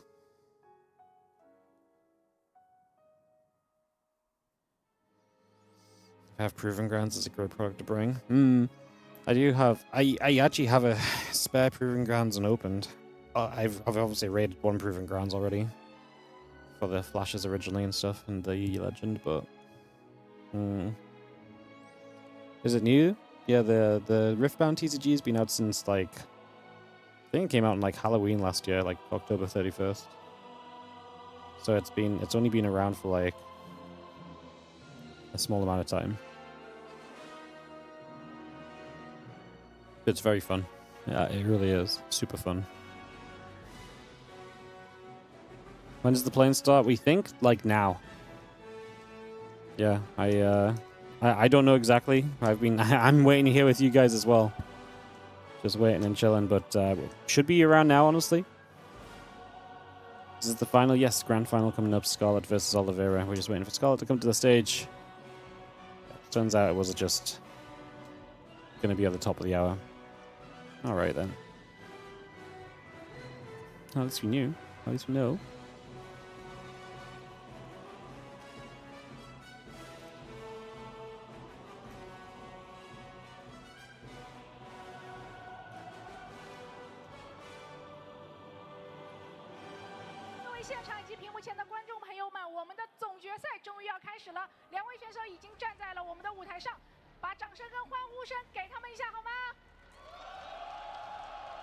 I'll turn the volume up, guys, for the interviews so you guys can listen. I'll shut up. I'll be back with you guys after the interviews. 你跟李培南就像母子，以前你们也在一个俱乐部过，然后呢，这一次你也要看着一个以前很小的时候跟在你后面打游戏的少年，打比赛的少年，也拿到过冠军，然后现在跟你一起站在我们传奇邀请赛的总决赛的舞台上面，心情是什么样的呢？ Yeah, you know, in Chinese community we have a meme. You is Oliveira's mother, and when you first meet him, he's a really young child, and now he's growing up. We are champion, and you guys have been in same club, and during this experience, what's your emotion, or what do you want to say? So the first time I met him was like 10 years ago now, a long time. We played in Shanghai on stage. And then the next year he came to live with us in Korea. And I've known him very well since then. We've lived together in China, in Korea multiple times. And I've seen him get better and better since then. And, you know, I used to be better than him. I used to beat him. But in recent years, he definitely did way better than me. He got world champion. This is the first time we get to play in a finals, though. So I'm hoping for a very nice match. Oh, that's a lot of words. 我记得我第一次 Thank you, 跟他打比赛 KST, for the 42-month 是之前 resub. 在上海，在线下赛跟他打过一次。然后这之后呢，我们见过很多次，有的时候是在中国，有的时候是在韩国。在这之间打过很多比赛，也见过很多次。他们在韩国也在一个训练营待过。然后这段时间呢，他也见证了李培南的成长，看到他变得越来越强。然后慢慢的他就开始打不过他了。然后但是呢，他非常开心能最后跟他。打这么一场决赛，这是他第一次跟李培南打决赛，他也希望这是一场很不错的比赛。那牛牛哥哥在赛前有没有想过自己总决赛的对手会是嘎姐？因为嘎姐也是在你很小的时候你就跟在她后面一起打比赛的，现在在总决赛的舞台上面跟嘎姐相见了。其实有想过吧，我就感觉重塑肯定会进决赛啊。但是所以的话就是也准备了很多。按他说的，其实我们第一次去韩国，当时我才15、16岁吧。然后有很多观众是夺冠之后看我比赛的，也有是从我当时该出道就看我比赛了。然后从14岁，现在已经26岁了，就真的挺久了。然后我觉得每次真的线下赛也挺难得的，所以我不能立什么 flag 说我一定能赢，但是我觉得我的付出是足够。看老天爷给我一个什么样的剧本吧。今天的牛牛哥哥，加油吧！我们期待你跟嘎姐能够给我们带来一场精彩的决赛。来，我们给牛牛哥哥加油，好不好？好的，那两边选手可以进入对战席了。我们的精彩决赛马上开始。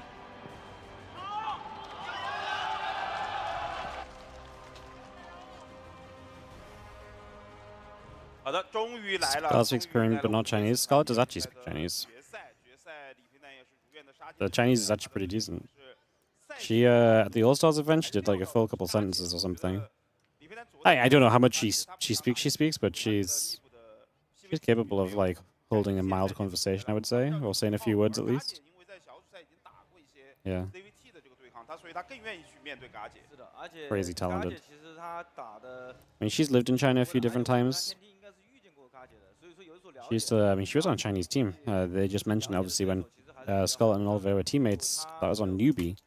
She was on a Chinese team. She lived in China a few times throughout her StarCraft career, so she speaks a little bit of it. Like I say, we've seen it at a couple of events where she cracks out a couple sentences. It's fun to see. Fun to see. Say what else is fun to see, guys? Actual games! Hopefully we're going to get going very soon. 完美啊，就是3-0赢下了七哥，然后3-0赢下了这个全太阳，然后现在要面对的是这个嘎姐。我觉得面对嘎姐的时候难度肯定要。Can you get a prediction for this match? 全太阳难很多啊，毕竟嘎姐 Sure. 还是重塑。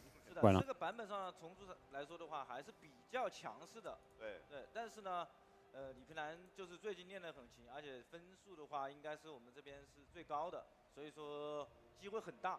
对他最近练习量非常的大，昨天也是。 昨天我们吃饭吧，我们吃完饭，他还没吃完他就跑了，他说他去练习去了。他吃饱了跑路了，然后说去练习。It's best 7. 1 veto each, and they do not veto 4-player maps. I mean, Scarlett doesn't veto a 4-player map. Oliveira does. Is Oliveira in the shape that a lot of people think he's in to get the opening game of this series ready to begin? Yes, guys, this is on the new patch. So if you need to grab a drink, make lunch, you can start now. You've got time. You'll be back before the action begins.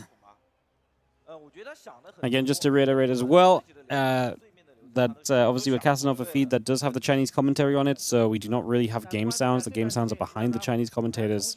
I can only have the Chinese commentators so loud, because if I make them any louder, then I have to talk over them. I mean, I'm already talking over them, but yeah.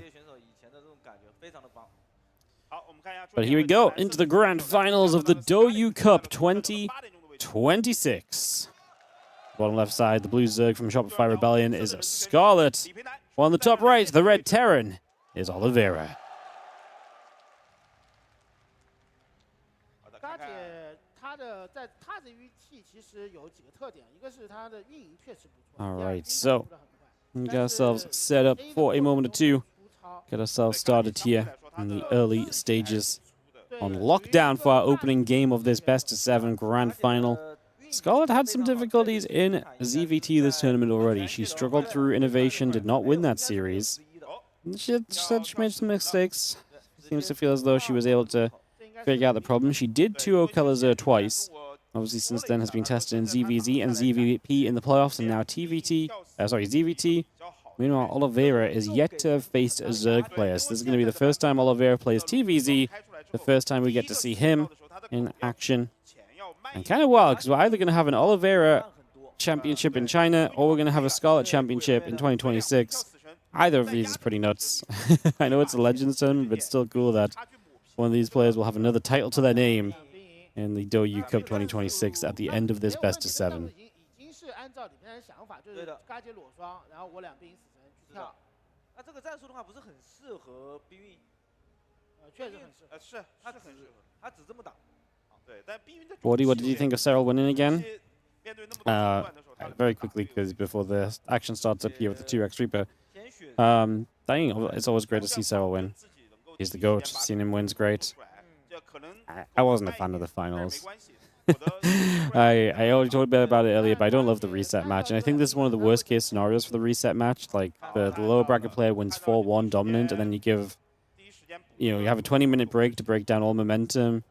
And then, basically Cyril has a full best-of-7 to adapt to Hero style and be like, okay, you know what? Bam, I'm going to do this. He changes up his style, and Hero has 2 games in which he has to adapt, otherwise it's over already. And then, yeah.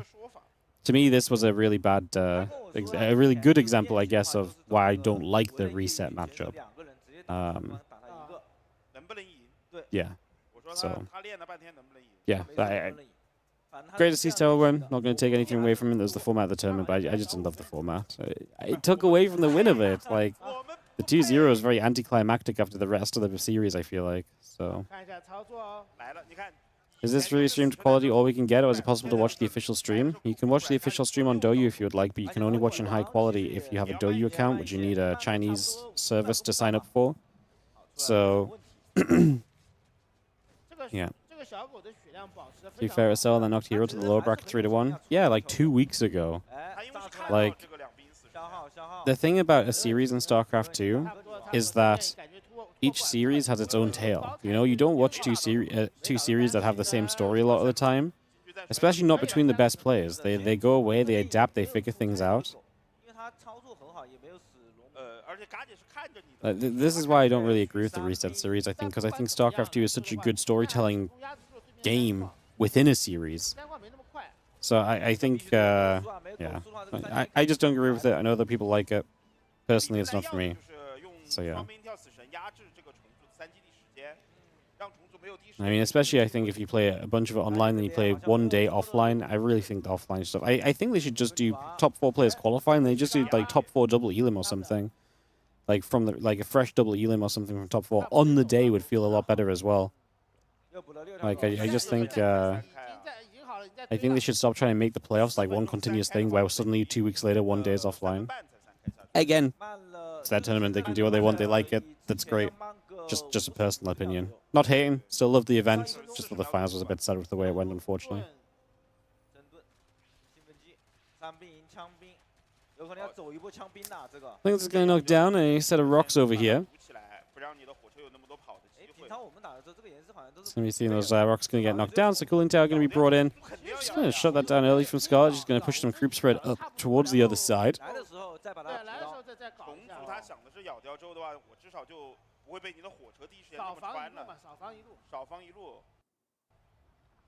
Little bug spike there, but looks like we're good.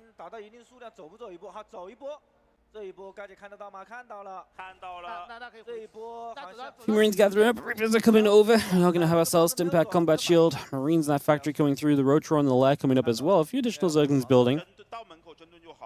And we are going to get a bit of a push on the go right now. As we are going to be having the feelings gathering up. The Marines get rid of an Overlord. Scarlett getting a bit closer to being supply blocked here. There's a good amount of Lings on the map. If these units kept moving across, might be dangerous. We have some Lings that might look to catch those units. We're not going to see that. Lings just turned away anyway, so not a big deal. As Scarlett is throwing down her double Evo chamber and is trying to get set up to the next phase of this at the moment.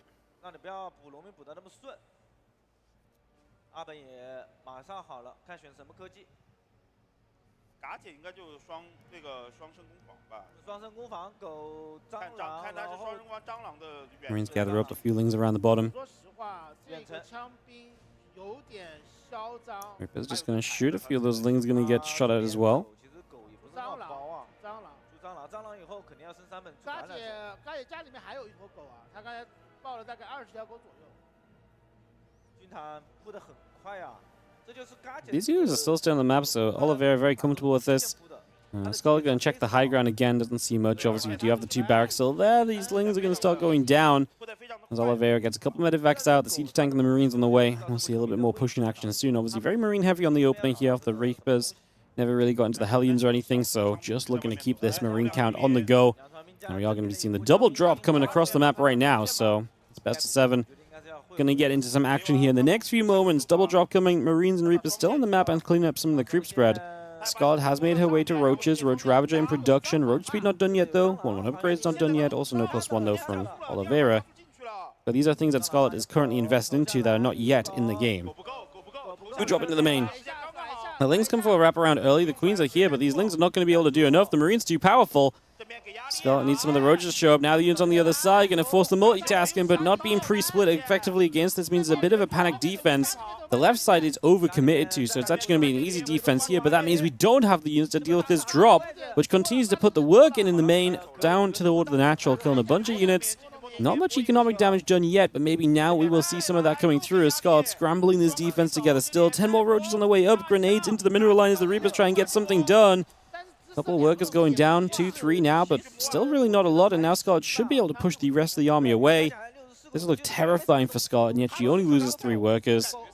She does lose a lot of units, though. Like, the Lings that are surrounded initially are obviously an expense. The Roaches that went down during this, the Queen that went down during this, an expense as well. Scarlett is now 1-1 missile upgrades. What is she going to do? +2 carapace, but are we going to go for a melee upgrade and start switching towards Lings? That's something she's done a lot in the tournament against Innovation and Kalazur. Or is she going to just stick to the missile upgrades and send the Roaches? I don't think she wants to stick to missile upgrades.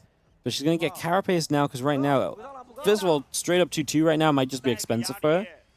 Carapace is going to affect everything, though, and that's, I think, why we're going to prioritize the carapace initially. It's also going to be the longer upgrade if we then go into a melee upgrade, so it might be we start +1 melee a bit further down the line, but it will sync with the ending of the +2 carapace, and then we have our ability to go into future upgrades at a similar time as well, potentially. Oliveira is still on the 2 bases, by the way, guys, so there was a lot of pressure from him, but he is not having a follow-up right now, which is looking too strong. Scarlett, moving out on the map, is going to lose her base on the bottom side. No 4th hatchery for her. Not the end of the world, while Oliveira is still only on the 2 bases.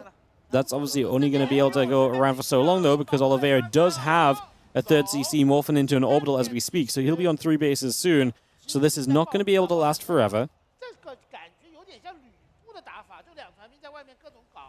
Scarlett needs to get out of this supply block, but it keeps getting worse as she keeps losing Overlords. These drops are putting in some work right now. The Roaches are a really fun, very strong defense, but they're getting picked apart by the drop play, which is one of their weaknesses. Can Scarlett stabilize here? I mean, her supply is fantastic, but it is Roach heavy, and Roach supply does lie. As a Roach Ravager trying to run up this ramp, Corrosive Biles trying to come through. Yeah, Roach supply is Todd's worst enemy, because the supply does in fact lie when Roaches are on the field. Numbers are inflated for sure. Roaches are very supply expensive for how cheap they are. So the supply lead from Scarlett looks great, but it's not really actually scary for Oliveira, especially as he sets up with more bio, and as he gets close to maxing here, his army's going to be looking great. That's why we're talking about what is Scarlett going to go into. Is she going to think about going melee upgrade and switching away from this? Well, now she doesn't. She goes missiles, so she's going to double down on Roaches with some Infestor support. But I wonder if that's just a response to how this game has been going, or if she would have liked her transition, but now she feels like she's not going to get the chance to.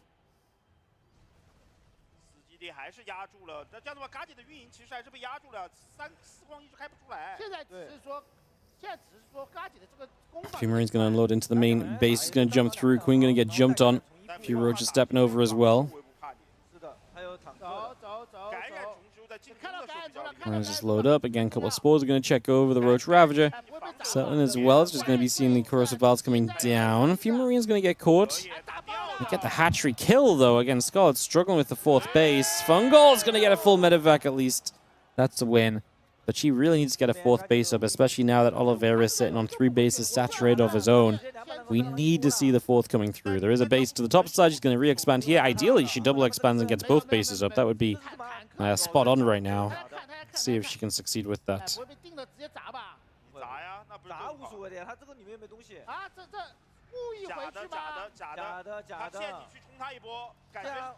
Ravager spreading, a couple of those rocks taking damage.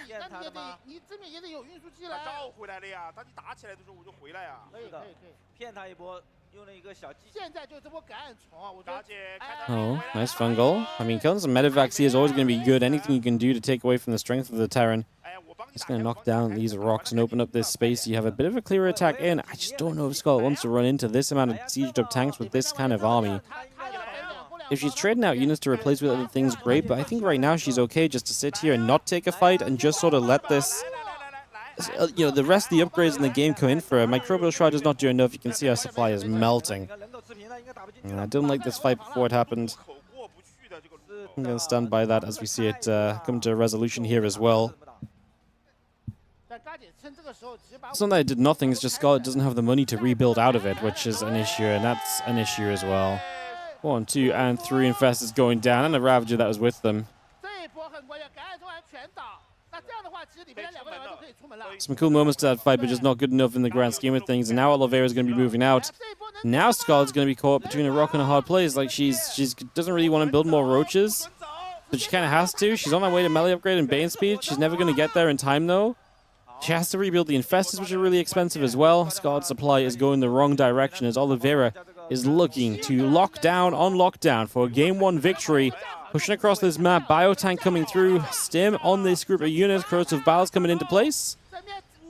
Tanks are sieged. Ravagers getting messed up. Hatchery going to get jumped on as well.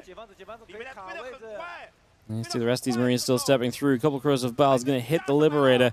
It's going to be taken out also. Now the tanks continue to push further forward.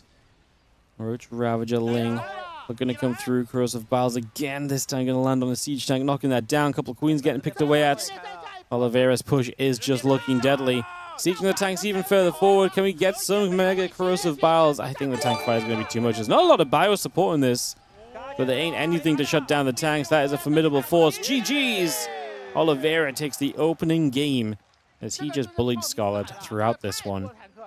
That first double drop and the Marine Reaper on the left side at the same time was just already putting Scarlett into a very difficult place, putting her behind in the game. So Scarlett playing from behind from a very early stage there and just did take some control back. Like I say, her supply looked good. That was a bit Roach favored, but I actually do wonder what this game what happens to this game if Scarlett doesn't attack on the other side of the map. If she just says, okay, you're 3 bases, I'm going to just sit here and like hold a position and just wait. If you want to attack into me, go wild, but I'm not attacking into your tanks. And just sit there and wait and just let your melee upgrades come through. Let Baneling speed come up. Get your Infestors full of energy. I wonder what that game looks like. I mean, obviously, maybe if you slow down, maybe Oliveira slows down, and maybe Oliveira's army becomes that much stronger too. Maybe he introduces ghosts, which you're afraid of. There are absolutely possibilities that can go wrong for Scarlett. I'm not saying it's a surefire, positive. But I think it would have looked a lot better than what we just saw here at the end of the day. 其实我觉得那个3个被抓的感染虫才是关键。如果有感染虫，李培不敢这么推的。有感染虫，他可以一直在这个军塔外面一直定你，其实还是有点伤，因为他后续还是也补了感染虫，就是用感染虫来拖时间。这场打完，我觉得嘎姐也挺厉害的。对，但不管怎么样吧，我觉得这第一把打完，李培南是开了一个好头吧，就是至少1比0领先了。打完之后，他也确认就是 TV。I was wondering what the Chinese commentators are talking about. 到重组就直接被摧枯拉朽，4比0，这种就是可能会被打绝望，但是他第一把能够赢，说明后面他还是有。Isn't it fascinating that they can be maybe saying the same things that we're saying? But language, but language. 爆了3、4次，这个对于嘎姐来说也很伤。对，因为虫族这个种族，他如果一直没有市况的话，他只能亡命一波。Just going back a little bit on the YouTube chat, last comment on it. Yeah, Cyril might play the way he did Shui wins the best of 3. Yeah, he might have done. But that takes that, to me, if that becomes part of the storyline, it's like, that takes the hype out of the best of 7. Like, this is not a great outcome to me either, because you're telling me Cyril didn't try his best or whatever in the first best of 7. Like, that makes the first series worse too. Yeah, there's a lot of reasons. I mean, like I say, some people like the reset match. They're going to use it home story cup still. I try to talk them out of it. They like it too much. I just don't like it. It's personal preference at the end of the day.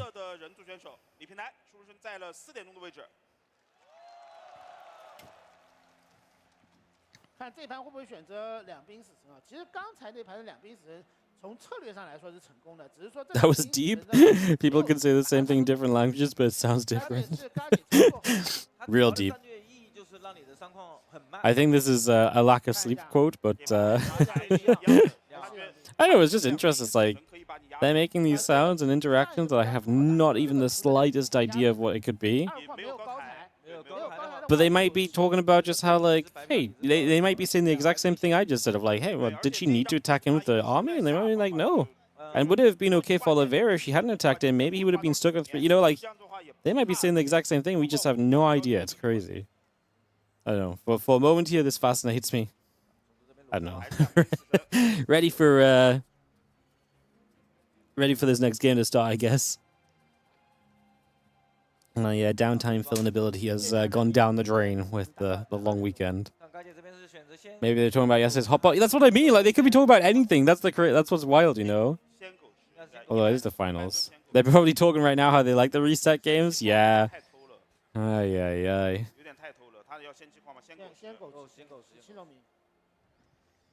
At Eternity's Edge for map number 2 of this best of 7. Scarlett is down by a map. She's in the upper left-hand side in case you can't see. Oliveira is opening 2 racks once again against Scarlett's hatch gas pool. He's in the bottom right-hand side of what is a pretty sizable map. And a very good map for Zerg. I think a lot of just bases you can take without moving further forward on the map is generally good. But if you do want to take one side and move down a certain direction, if the Terran goes the other way, you can do that as well. And there's just options here. There's that gold base that was the absolute savior of Scarlett in this game against Innovation the other day on this map. So, yeah, we'll see what this looks like as we get into a game 2.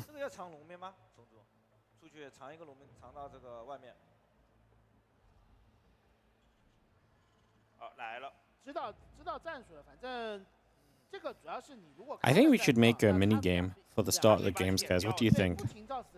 I think we should make a mini game to play on stream for the first, like, 3 minutes. I don't know what this mini game is, but I think we should play a mini game. It actually really makes me want to get more, graphics done. So we can maybe, like, bring stats up and stuff. I don't know, like, stats are cool, but I feel like stats once in the series is interesting. I think bringing them up at the start of every game is just, it's the same as, like, talking about the same build every time, you know? Word fine StarCraft themed.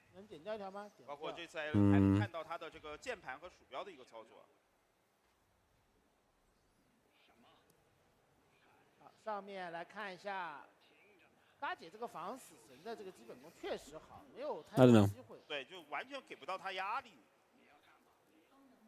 My brain has been ADHD'd by 10 years of 12 worker starts. I don't know how to cope with waiting for the workers to build anymore.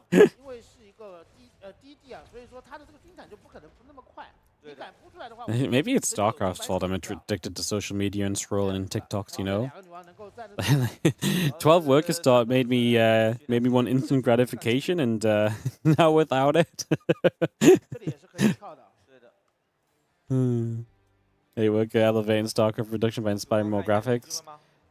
8 worker starts actually allowing us to just run more ads. I actually just upped my ads power. You know, before, I sometimes try to only run 1 minute of ads between games because, you know, if the games are starting quickly, you don't want to run it too heavily over them. Now I have 0 qualms about it. 3 minutes every time, baby. Let's go. I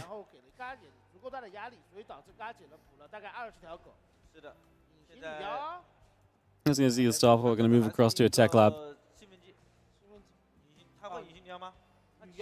Duranthex on the YouTube. Yes, if Sarah had won the best of 7, he would have won the series. The best of 3 doesn't get played. 蟑螂，大家还是走蟑螂啊，比较求稳。家里面22个农民呢。Rotron is on its way through. The hatchery coming up. The Lings, the Overlords, the Queen coming about already. We do have the Marines, the Banshee, and the Stim Pack coming through as well, so things looking pretty regular across the board to set this up initially. 他战略目的达到了嘛？就是每次死神还是就每次死神还是说搞不到嘎姐的东西，嘎姐防守能力太强了。他毕竟也就做了3个嘛，所以也还好。是的。好了，又是要出门吗？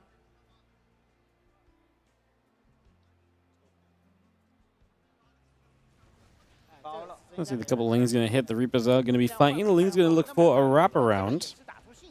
对，看你抱了不少的狗，而且还尽量的占点便宜。还是攻防蟑螂。 Just going to take this watchtower. Again, one more missile upgrades coming through. Stimpack's about to be finished, so we will see what the Medivacs and the Marines can do. You get that set to go. 前期给不到虫族任何压力啊。 只要没死就行，投出去，但被看到了，这边给压力。没事，这个没事，这个咬不了。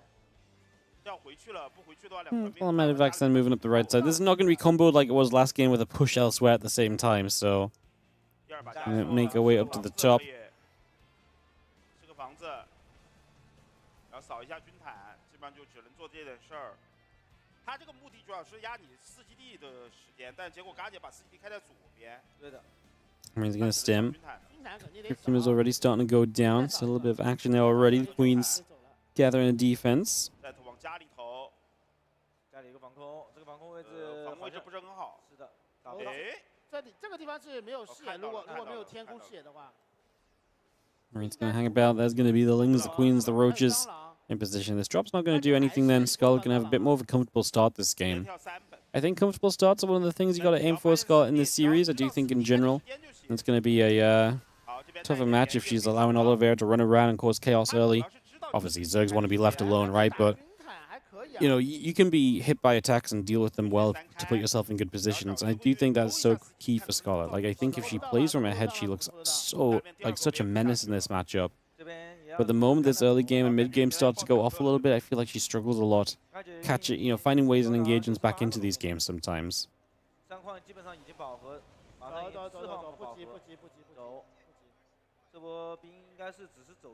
Marine tank gonna go over the left side. Queen, hatchery, gathering. Little inject comes into place.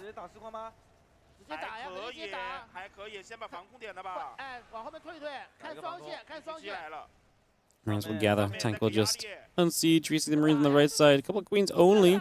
That's where Oliveira's multitasking might start to find some value. Does that Queen go down? Yes. The Roach shop. No, it does not. Oh my goodness. 3 HP. It lived. 但这样的话，他的攻防其实还是追回来了。嘎姐也是在压力的情况下，两方没有提。蟑螂狗毒爆吗？别单 VA 好像。 Marines going to get over to the left. Again, one upgrades coming up here on the side of Oliveira. They're going to be done in a moment, which is going to give us a good option to get forward and get going here. Roach, Ravager, and Fester joined up. The Banshee going to shoot a few shots. We actually get cancel on this hatch on the right side. Scarlett has the 4th base up comfortably, though, so I don't think she's super worried about the right side base just yet. A 5th is nice, but it's not a necessity at the moment. 可以，一个女妖骗了2把定是可以的。2场面继续打3矿，打4矿。And comes down, Marine step up, Overlord going down, a couple of drones getting caught, 5 workers falling.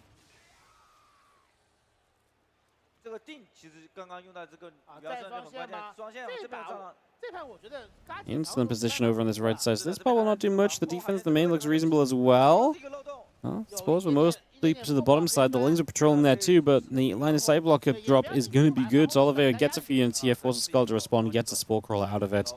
And a couple of Zerglings are still finding some value with that drop. Thought it was going to get shut down more easily, but it was not.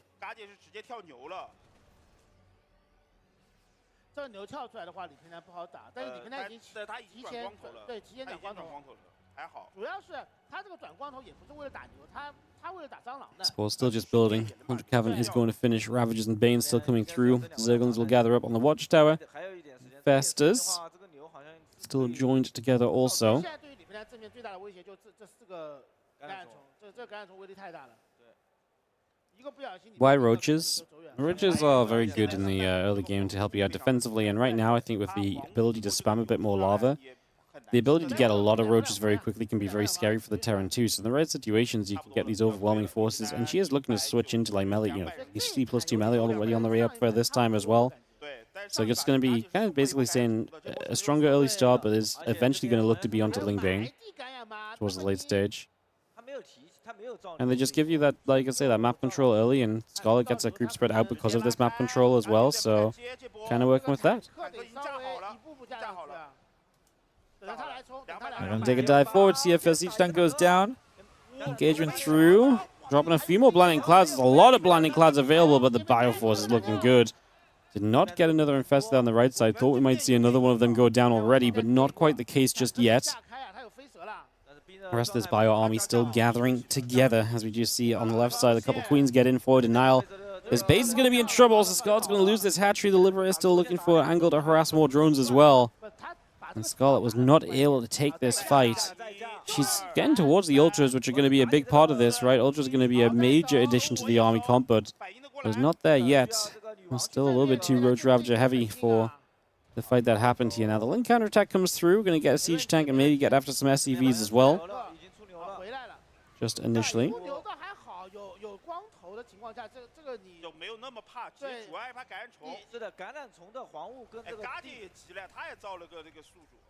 Now push over that right side. 现在就是怕橄榄虫，如果橄榄虫定住，然后牛盖毒爆割过来的话，基本上里边而且它还有飞蛇，对。我还以为只有再换家，哎，埋地橄榄看到埋地橄榄了，还是架得非常的好啊，李平南这几波。 Now just coming through, just going to go after those siege tanks. We are going to be seeing this position set up from Oliveira. Scarlett's going to decide to take the fight into it. Infesta's leading the fight on the right side. Microbial Shrouds are nice, but Oliveira is the one that's advancing forward into this army. 还得放吧，放，他没东西。 Drones have to pull away. Another hatch going down. If Scarlett's just going to keep on repeatedly losing 1/4 base and the other, it's going to be a continued issue. Because then you just don't really keep your economy up where it needs to be. Scarlett still has a good supply for this. She's going to have another attempt to break through this army soon.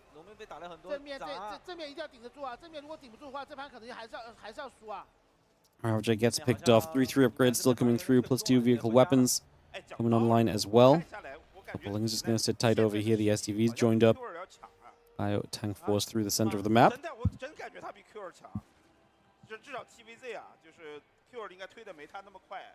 就操作什么的也没那么夸张。现在你告诉我他这个实力是退役选手，我有点。 In fact, makes a bit of a move up top again. Bio tank force still gathering around. 3/3 upgrades are going to be coming in on the side of Oliveira. Bio gets through. Hatchery gets cancelled. What else can we find here? We'll find the medevac just lifting up and moving away. Now the rest of Bio up the left side as well. A couple of crew teamers that are going to get picked off. Bio still trying to shove through. The couple of libs are going to settle themselves. These tanks are going to keep firing. Bane's going down. The Ultras are going to keep on moving through as well. Bio Army continues to pull out of this. These Ultras still come across. The Bio continues to settle in. Just going to be seeing a couple of these Ultras still getting chomped on. Going to get one more of them before we are forced to lift up. But Scarlett does get a pushback on this army, and that is huge. She still has a base to the very top side of the map. A few units are going to show up there, but there's Ling to defend it. There's not a lot of drones in that position. She still has a good drone count overall, though. All this pressure she's been under, and she has been somehow able to stabilize, and now starting to get the gold base in the bottom left. And if that mines, that's going to be a difficult bit of income to overcome as Oliveira, as he is going to lift up even more drops to try and get even more done. 你也得配一点地雷，主要是要用解决狗牛的话，单纯牛倒还好。好，再来，不让你开矿呀。限制你的黄金矿，这个黄金矿如果开出来的话，其实李佩就很难打了，他绝对不能让他开出来。See the Bio coming over, a couple of those drones taking damage. Medevacs heading across. 再去搞，再来，被误了。甩，先把牛甩了，很关键。有点甩不动啊，这牛很硬啊。是的。We've seen this bio still backing away. The Army of Scarlett is still pressing forward. She obviously wants to try and tie up this series in this best of 7. The Bane's trying to hit the mineral line, and they will get toward a lot of the SCVs. The planetary is going to be low as well. Are we going to save it? Cross of Baal say no. Ultras will chomp through the SCVs as well, and Oliveira's supply going down. He does get a base in the top right. Both the bases from the top of the map gone. Also the gold in the bottom left. Scarlett just needs to, well, again, buy a bit of time. Oliveira's economy is going to be in the bin. His worker count down, his base count down, but so is Scarlett's. But Scarlett also has a very strong army still standing here. Cross of Baal's knocked down one more siege tank already.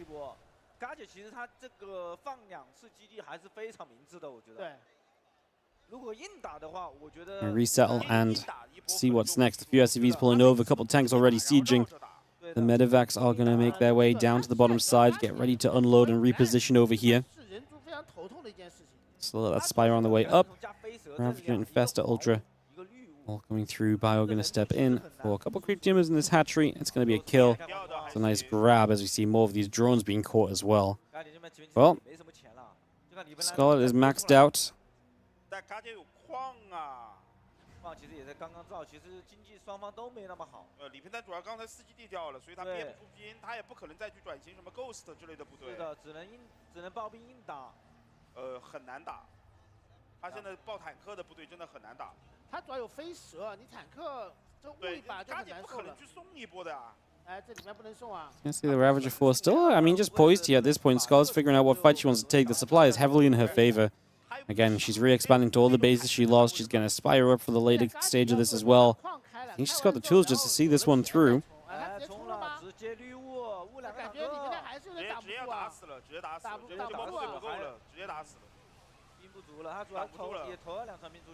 Well, just going to dive forwards again. These couple of tanks getting knocked down. GG says Oliveira. And Scarlett's going to take game number 2 of this best of 7. This was a wild game. I really felt Oliveira did a fantastic job with a lot of this base denial, a lot of these pushes, armies that felt like Scarlett could not engage into properly. I really thought Scarlett was going to be in a little bit more trouble overall, but Oliveira was not able to capitalize. Size of the map probably comes in the case in this scenario. Obviously, on a smaller map, I think Oliveira does enough to keep pushing and keep a bit more momentum behind him, which would have been a big deal. But that means we get tied up 1-1. Both players winning their initial map pick of this series. 1-1. First of 4 wins it in this best of 7, of course. We'll be into game 3 in a few moments. I'm just going to nip to the bathroom, guys. I'll be right back with you as we head into a third map of this best of 7 grand final in a few moments' time. 他打得非常的聪明，有2波我们都感觉李平南是快要掐到这个嘎姐的咽喉处的时候，他就不打，我就往回退。好，就是把农民拖走，然后等飞蛇的这个能量一直在吸，一直在吸，然后等这个橄榄虫的能量。打得很有经验啊。那这样的话，比分打成了1比1，我觉得这场打完之后，李平南可能不会再选择双兵死神的，因为明显双兵死神打嘎姐这个级别的重组，好像是占不到任何的便宜。是的，每次只是过去跟一个死神的效果差不多。 对吧？只能说你不让他3冠那么开的那么早。对，但是嘎姐这边也有调整，那我就不开，我就多做点。对，李平南慢慢打。李平南这个2兵1死神，其实他自己经济也挺伤的。对啊，就你慢，你要嘎姐慢，你自己也慢。是的，所以导致他的运营没有占到那么大的便宜。对的，你2兵营开的话，你自己2基地其实还是慢很多。对，当然这个刚才那场比赛跟刚才那张图还是有点关系，它可以2边都可以放矿，然后往下开，这个也是很重要的。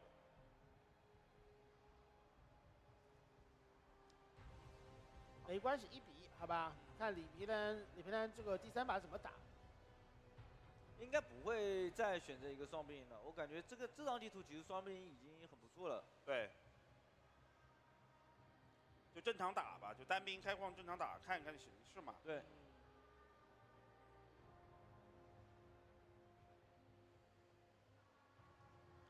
嘎姐其实也找到一个方法。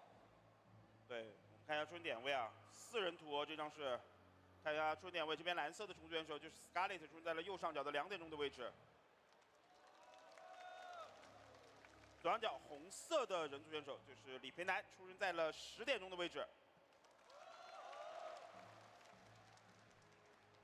4人图，看看怎么样去侦查。 Why is it the one time I stand up for like 2 minutes between games, they go even faster into the game than usual? Fear and Faith, our 4-player map here for game number 3. We are going to spawn not cross spawn, but horizontally. So it's going to favor the Terran a little bit easier for pushing. Generally, the Zerg likes cross spawn because it does make the map bigger. So the spawning advantage goes in favor of Oliveira here in the start of game 3. We'll see how that means. What that means. We'll see what this game gives us. Is it time for Scarlett to ditch the roaches? I don't feel like she's defending great considering the roaches. I feel like they're struggling to kind of find use in fights at some points. But if she struggles to defend with the roaches, does she just struggle to defend with everything else as well? If she goes roaches every game, is that too predictable too? At some point, you need to mix it up. I do think Scarlett might enjoy trying to play mutas at some point of this series, but getting to the stage of getting those mutas up safely and figuring out which map to do that on, I think is going to be one of her big challenges as we move through this.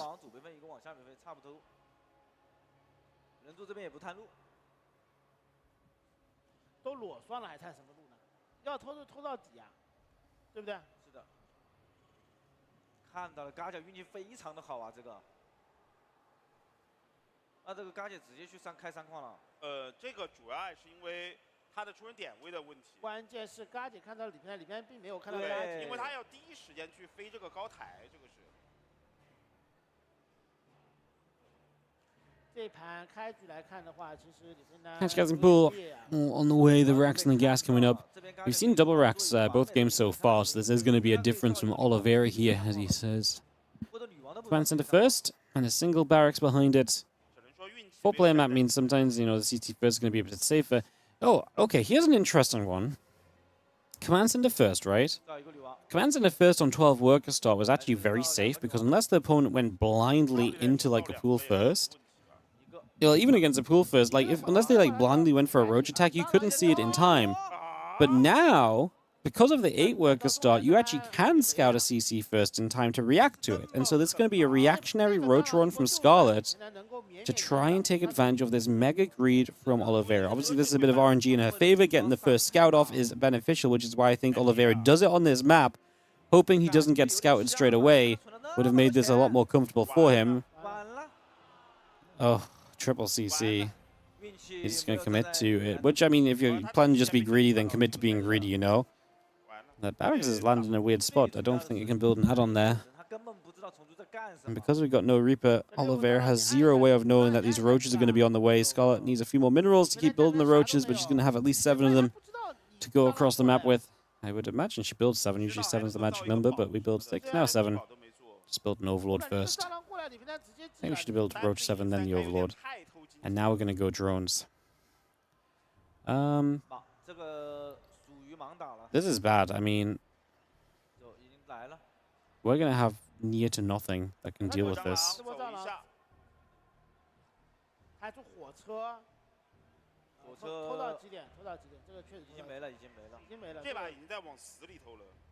Roger's going to head across the map. Yeah, this should just be over, guys. Okay, I'm not going to say it's over, because you never know, but it's not great. He shakes his head. It's pretty doomed. He's also built Hellions already, so the Hellions are not going to do much. He's going to start up mines. Lifts the depot last second, is going to try and move in towards a tech lab and some marauders, which will be kind of essential here. Let's see how much damage we do as Scarlett before this is done. We get the engineering bay to replace the wall, but that dies, which is just going to be minerals lost. And I think this game in this series is going to be going down, down, down. I love the tech lab target because it denies future marauders. However, the first marauder got out. First marauder coming out is actually a pretty big deal as the Wooden Mine gets burrowed too. But yeah, the first marauder getting out is a big deal because that's extra damage against these roaches. Denying the tech lab still, and it starts marauder number 2 in time, right? So this is going to be a defense from Oliveira, but it's still an expensive one. Scarlett's going to be on an 11-worker lead. I thought it was going to be worse than this for Oliveira, though. I felt like this was meant to be a worse position. It's still pretty bad. This one Ravager's cleaning up the final few units, gets another Wooden Mine as well, so that also goes down. Obviously, the 2 Marines on the way are nice and stuff, but yeah. Still far from ideal, as we actually may even get this Hellion as well, so Oliveira is going to be down a ton of workers. Because Scarlett kills every unit, she is super comfortable knowing she can just build a bunch of drones, because she knows there's nothing on the map right now that can come and counterattack and kill her. So she's super safe droning, going to start up a lair, and yeah, is going to be in a fantastic position from this opening build. This is a great example of one thing that 8-worker start does allow for. If you choose to go CC first, the benefit from it doesn't kick in before the Zerg can cheese the shit out of you. And it actually gives time for the Zerg to, like I say, scout and react to that. So it does kind of... That said, it's not like CC First was a super abusable build in the past. It was something mixed in, because if you do it too much, the Zerg will just kill you with a Roach all-in that they just send blindly, right? So it's an example of where 8-worker start actually makes, like I say, is a positive impact. Because if you choose to go CC First, get Scout, and your opponent does a build that you then can't hold, because they have time to scout and react, I mean, does that just kill the CC First opening? I think it might do, which might be why he did it on the 4-player map, to take the risk of trying to get it. Obviously, if Scarlett didn't scout this straight away, she would have never had the reactionary Roach roaring down, right? So, fun little conversation there. But yeah, definitely a good example of how 8-worker start does change something in this matchup.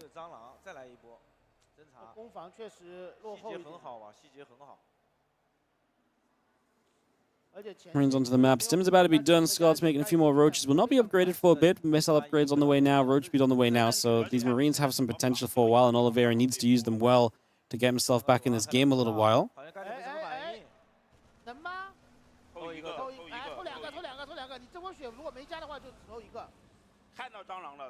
Roach Ravager coming straight through. 刚刚这个枪兵在军毯上面走了好久，他才反应过来。对呀。说实话，曾经的吕布防这波很厉害，就吕布吃了亏。Reels is going to drop down third base. Obviously, going to be something Oliveira needs to rely on to try and bring him back into this one. 所有的雷达都要砸矿罗，很难会他看那么多火蟑螂和蟑螂，应该有点确认要1攻1防蟑螂了。 Back's gathering up. Marine's going to move through. 1-1 upgrades and combat shield all on the way in from Oliveira. We actually see these Marines going to get the oversteer, which is nice. Actually, will supply block. Scarlett. 这几个房子杀的还行，稍微阻止了一下嘎姐的这个暴兵。差不多这个1攻1防200人口蟑螂，李佩兰可能只有120人口。哎呀，把这里。I mentioned this add-on was in a bit of a weird place earlier, you know, and it's in the way apparently of the move up into the main. What's funny is there's no wall there, so if Scarlett does breach the natural at some point, the main will end up being breached as well. So that's something that oftentimes comes back to bite the Terrans in the butt. And Scarlett, 66 drones, massive 1-1 Roach Ravager attack. She just says, I did enough early that there should be no way you can hold on against an attack like this. And I don't really disagree. This tank on the far right side is actually going to get some use because of how Scarlett's approaching, but if Scarlett just hit the third base, then that tank, or two of these tanks, are just going to do nothing at all. However, the bio gets across, and Scarlett does not find the engagement yet. Like I say, she should just back off, go further to the left, and send it from there. If she has an overseer for some high ground vision, could get those tanks much more easily as well. Now getting jumped on because she split a few units across. Only really Ravagers here. The Reinforced and Roach is not here just yet. Yeah, but now you got to deal with the Roach Ravager on the left side too, and the additional barracks that Oliveira has put down are starting to be under fire. Scarlett going to push on further forward. Do we have the biles on the tank? Still not just yet. Finishes off one barracks, looking for the next. Again, that production being chipped away at.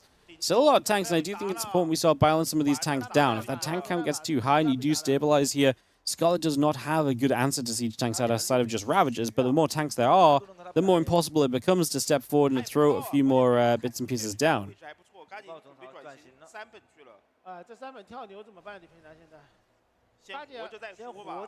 Roach Ravager gathers together.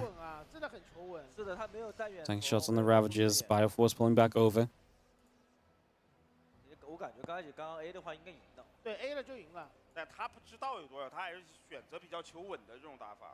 Hive Bane then that's coming up. We're going to see Scarlett still pushing the same position. Still has a bunch of those units to that left side as well.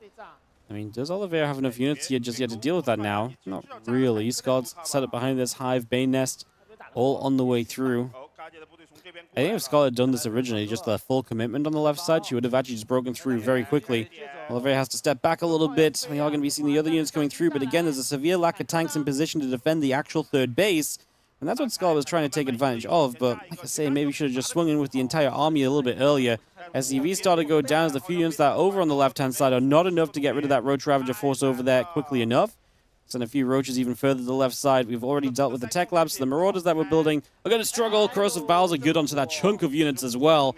Going to be a lovely little addition as an additional Ravager morphs, and Scarlett's still just spamming units, but also, like I say, has got tech behind this, Bane speed, Link speed, melee upgrades, the Hive, all of the stuff to follow up from here. in a very comfortable position. Her economy is amazing. She moved from the 66 drones to the 81 a little while ago, so she just has very strong eco across 4 bases. 5th base establishing while this is going on, and Scarlett is looking very good to take a 2-1 lead in this series off the back of, obviously, again, Oliveira's read in the early game that she was able to respond to and handle. Getting surrounded a little bit. How many of these bio units can we take down? Corrosive Bowser stopped the advance from the upper left side, but Scarlett is going to lose every Ravager on that left-hand side. Just overcommitment there and just not getting away before Oliveira makes a jump on it. So many reinforcements that are missing. She was just starting to switch into Ling Bane as well, so it would have been amazing to have that all gather in.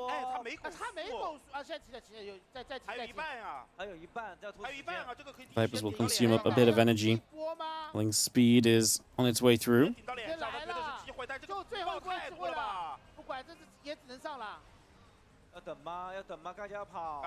Bio Tank's just going to be setting up. Sport Crawler taking some more damage. The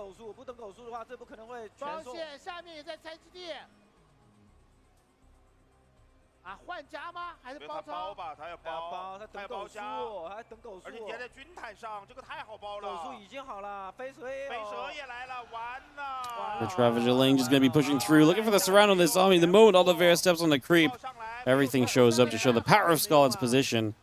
I mean, Scarlett has had a great eco throughout this. Oliveira's denied 2 bases, though, so Scarlett's going to have to rebuild back up from this. The bottom right base went down. He obviously killed the top base before Scarlett cleans this up. So, again, Scarlett has a ton of stuff, but needs to restabilize behind it. Killing a lot of the army is definitely going to help with that.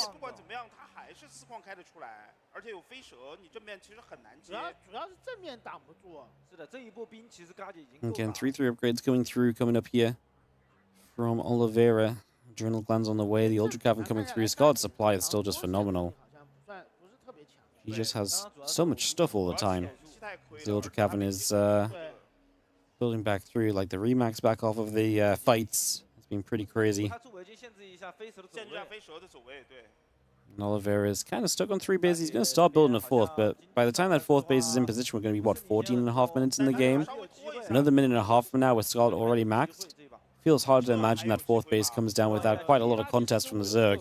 You've also got to go quite far down the left side to hit that base, which is kind of one of the issues Scarlett is having defending over here. She over-defends this position right now to try and get a 5th base back online. But yeah, that's kind of the thing with 4-player maps. You kind of have these very dedicated quadrants to play in, and once you start going for base 5, and you have to step outside of those quadrants, it becomes a whole lot more awkward. And I think that's a little bit of what we're seeing on this one.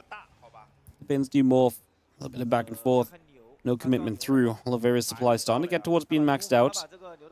Scarlett should be starting to build a bank here as well. From here on out, there's not much else for her to add apart from maybe moving in a few more Banes. Looks like she's going to go for it. We do have those tanks on the far left side. The Vipers are desperate to blinding cloud some of these tanks and take away some of the splash damage. Bane's going to blow up towards the tanks, which is not ideal. Scarlett is instantly remaxing, just going to fall away, get ready to go again. Oliveira can't remax it quickly. Terran production doesn't let you do that. It's more of a continuous string of units. Whereas Scarlett can rebuild quick and, like I say, look to maybe go again with everything very soon after.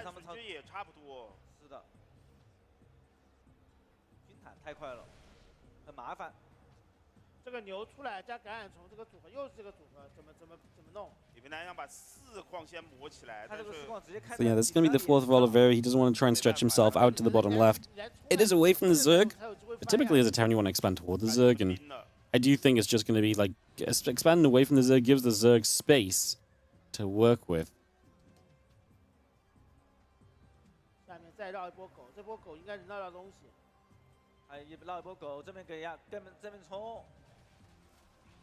Let's run through. Marauder going down. Bane's on the right side going to push up. Siege Tank already in some trouble. Roach Ravager going to keep pushing forward. A couple more Banes. Will be connecting. Corrosive Bars dropping down again. Scarlett's rebuild is already going to be huge. Kills 25 SCVs during this. The left side of Oliveira's base is being ransacked. He's once again in the bottom right. I got to give credit to Oliveira. The counterattacks from him have been fantastic. Keeping in this game, keeping him, keeping the action going. He's been able to do a lot so far. Now the medevac's boosting back again over to the far left side.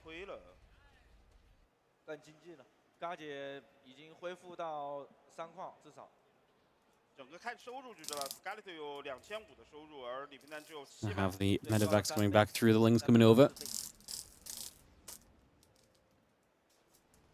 Try and deal with this a little bit. We're going to see the Lings going to get here. Those medevacs going to be in position. Scarlett up to the top side. I mean, we are maxed out as Scarlett and just ready to go again. And again, it should just be a case of going again and again and again and again at this point from Scarlett. You just commit and you just send it and you just try and bring this one home. Take a 2-1 lead in this series. Fungal growth was good. The Road to Ravager pulling back. A couple of infestors gathering together.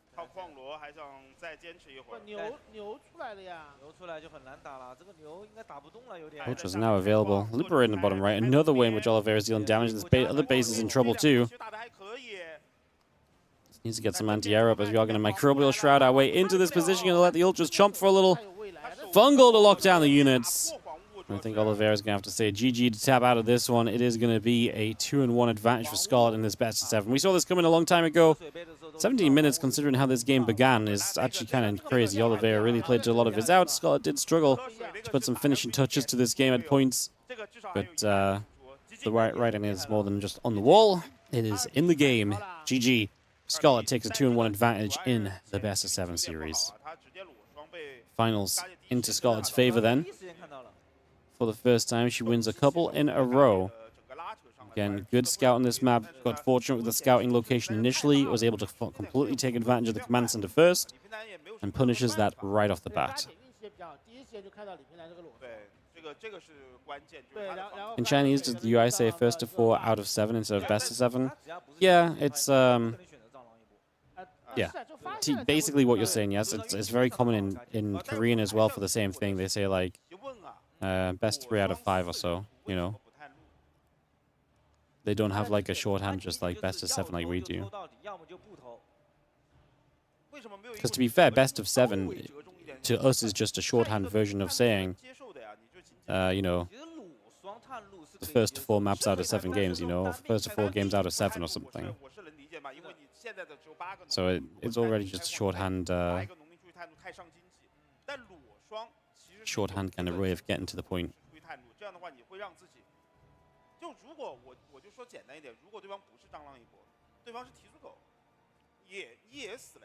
Best 7 just means first 4 wins.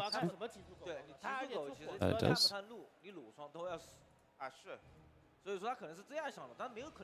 In French, you'd also say first 4. Yeah.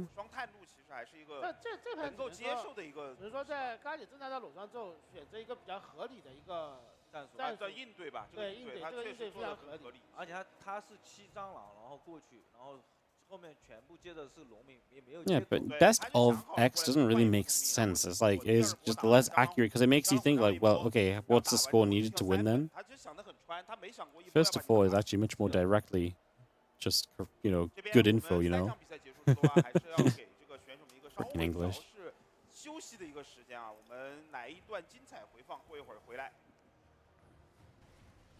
Some highlights in the break, it seems, guys.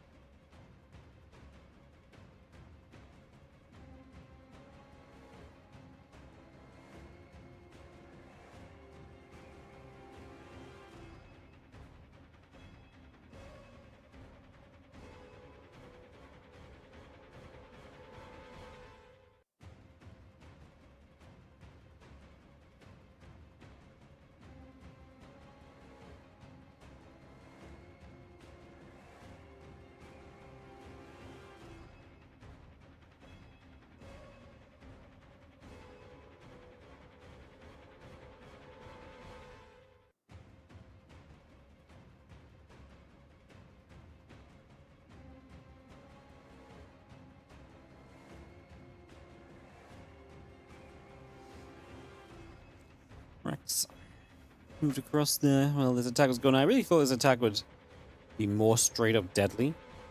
And I really thought the Ward 1 attack would be more straight up deadly. Because the third was over to the left and the tanks were kind of holding the natural line, Scarlett struggled to find the position on his left side for a long time. I think if she just ran straight to the left and attacked on the third, but she doesn't know where the tanks are laid out exactly, right?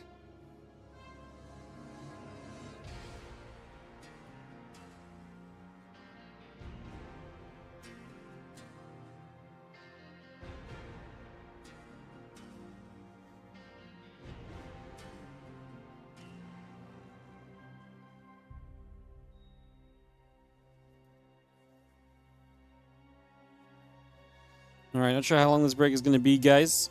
It's not unusual to take a break after 3 maps of a best of 7, so we'll just be holding out here and hopefully get into our next game soon.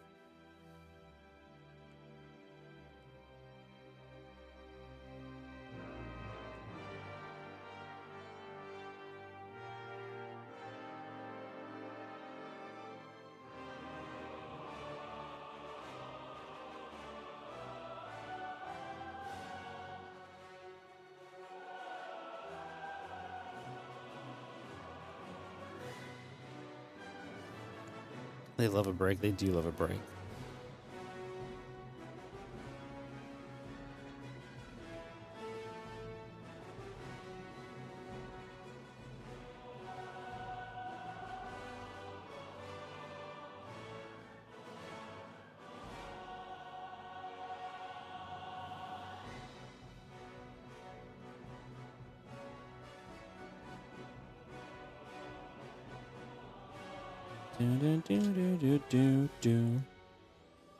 So yeah, guys, just waiting for map number 4 of this best of 7 to come through.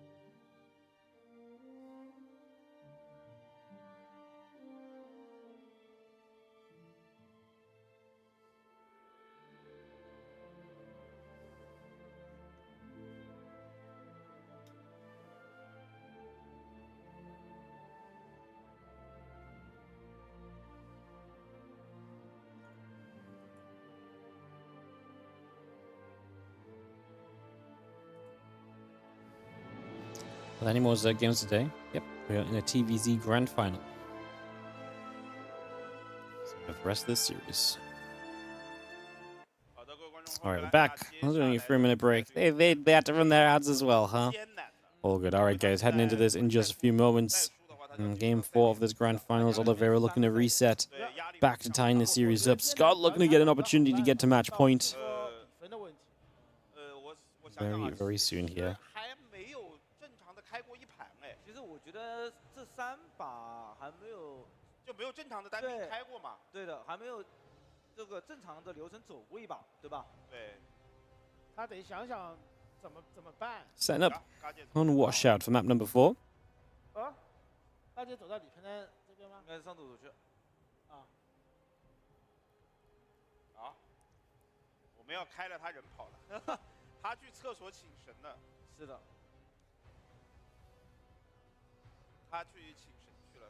Alright, setting up. Getting into position. 现在请谁都是神啊，虫族。感觉是不是随便找一个虫族都很强呀？哎呀，他现在就那个虫族行不行？基本功。请谁啊？请他吗？请我肯定不行，我基本功太菜了。他基本功太好了。是的，他基本功太好了。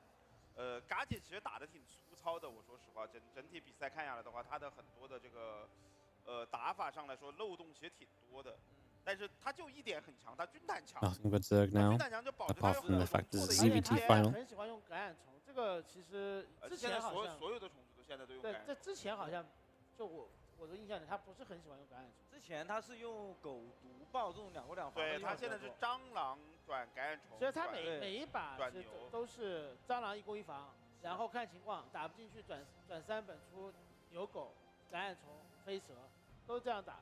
这个打法比较的稳定。对，就李培南如果在运营上占不到便宜，他怎么把？ How does Scarlett do versus Koreans these days? I mean, she's not an active player, so against active Koreans, probably not very well.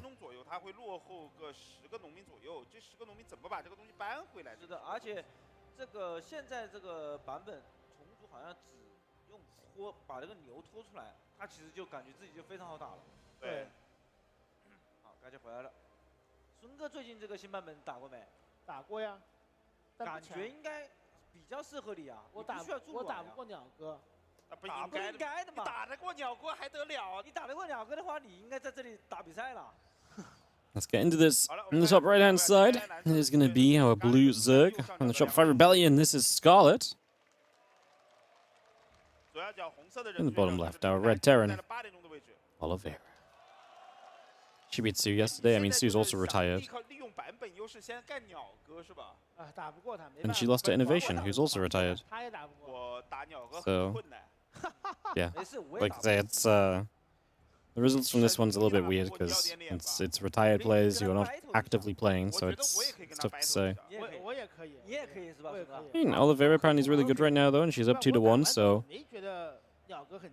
I think Scarlett's in a state where, like, if you put her in, like, a best-of-5 against some of the active Koreans, she probably takes a map. But I would struggle to see her taking full best-of-5 series off of the active Koreans. I think that's kind of where I'm at, you know? 建筑顺序有问题吗？就是它的流程有问题。流程有问题。现在建筑顺序就一套。 Scarlett's the most active player that attended this event. 偷农民那一套呀。 I don't necessarily think that's true in terms of how much practice has gone into it.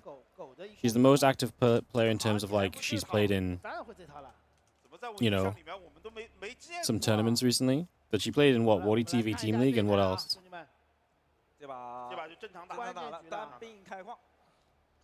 Recent events. She played a Big Brains bout in May. She played a Shopify Rebellion Sunday. Got beat by Gumiho 3-1. Gumiho's not super active. She beat Nicorette 3-2. That's pretty impressive. Nicorette's good. Yeah, she played some Big Brain bouts, some show matches. She played WardiTV Team League. You can put it this way, she's played in 1, 2, 3, 4, 5, 6, 7, 8, 9 events this year, one of them being this one, but also like 4 of those being like individual show matches. So yeah, she's not super active. Like I say, Oliveira's not playing a bunch of tournaments, but he was practicing the crap out of the ladder to get to this event. I think Oliveira might have been the highest ranked player coming into this tournament. I think Oliveira is active in terms of playing, just he doesn't play in tournaments, you know? He doesn't grind out the events and so on like a lot of other people do, so.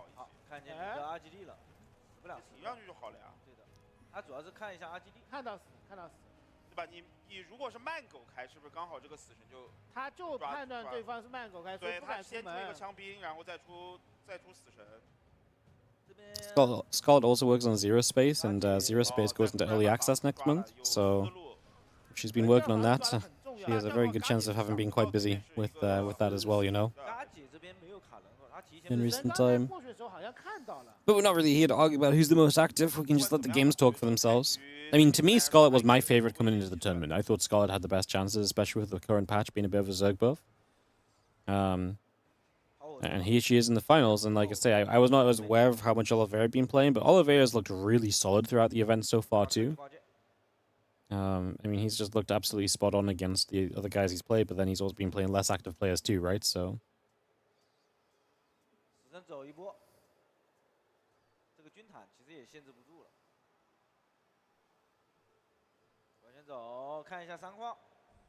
Going across the map, Factory. We move to Tech Lab. This has been a very non-Hellion kind of series from Oliveira so far. Funnily enough, the only time he built Hellions was in that game number in that game number 3, where he opened CC first. He's about to go Hellions, and bam, the Roaches showed up. The wing speed is about halfway done. Queen, Overlord's Ling still coming through. A couple drones. Reaper hops to the high ground to move in to try and get some more damage done. This is new patch, yes. And this is a best of 7, yes. Best of 7 grand final. Cool for Scarlett to get a big tournament. Honestly, I think both these players wouldn't be cool. Oliveira winning a big event in China. Scarlett winning the big event's always just cool, straight up. Don't suppose I can turn off the other stream Korean audio? Well, it's the Chinese stream. The problem is, I can turn it off, but I find it very distracting and cast into a very completely empty background. So I know I'm talking over the Chinese guys, but like, I still kind of like hearing when they get excited and when the crowd gets excited, you know. So I'm leaving it on. I know they've not really been. Yeah, just a personal preference. I think it's better to have some background noise than nothing at all, personally. So, yeah, it's kind of like if we can't have game sounds, it's kind of the next best thing. And I mean, the game sounds are super quiet behind the Chinese casters. Can't really hear them, but like I say, at least the Chinese casters had a little bit of feel to it, if nothing else, you know. Could also play StarCraft music. Yeah, I don't think the music. I guess it's because I kind of like just having something that reacts to the game, whether that's game sound specifically or like the casters reacting. I don't know. Helps me focus. Yeah, it's also just a personal preference. If a lot of people want me to turn it off, I can do, as these Lings are just going to win this fight. Get into the natural. Scarlett's going to be here to do some damage, as we are going to see SCVs will begin to fall. Only a couple. It's not too bad. Just going to see the couple of Lings getting up in toward the main base. Going to get another SCV. So 3 SCVs is not too bad. It's the Lings killing the Marines, which I think is a big deal here, right? Because all of a sudden these Marines are gone, and now you've got way less pressure available to come onto the map as Oliveira. We'll find at least 4 workers here. Transfusion to save a drone was actually pretty neat. So yeah, not bad as we just continue back through. Having the Banshee coming back across. Just gonna hit this hatchery and we are gonna have ourselves the 1-1 upgrades and the combat shield still coming into play. Those melee and carapace upgrades coming up from Scarlett as well. Is gonna find the Banshee in the end, so just cleans that up. Scarlett with a good work account. Like I say, denying the Marine count is huge, because look at this drop. This feels almost worthless. This is a drop that is not scary at all. These queens are going to see medevacs, and they're going to be like, cool, we can fight maybe? With Transfusion, you definitely can. With Lings, you absolutely can. It is definitely Scarlett's advantage at this point. Drone count exploding, army count looking great, and just going to play into Ling Bane from here. Melee upgrades doubled up on the way through at the moment. Wow, 6 barracks at once from Oliveira. What's going on? Is he only on 2 racks right now still? Did he just lose a bunch early? And Depot doesn't raise. I mean, the Lings shouldn't get into the main base because we can raise this Depot, but they're still in the natural where they can just cause trouble. Gonna split them up, a few around the back. The Marines running through. Obviously, the SCVs are not mining during this, and yeah, okay, you're losing some Lings as Scarlett, but you're gonna cancel up the Armory. Was the Armory there? Or was there a factory in the background? Cancels up a gas-based structure there. Just annoying, right? You in the end kill 7 SCVs as well. It pulls Oliveira back on the map, keeps Scarlett in an aggressive position. I mean, Oliveira's 47 drone SCVs to the 85 drones. Scarlett's economy is absolutely booming. Absolutely booming. +2/+2 upgrades on the way through. The melee and carapace upgrades coming up. The burrow on the way. Baneling speed is about to finish in a few moments on that Baneling nest. The rest of that Ling Bane coming about. The infestation pit coming through as well.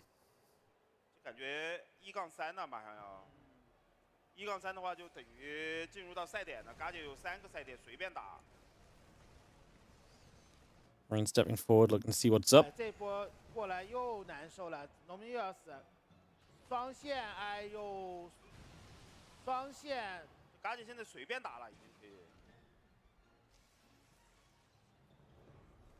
Marine step through. Again, another few SCVs go down. These Marines will try and do something. I just don't think Oliveira has even close to the numbers to kind of challenge Scarlett this time. Good split with the Lings initially. Second Widow Mine did not go off, so both those mines die. And Oliveira forced back at the moment. Scarlett just going to head into Hive. A couple of Infestors on the way through as well.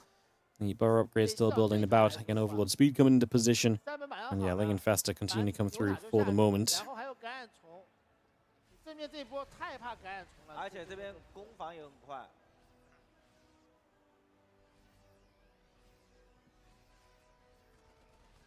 We're just going to run through. A couple of bins going to get turned around. Being Scarlett's just happy spreading creep, taking bases.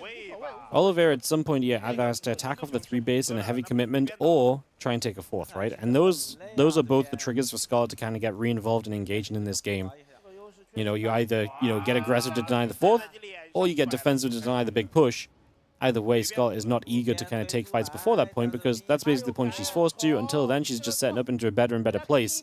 Right now, with 96 drones, her economy is, again, absolutely incredible.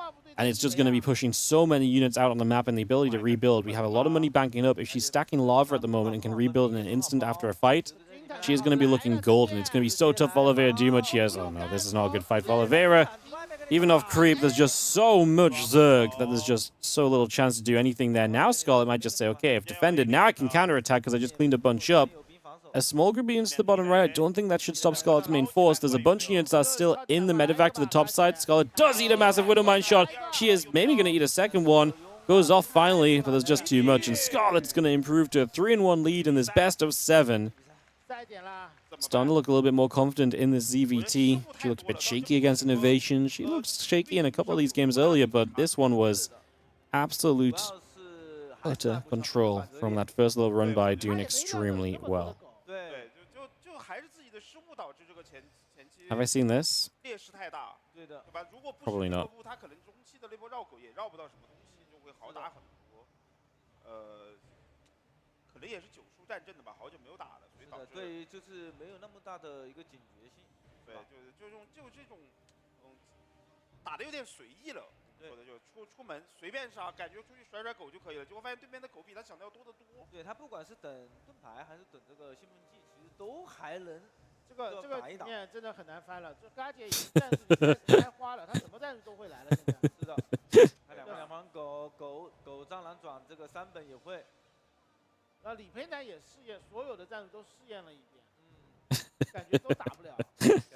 Yeah, that's funny. I don't even need to. I don't even need to hear Roddy to imagine this out. That's funny. Yeah, a lot of people have ridiculous takes. Who would have guessed? Who knew? All right, Oliveira, Scarlett, game number 5, tournament point for Scarlett. A map win here sees her take down the Douyu Cup 2026.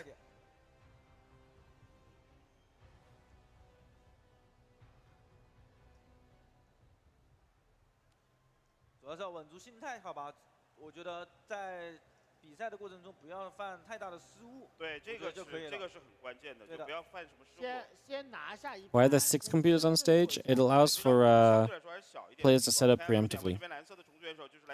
So typically, yeah, at some point they also had some 3v3 show matches. So they had 3 players be able to set up at once, but it also just means that during the groups you can have like all 4 players set up at the same time, and then you also have a spare station just in case. Or maybe the players from the next group that are going to play first can start getting ready, for example. So yeah, the 3v3, I don't know if they like specifically put it there for the 3v3, or if they just had a 3v3 setup they could use, so they may as well use it. But yeah, usually 4 would be fine, but 6 obviously means that, like I say, there's some extra PCs just in case something goes wrong perhaps and you need to change someone over.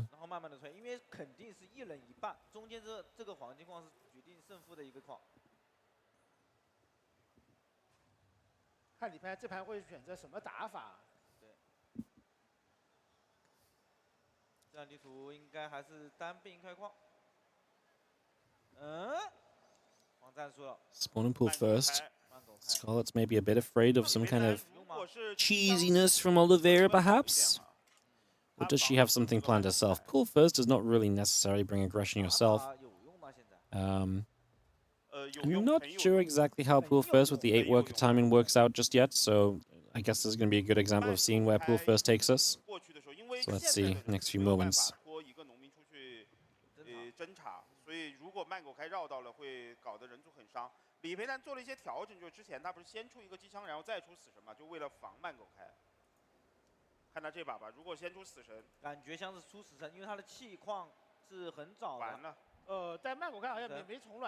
Finishes up. Yeah, Hatch and a Queen. Nothing aggressive. What's the standard Zerg opening on the ladder after the last patch? So, pretty standard is you build any combination of Hatch, Gas Pool, and your opponent GG's when you make units, because they're triggered by the fact you can make more units than before. For a real answer, I think Pig already has some builds on YouTube. Lambo's stream is going to be very good to look at. Lambo already grinded out all of the openings and knows. I actually don't know myself exactly just yet. It's still my first weekend of casting patch. casting patch games and with the exact changes that went live. So, yeah. 一般是造个机枪啊，不过也还是。但是他觉得可能死神多少操作。Amber has a guide for all matchups, hatch first and pool first. There you go. That'd be exactly what you want to go and look up. Scarlett is going to throw a Rotoron down fairly early.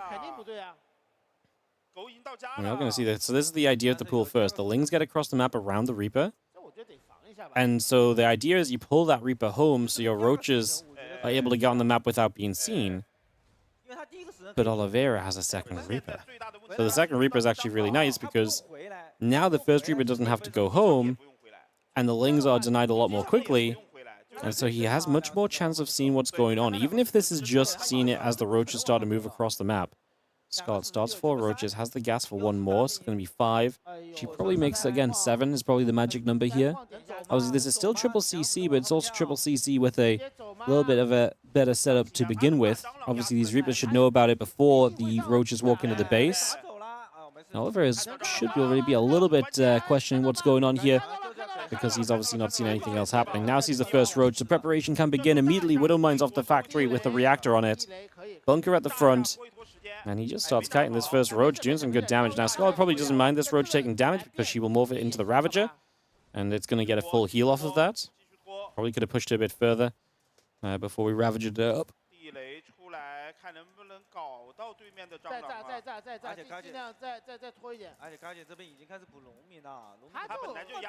Again, Roach Ravager still coming across. We are going to see a couple of Reapers pulling back. The Widowmines going to burrow. Scarlett sees them, so she can back away from this Widowmine. Oh, the Overlord! Oh, well, that's great, because now the Roaches don't have to worry about the mines, so you can actually push through onto this bunker already and start to do some serious damage. SCVs have to pull away.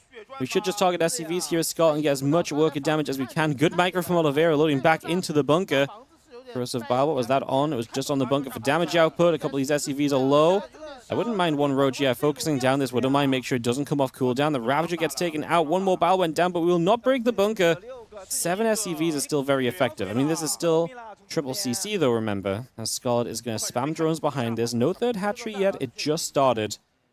Oliveira will have a chance to potentially counterattack. Scarlett's drone count is massive, 45 to 27, but her unit count is non-existent. And Roaches in this stage of the game are not great. She's going to start Ling speed. She probably doesn't need to build a few Roaches here still to make sure she can defend the units just moving back across the other side of the map. That feels necessary at this stage. Ling's on the way, but like I say, no Ling speed. Her third hatchery under fire. She needs to defend this position. 2 Reapers and a Cyclone. There's the few Marines that are going to show up as well. And she does start a couple of Roaches, a few Lings coming about. The other Marines are going to step over. Now that he accidentally built our factory of the reactor over here, as Oliveira is obviously microing and macroing back at home at the same time. This is a cancelled hatchery. That's already a win from Oliveira. Does not need to do much else here. And Scarlett does need to get a third hatch down. She's going to build one on the other side.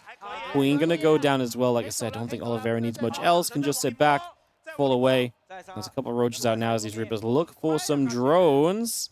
Made the wrong drone into a Spore Crawler there for a second, as 2 Reapers will get into the main base alive. Do we have a Queen in the main? Oh, gets out with the Reapers. So it feels bad for Scarlett, as both those Reapers are going to live. And Scarlett throws down a Spire in the back of the Natural, so she's going to invest into Roach speed, but is still also looking to go into Mutalisk here in the long term. That's a catch on the Reapers, obviously, with Link speed done. That's going to be a whole lot easier. So we clean that up. Oliveira, during this time, has caught back up on workers. Scarlett has not been able to mine with the third base, so her work advantage has not been completely something we can take advantage of. 本来这2个运输机这一波其实兵力还是有点多的，大姐不好守这波出门。是的，有可能会打出一个突然暴毙。两船兵一出来就要往外走了。他盾牌升的吗？盾牌没升盾牌，忘了吗？这个时间忘记盾牌了。 Obviously coming through. He's going to have the couple medevacs coming over.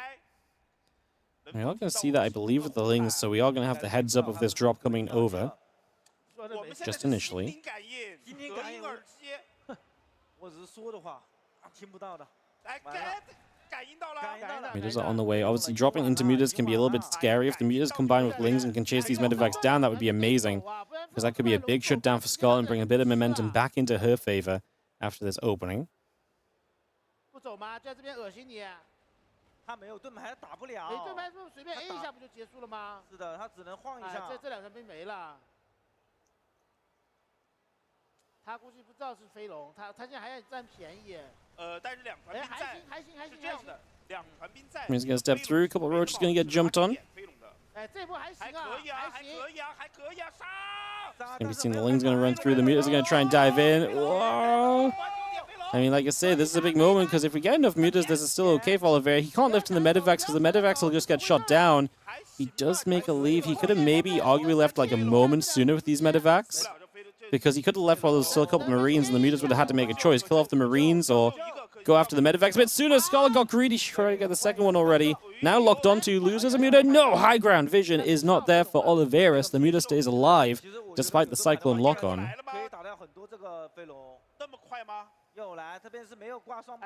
Push right now is scary for Scarlett because she does not have a lot of units. Bane speed's about to be done, so she can make Banelings. She's also going to be down 1-1 upgrades. The Mutas are going to counterattack, though.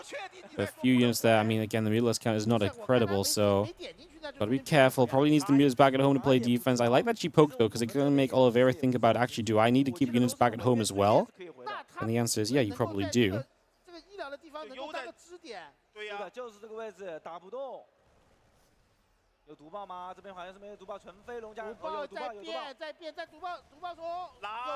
Banes. Not want to commit too soon. Obviously, going to have group threat to work with here. Going to use a couple of Banelings now. More Banelings on the way from Scarlett. Has a Carapace upgrade as well, so is not completely down on the upgrades. Extra Banes finish. Going to commit through. As soon as these Banes are done, the Widow Mines and the tanks are going to be too much. That connection was massive already, and now the Queens are going down. Scarlett evacuating this base, and Oliveira is going to keep the tournament alive for himself here as this base goes down and probably just has enough to keep sending it. 15 Banes are morphing. But if these Banes don't do enough, if they get blown up by mines and tanks again, this is going to be extremely tough because the Ling Muta cannot handle the Marine power with these 1-1 Marines. Reinforcements just streaming across the map as well.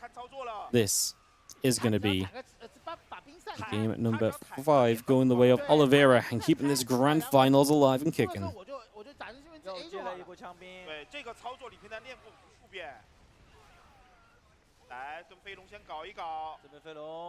Oliveira takes position. The Ling Bane is still up to the top, and we are going to think about engaging through, but it's terrifying. I mean, the Mutas in theory could go after the tanks, and if you pick off these tanks, the Banes are going to have an easier time engaging in. We're going to pick off some reinforcements. Scarlett trying to scramble together the defense. Obviously, already lost a hatchery. She has another hatchery that's super separated out to the bottom side. A couple of Mutas falling. Some Marines. Wow, that one actually lives. That's a super low HP Muta. I thought was going to get targeted there. We're going to try and engage in. Do we have enough? We've got to go through tanks and then the Marines after. I don't think it's going to be enough. As the reinforcements arrive as well, Scarlett does not have it. Oliveira takes a map number 2 for himself in the series and is now 1 behind. And Scarlett will still have 2 more tournament points to try and take advantage of. Game 6 in a second here, guys. I'll be right back when this Game 6 starts up. 对，还是前期的，我觉得嘎姐的战术，就是我们看到前期的一个博弈上面，嘎姐吃了亏。是的，虽然李培南刚才那个炸房子那个行为，让我们有点觉得，其实前期我觉得是李培南吃了亏，然后他那波反压确实对那波反压压了太多东西了，因为嘎姐其实也没想到，他连蟑螂也没补，然后狗也没补，他没想到有个导弹车，他是绝对没有想到这个，因为他刚看到你出了2个。 出了2个地雷嘛，就没想过你会换科技挂件，然后换一个导弹车出来。他的导弹车其实也是为了防蟑螂才做的。对。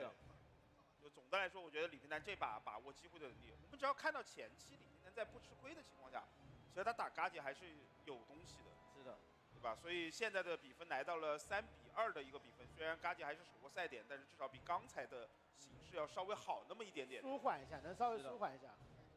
这个比分还是要一场一场扳啊。是的，这一把我觉得还是很关键的。当然上一场地图因为比较小，所以还是有比较好打的这个 CVC。就关键看后面几张地图到底好不好打。图越大，虫族越有优势。因为小的话，它这个走脸的话，就是枪兵、坦克走脸的话会速度很快，虫族其实反应的速度没有那么快，没有那么多时间给它缓冲。 好了，接下来的这场比赛，看看地图是什么，很关键。但总的来说，我还是觉得嘎姐这个确实有东西，这个好了，来看一下出点位这边来。 In the bottom left, that blue Zerg up 3-2 is going to be Scarlett. 红色的人族选手李培南。 In top right, our red Terran, Oliveira. 我看了一下这个图啊，我觉得这个图很容易被绕啊，感觉。这张图，这张地图好像三矿没那么好开，还好吧？就是人族这边不是很好守，三矿太远了。太远了吗？对，我看一眼啊，好像是有点远。是有点远的。这张地图他们都输了，这张地图其实打虫子没那么好打，就是三矿你二矿的如果太远了，就是你打二矿，你的兵在三矿其实还是很难回来救的。 那这样的话，有没有说法不好开就不开了，两矿一波？不是，应该不。 Yeah, the second Reaper last game was crazy for Oliveira. Because if he doesn't see the roaches as soon and the bunker doesn't start, the Widowmines don't start, it's a very different attack from Scarlett. Second Reaper really saves him from issue there. It's a big deal. 裸双1分10秒裸双，没有太大的问题。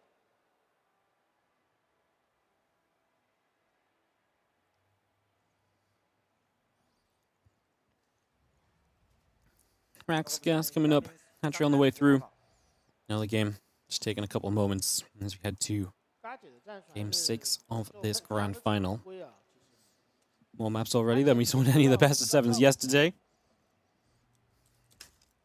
which was a little unfortunate. 确实情况就一模一样。对，他这个也是做了一些调整。之前他是 This one. 先细矿再血池，感觉这两天打着打着又改成那个先血池再细矿的，这样的话稳一点。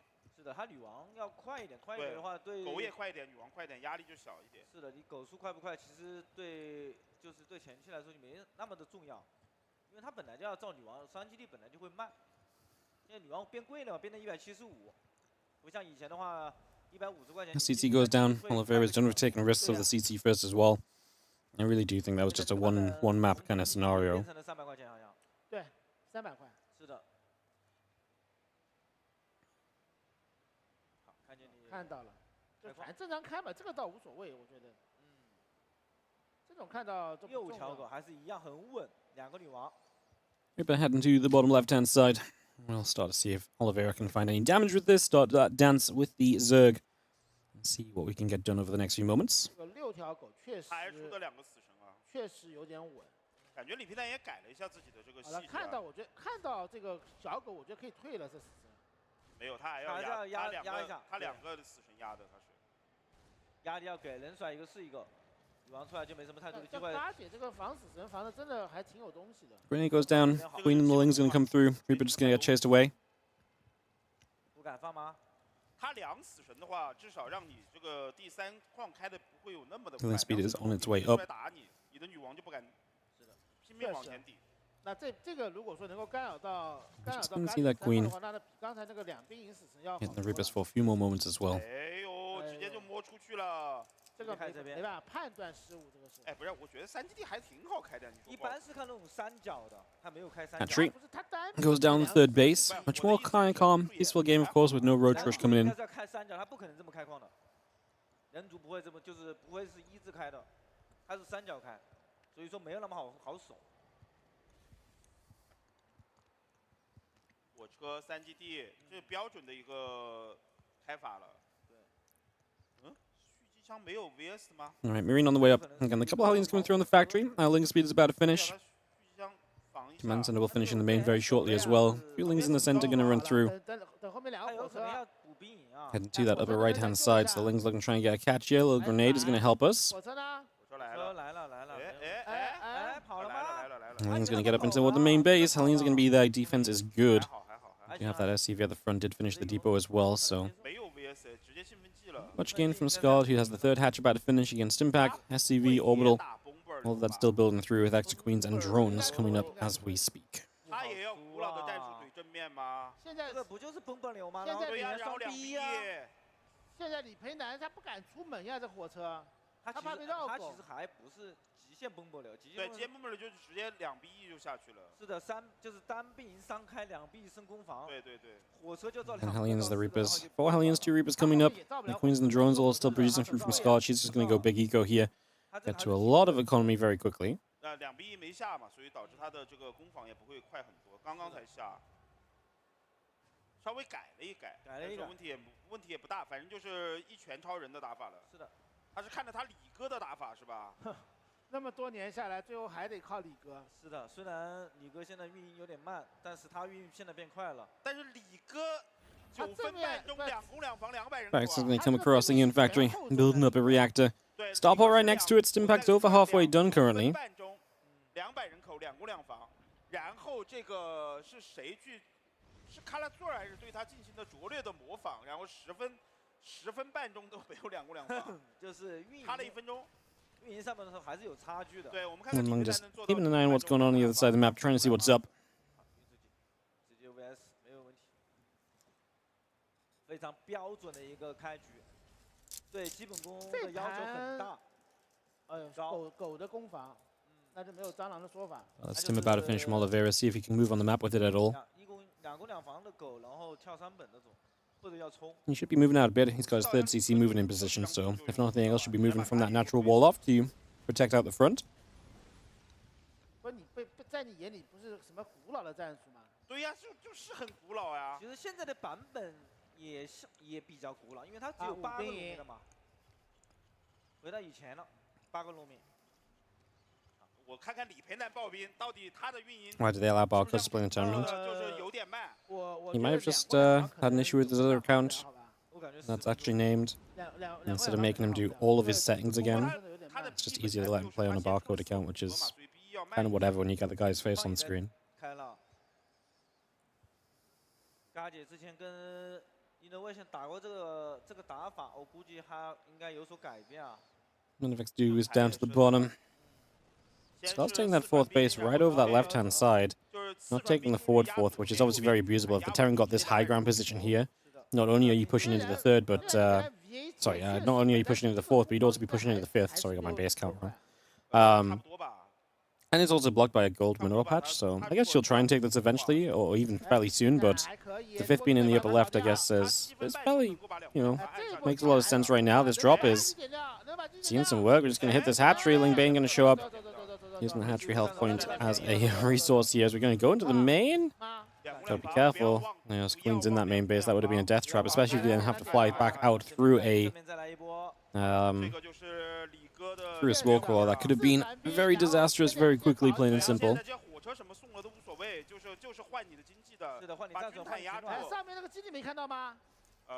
There's a stim forward here from Oliveira. Looking to get this hatch again, but the Lings are still nearby from Scarlett. But they're going to go down. Yeah, more Lings show up though. Still a good fight for Oliveira. Still a bit of value found. He's going to hit this left side, but there's Balings here. There's Widowmines in the back. Scarlett is not going to run into them.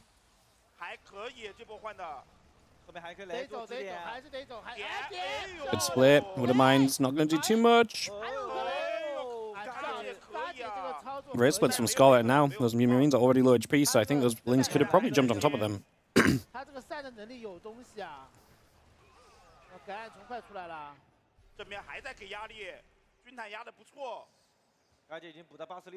One more scan coming down. Rest of the Lingbane Queen looking to push forward. The Chinese cast is overreacting. This is what people want when they say I'm monotone and have no excitement in the games. They want me to scream at every interaction possible. Some people like it, man. The Chinese casters are funny as the Banelings get target fired a little bit.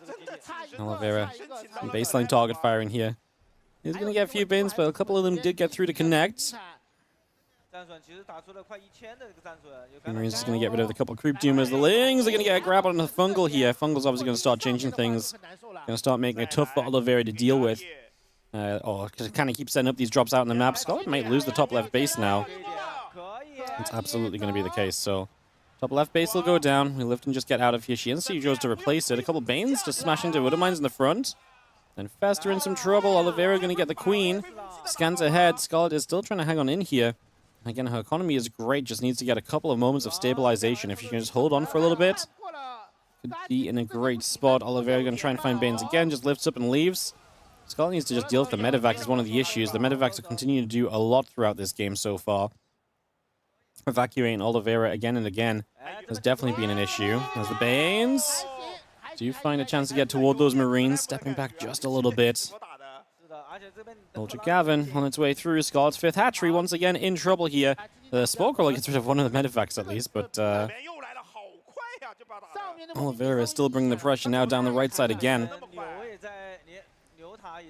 Can Scarlett stabilize? Again, just needs a good split. Aechi, she's going to have a massive counterattack.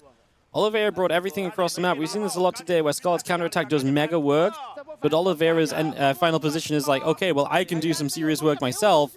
She's going to get like 10 STVs or so. A bunch of depots. Oh, hits a good fungal over here. The Bane's going to try and chase through. We got a second fungal as well. I believe we did. Scarlett just trying to push back the front line of this army. Her reinforcements could do a lot of work there, especially as she slows down the economy of Oliveira on the other side of the map.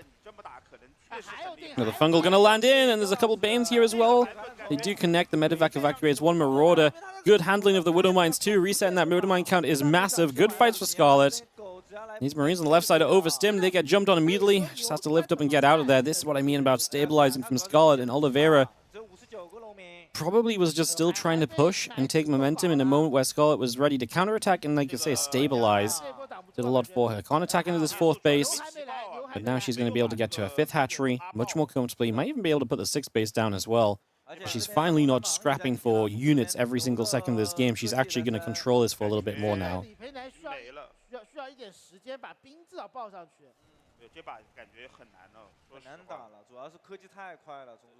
A couple changelings are going to step up the map. And the Ling Bane all gathering around.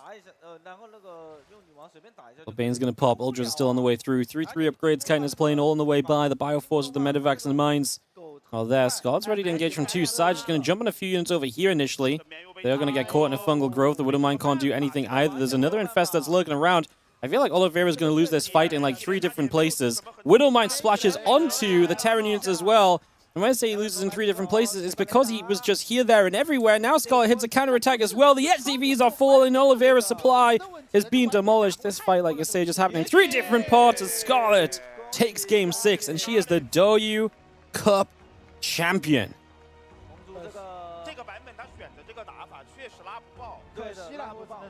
Damn, she showed up in the ZVT. I was a little scared after the ZVT against Innovation, but because Oliveira, I think, was a much cleaner player than Innovation in this event.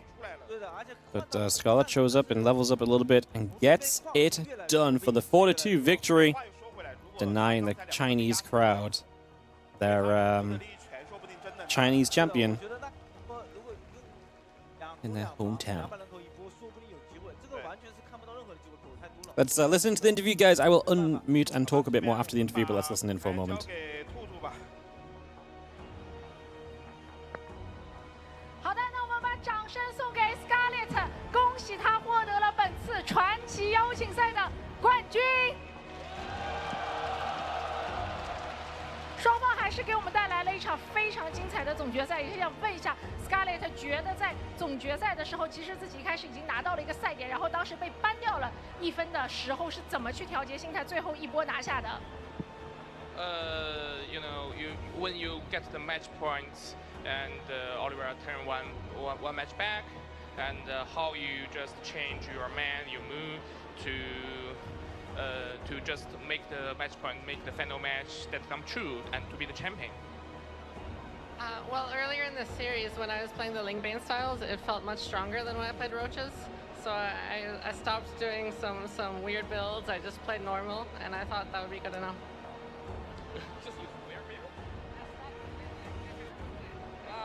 OK， 一开始他觉得受到一些压力，因为他输了那一局，然后于是他的下一局呢用了一些不同的构筑去对阵李培南，然后也起到了效果，然后最终也拿下了这场比赛。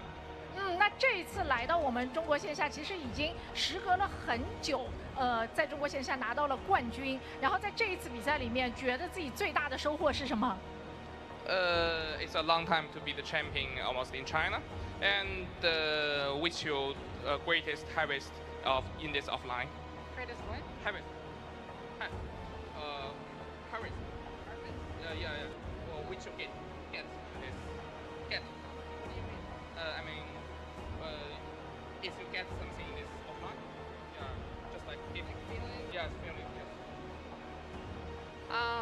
it's been a long time since I won a tournament, so I'm very happy.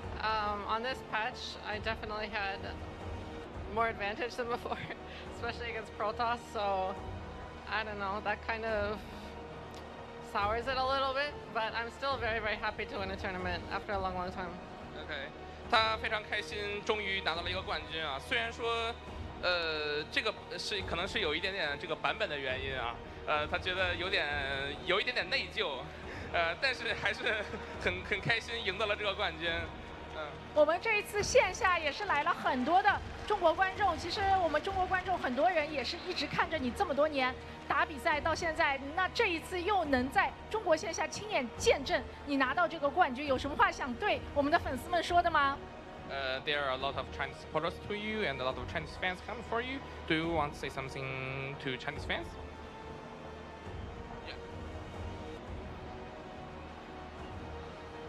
我已经打了星际争霸很久了，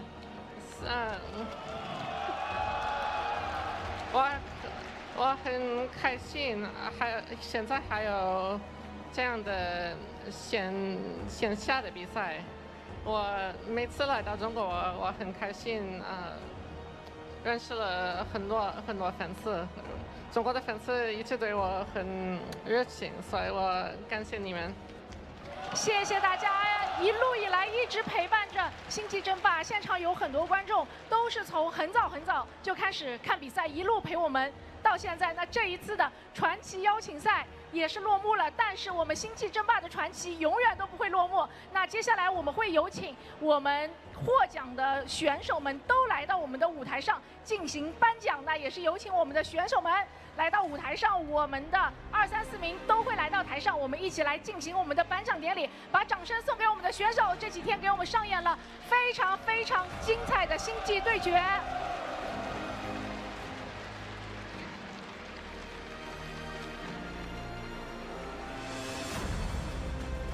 来，也是有请到了我们的这个季军、殿军，然后也是要有请我们的 SC Boy 来为他们送上我们的这个奖金牌。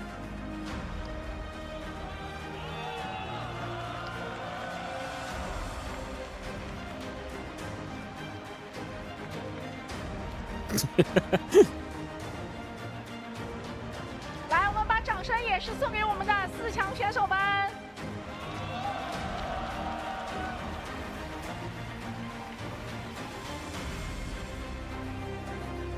好，那接下来的话要有请我们的 SC Boy 来给我们的冠亚军颁奖。来，我们有请一下我们的颁奖嘉宾。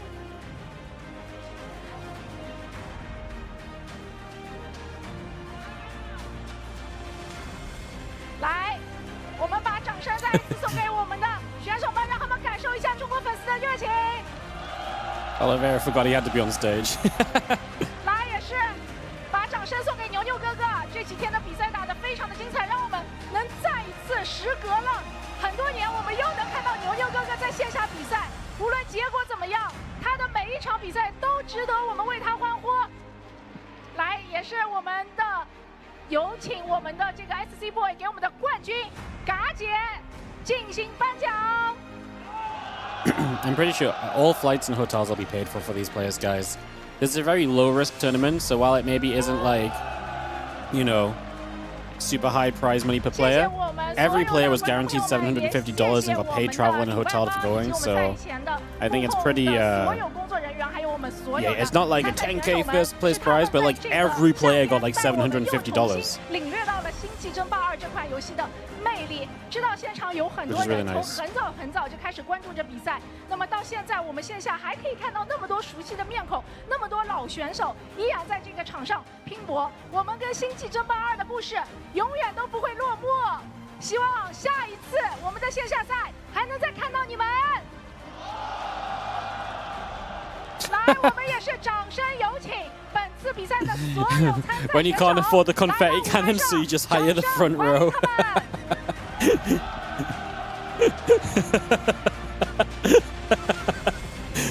May as well got the players to throw them out.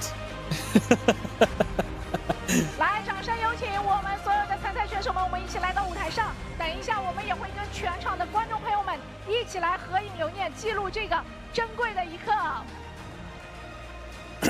来，欢迎我们的选手们！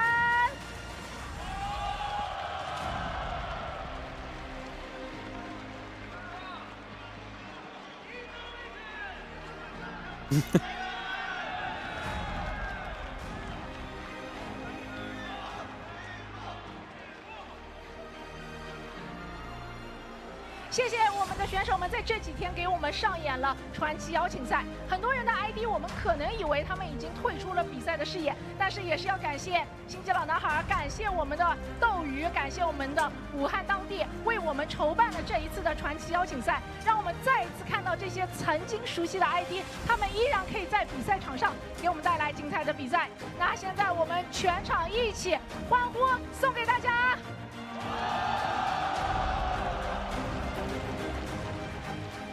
星际争霸2永不落幕，我们下一次再见吧，拜拜。今天还是一个特别的日子，你们知道是什么日子吗？来，我们也是为李少准备了一个小小的蛋糕，我们全场一起。Sorry guys, I have to mute because the music's probably not safe for YouTube.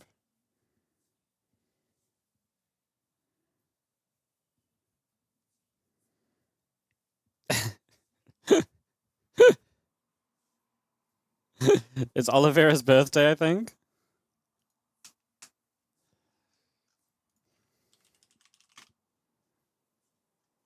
I'm sorry you can't hear, guys. Like I said, I can't get my YouTube demonetized again. It is Oliveira's birthday. Oh, that's rough. You gotta run a tournament on his birthday. Oh, brutal. Is the music gone? 传奇历程激励了他们，最后跟我们的粉丝们说两句吧。我觉得这次我尽力了吧，这次尽力了，确实决赛，我是感觉有2把还是有点机会，但是确实差点吧。而且我是觉得这次没什么遗憾嘛，就对我来说，我确实尽力准备了。而且我觉得 I'm just gonna mute up again, guys. I don't want to risk my YouTube getting demonetized. I'm sorry. It's a pain in the butt because it takes like 8 hours for it to get redone. So any views in the next 8 hours just gets completely demonetized. It sucks.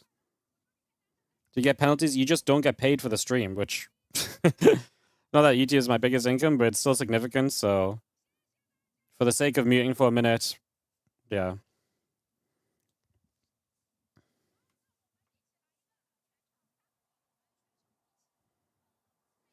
So yesterday my 15-hour stream got demonetized, so not fun.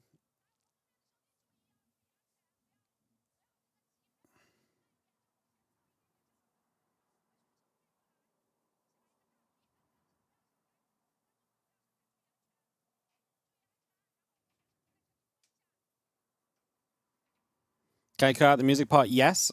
But obviously it's a live stream, so it's instantly uploaded, so the claims instantly go on. So until you cut it out, it's demonetized. And that doesn't seem like a big deal. It doesn't take me much to do, because YouTube can do it for you. But it has to reprocess the video, and it's extremely slow. Because it basically re-uploads the entire video and reprocesses the video, then re-uploads it and keeps it the same thing. So yesterday I had like 3 different claims on the video from the Maestros section. And it's taken me literally since last night. Like, the last one is still editing out now. So it's taken me, like, since last night to basically make that to get that video monetized again. So I've lost, like, the first 14 hours of monetization on the video. Which, like I said, it's not the end of the world. It's just... It's not the end of the world. It's just if I can mute up and avoid it, then we mute up and avoid it. You know? It's a cool picture.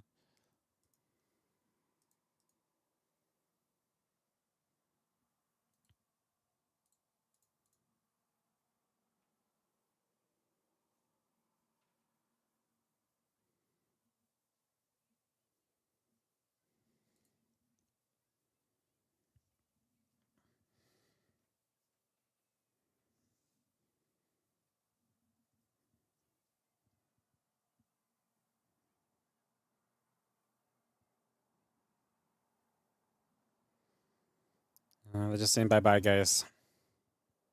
Cool tournament. It's always fun in China. This one had some old school vibes. I mean, the Chinese tournament we cast in January, the All-Stars, was such good quality for us casting. It was amazing. This was a bit more older school vibes.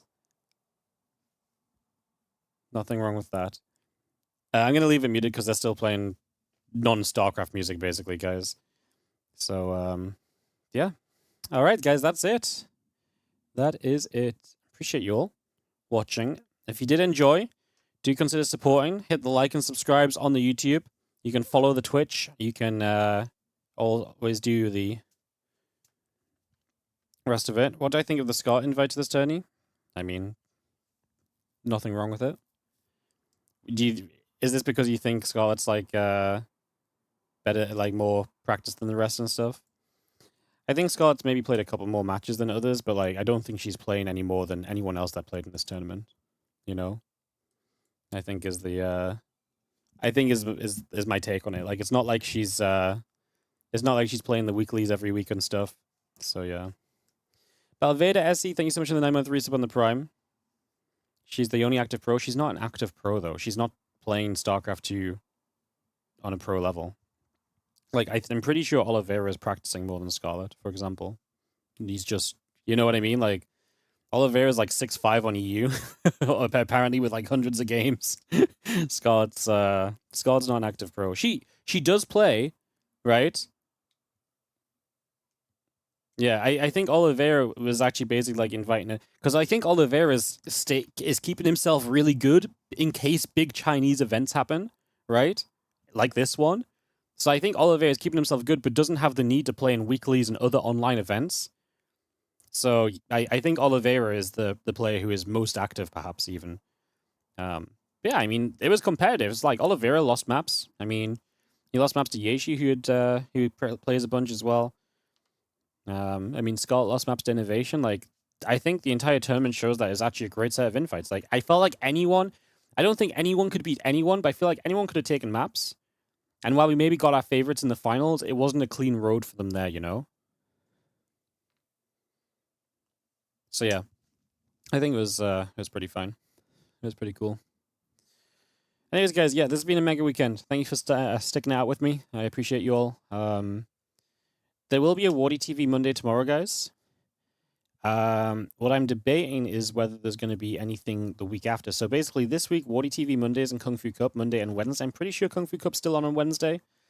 But then Thursday, I travel to Home Story Cup, and I'll be gone Thursday, Friday, Saturday, Sunday. I come home on Monday. I don't like to stream after I travel home from Home Story. No one's around anyway to play. We might do WardiTV Mondays the Tuesday after Home Story Cup. But I have to be off on and we might do Kung Fu Cup that week as well.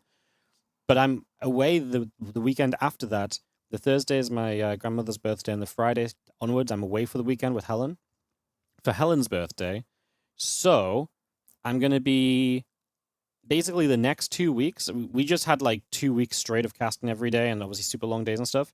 The next 2 weeks, I'm going to be, basically, once Home Story Cup comes around, I'm basically gone apart from maybe a Monday Cup and a Kung Fu Cup in between 2 weekends. So I'm basically gone for a bit. So, but when we come back, there's nothing scheduled because there was meant to be something in late July, but there's just not going to be. There's nothing scheduled. So depending on how I'm feeling about the patch, we might start up the Summer Championship and Summer Cup and stuff. If I'm not vibing with the patch, I might delay it a bit longer because I don't want to throw a bunch of money into a patch which is questionable at best, honestly. Like if it's a case of like I can delay my big tournament for a month and I think it's going to give me better games, I might do that. So yeah, I think that's the current state of things. I'm gonna see who wants to play and stuff. I tried to organize a tournament recently and a bunch of people said no already, so yeah, a couple of quiet weeks for some open cups, and otherwise we'll see what we do later in July. I'm not sure what that's going to be looking like yet. Like I say, like mid-July onwards. I want to stream a lot, but we'll see what we can do because it obviously depends on what we can get going and stuff. So, yeah, that is about all I've got to say though, guys. I'll run some ads on the outro. Help support the stream. If you want to support, obviously, again, loads of ways you can do so. Like and subscribe on the YouTube. Follow on the Twitch. Use your Prime subs. We're at 797 subs. So if you want to help us push up to 800, help us out there. Like I say, we will be here for Monday Cup tomorrow. I don't think I've got anything else to add. I'm going to go and chill out. The fact I've got 23 hours before streaming again sounds amazing. These these early days have been they've been a bit rough. They were okay, but obviously like the slow starts to the games and day one had all the downtime, and obviously yesterday was a 15-hour stream and stuff. So yeah, thank you so much for joining me. I appreciate you all, and I will catch you guys on Monday. And I will see you guys there. You guys have a great rest of your day. I'll see you guys tomorrow for some StarCrafts on the WardiTV Mondays. Like I say, ads on the outro. We'll probably host someone up in 3 minutes when the ads are done.